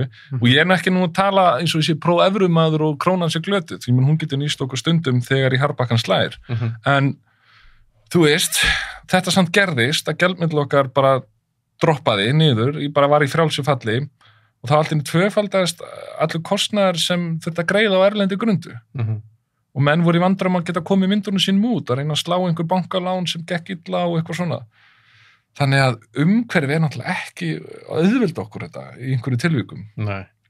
Þannig að við verðum að spýta í lófana, stækkanan kvikmyndasjóð, fjölga tökudögum, að því með því að fjölga tökudögum þá getum við vanda sinunar betur og ná betri performance og bara allt verður betra sko. Og þá endur á því að ná myndin á 250 topp, þannig að ég endi bílist. Já, því við fyrir bara að geta farið út fyrir nútíman. Takt eftir því að allir íslenska myndir gerast eða bara í dag. Ef þú ætlar að fara í periódu, kostar svo mikið. Já. Þú ætlar að fara í framtíðina, þá þarf að byggja leikmynd og eitthvað svona sem er, já, ég veit ekki, spaceuð eða eitthvað. Þetta er til sci-fi sem er einhvern veginn svona semi-nútíð, Donnie Darko eða Primer eða eitthvað. en það líka menn bara að redda sér með low budget og þú veist, og sumir velta fyrir sér akkur allar myndir, eitthvað, þú veist, glæpamyndir Reykjavík eða íslenskt sjávarþorp út á landi. Já, Ísland bara eitt sjávarþorp út á landi. Ef þú ferð út fyrir Borgarnes, þá ertu bara komin í sjávarþorp eftir sjávarþorp. Og keyrir hringveginn, þá ertu bara að keyra sjávarþorp. En það ástæða fyrir að menn líka fara út á land, að því þá getur haft headquarters í félagsheimilunni í bænum og fengið ódýrari gistingu eða eitthvað. Og þú veist, og allir leiksturinn, þegar mörg leiksturinn langar að gera sína spennumynd eða eitthvað svona, og þá eina sem í boði eitthvað dópdæmi, því þú veist, ég segi, við getum ekki fyrir aftur í tíman og við erum með einhver víkingastríð eða eitthvað, við getum ekki, þú veist, sprengt hugmyndaflugið og verið í framtíðina eða eitthvað svona, því að, þú veist, ekki til peningur fyrir því, þannig að þá þarf einhvern veginn að filma eitthvað afbrigði á raunveruleikunum sem þá fíknin innflytjendur eða eitthvað í Reykjavík. Þannig að þú endar svolítið með þetta. En hefur ekkert sér dottið að skrifa á ensku? Já, heldur betur, fyrsta handritið mitt ensku. Og ég meina, hafðir þú að hugsa þetta það bara... Já, ég hafði engan áhuga á íslensku kvikmyndagerð. Ég ætlaði bara beint til Hollywood, þannig að rúmlega 20, sko. Ok, það hljómar svolítið eins og þú, samt. Já. Þú vil aldrei auðvöldulegina. Nei.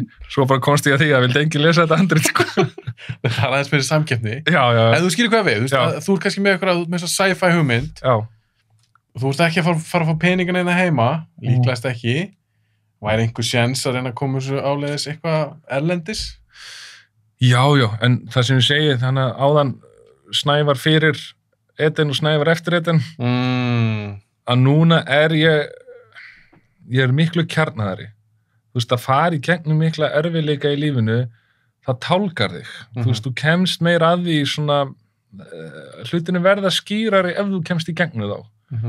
Þannig að ég hef ræktað með mér miklu meiri þolinmæði með því og bara tröst á næstu skref, þó að hlutin ekki að krauma akkur augnablikinu, þá ekki jafn mikið svona stress eða hvati að bara drífa sig af stað. Ég alveg bara góður og anda með nefinu. Þannig að sci-fi hugmyndirna mínar fara ekkert, sko. Og þannig að, þú veist, og núna skrifa ég bara, þú veist, það sem ég langar til að skrifa og núna ekki eins mikið að hugsa praktík, nú bara hvað hef ég áhuga að kanna og skoða og skrifa, þú veist, bara mína sögur og reyni að sækja styrki og bara, svo maður, ég veit ekki, sér sem Gríma Hákonar, þegar hann gerir rúta, hún fer út allt og þá var strax byrjað svona aðeins að mig og Ödden hann, sko, hefur langar að gera mitt í Bandaríkjunum og núna hann að fara að gera bíómynd í Bandaríkjunum með Hollywoodleikum. Já, ég las það held ég á Deadline eða eitthvað. Já. Alveg rétt. Var ekki Miles Teller í henni? Jú, það getur verið. Það eitthvað svona fræði leikarar. Já. Ég man ekki alveg kastið sem var tilgengt, en þú veist, þetta var bara ein frétt og svo farin, sko. Já, einmitt. En þannig sérðu, Grímur, til dæmis, hann var leiðbeinandi mín í kvikmyndaskólanum. Ég var til dæmis með geggjaður kennari í kvikmyndaskólanum. Það var bara fólk úr bransanum. Hann var leiðbeinandi mín á einn önninni, Óskar Axel sem gerir Ég man þig og Svartur og leik og leiðbeinandi mín annar önninni. Býr Óskar í Íslandi, veistu það? Hann bara lærið út í LA, held ég. Í New York, held ég. Býr í New York? Hann býr ekki í Íslandi? Nei, hann lærið í New York eða eitthvað. Nó, ok, ég held að hann lærið út í LA. En hann bjó allan í Bandaríkjunum, sko. Já, veist það alveg, minnst það skemmtilega leikstjóri. Já, og ég myndi klálega fá hann í viðtal því að hann getur alveg sagt Los Angeles sögur.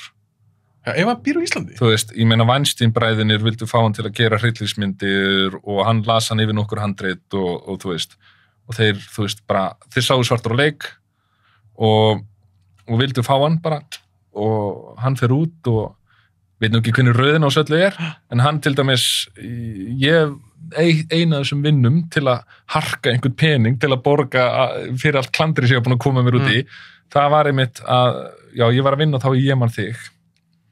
Þar, þú veist, og ákslega líka leiðbeinandi minn í kvikmyndaskólanum. Þannig að maður gæti svona eldri gaur, 15 árum eldri eða eitthvað og þá geti svona tekið innan úr honum. Bara, ok, hvernig var LA og shit, vorst á fundi með þeim og hvernig það að lesa yfir Hollywood-handrit og svona. Þú veist, fáðu hann. Ég er mjög svöntur að hitta hann, en ég held hann byggja bara erlendis. Já, ég veit það ekki. Ég kemst það, allavega. Hann var einn að kenna hann. Já, og þú veist, og Grímur og eitthvað svona. og þú veist, og þannig Grímur ekki til dæmis búin að gera hrúta, búin að gera eina mynd í fulli lengd og þú veist, vinna sér auka pening með því að kenna í kvikmyndaskólanum. Var ekki líka hrúta, var hann ekki endurgerð? Jú, á Nýja-Sjálandi bara í fyrra eða eitthvað. Ekki sam nýla leiki í nú? Jú, heldur betur. Einmitt.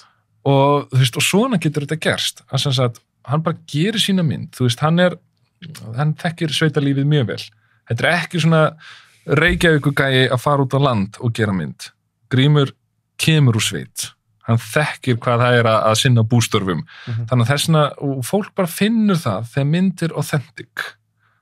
Og hrútar er það. Og hún vinnur hellingavelunum og þá fær hann, þú veist, tækifærið. Menn vilja hitta hann, bara ertu með einhver önnur handrit og langar að gera mynd í Bandaríkjunum og eitthvað svona.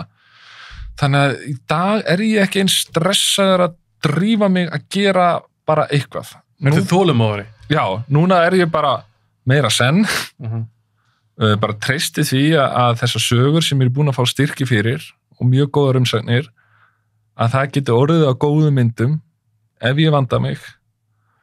Og auðvitað veist aldrei hvað slæri í gegn eða hvað flýgur og hvað ekki, en grunnvinnan er náttúrulega handritið og ég er ánægð með það og eins og segja, ef þú fær styrk þá er það allan einhvers konar stimpill á að þetta sé ok. Já. Og svo bara er ég bjartsýnn á að það gerist eitthvað og ef það gerist ekki þá bara held ég áfram sko. Ég elskar þetta attitude. Já, þetta er svona kannski, já, ég veit til dæmis, ég var að kenna handritagerð í menntaskólanum Ísafirði í vetur. Og þar veit ég til dæmis, einn nemandinn, hann hlustar á þennan þátt. Geggjað, sjátt á hann. Já, nákvæmlega. Og þá fór ég að pæla, já, þá eru örugglega fleiri svona ungir. Og bara, þú veist, ungt fólk sem langar að gera mynd, en einhvern veginn veit ekki hvernig á að fóta sig og hvar það á að byrja eða er að fá nei frá kvikmyndamiðstöð eitthvað, sem er bara name of the game. Það byrjar alltaf að fá nei. Já, algjörlega. Að þú veist, þetta er eina attitútið. Það er bara bjartsýni. Að þú veist, þú lendir alltaf í einhverju klandri, sko. Og þá bara tekstu á við það, en þú getur aldrei, sko, unnið öll, eða þú veist, einhvern veginn séð fyrir öll vandamálin og fyrirbyggt þau og svo eru bara, ferli bara smúð. Nei, menn, Baldur Zeta, hann lýsti kvikmyndagerð, í raun á þá leið að þetta væri bara, þú er bara alltaf að leysa vandamál. Já, þú ert að bregðast við allan daginn. Bara alltaf. Já, það er svo skrítið maður, sko. Ég verð samt að segja, bara í lokinu, því ég verð bara frá, þú veist, hún er 11:30. Shit, hvað hérna... Við erum bara að spjalla í, sko, 3:30. Nei. Þannig ég verð bara, en í lokinu, ég þarf bara að fara heim og svo. Já. Í lokinu, Watchmen. Já. Ég er ekki með að gleyma því. Já, ok. Og ég sagði því, við ætlum að tala um hana. Já. Bara alveg í lokinu. Já. Af hverju finnst þú svona góð? Ég verð bara að fá að vita, að hann veist hún bara nær mér, hún er pólitísk, hún er að pota í, þú veist, utanríkisstefnu Bandaríkjanna, þennan kólunisma, hún er að pota í svo margt sem er að svona imperial þjóðfélagi,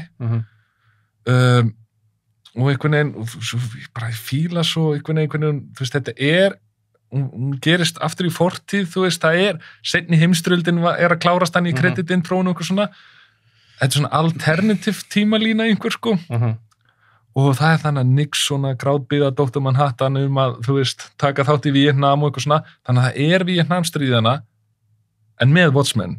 Já. Og það er einhvern veginn, þú veist, ég held að sé eitthvað svoleiðis, en síðan finnst mér nú bara svo dáleiðandi, ég geti sett hann á mute og horta á hana, sko.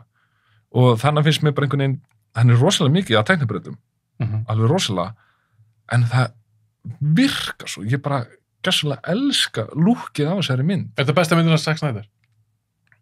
Já. Nei, ég er samanlega. Já, ég er samanlega. Já, jú, þetta var kikk að segja 300 í bíó, mér fannst það geðveikt. Hún eldist ekki vel. Nei, það er nefnilega mál, hún eldist ekki eins vel, en Watchmen finnst mér eldast bara ógeðslega vel. Og Tommy Valgeir spurði mig einhvern tímann að í director's cut eða bíócuttið. Og ég er svona, ég veit ekki, ég get horta bæði, að því að þú veist, bíócuttið, það bæti við geggjum director's cut bæti við geggjum senum, en það eru ekki endilega nöðsilegar. Nei. Það er stundu þannig, með director's cut. Já, það er hérna, sími minni líka verður hann hringið. En já, þetta er, ég er búin að horfa hana, ég veit ekki hvað oft, sko. Hvað er þessi serið, svo stána? Já, mér finnst hún byrja mjög vel, en svo fannst mér aðeins hallundu fæti. Þú veist ekki satt með það? Ég horfði á alla, sko. Já.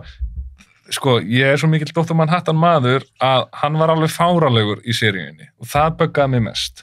Já, fannst það? Veist það hvað leiti? Það getur eiginlega enginn skrifað nema svona háklassa filósófir eins og Alan Moore. Þeir voru Já, þú meina það? Handriðsöfundinni er ekki bara nógu djúpt þengjandi og klárir sko heimspekilega til að skrifa heimspekilegan karakter eins og Dr. Manhattan. Topp handriðsöfundar er að búa bara til karaktera og narratífu og heim og allt það. En Alan Moore er mjög vel gefin maður, mjög vel lesin, en það, ég meina, sér bara við fór Vendetta. Þú sér hvað mikill broddur í henni pólitískt. Og og já, það er bara hver einasta lína líka við Dr. Manhattan í Watchmen, sko, er góð, sko, eða svona... Ég í Moore útgáfinni. Já. Svona bara heimspekilegar pælingar og tilvistalegar og eitthvað svona, þetta er svo ógeðslega nett. Geðveikur karakter líka. Já, og hann er sko í sleimastu, ég veit ekki hvort þú mannst eftir því að þá eru gaurarnir þeirra að slæja fiskinn, þá eru þeirra ímyndað sér hver myndi vinna í slag, Superman versus þessi eða Thor versus hinn og svona, og það er svo fyndið, þetta er skrifað náttúrulega árið 2010 eða eitthvað, og svo mörgum árið seinna koma Avengers-myndina þar sem allar svo ofurýttur fara að slást. En það var allan já, því ég var alltaf ímyndað með þetta þegar ég var lítill. Ætli Hulk myndi vinna Superman, bara ef hann brjálast. Alveg. Ég held samt að Superman myndi vinna. Já, Superman myndi alltaf vinna, sko. En Dr. Manhattan myndi vinna Superman í slag. Það hann myndi bara lesa hann upp. Já. Hann myndi ekki berjast við það. Nei. Hann þyrfti ekki að berjast við það. Nei, hann bara breyti tímanum með eitthvað. Það er bara að lesa hann upp, bara frumyndir. Bara hugsa hann sem atóm, sko. Já, þá hann bara búið. Já, og þú veist, og þetta finnst mér eitthvað svo geggjað. Og já, ég veit ekki, ég held að Dr. Manhattan sé risa ástæð fyrir því að ég elska Watchmen. En bara allt lúki á henni, politist kick, þú veist, svona sumi gaggrinumar hefur sjálfur á, þú veist, heimsvaldastennur og svona, já, elska þessa mynd, sko. Þú elskar þessa mynd? Já. Ef ekki bara að slúta þessu? Jó, þá verður bara að koma aftur ef við ætlum að fara í eitthvað, sko. Þú kemur pottið aftur. Þetta var hrikalega skemmtilegt. Já. Ég er bara að þakka kærlega fyrir að komið. Já, takk fyrir það.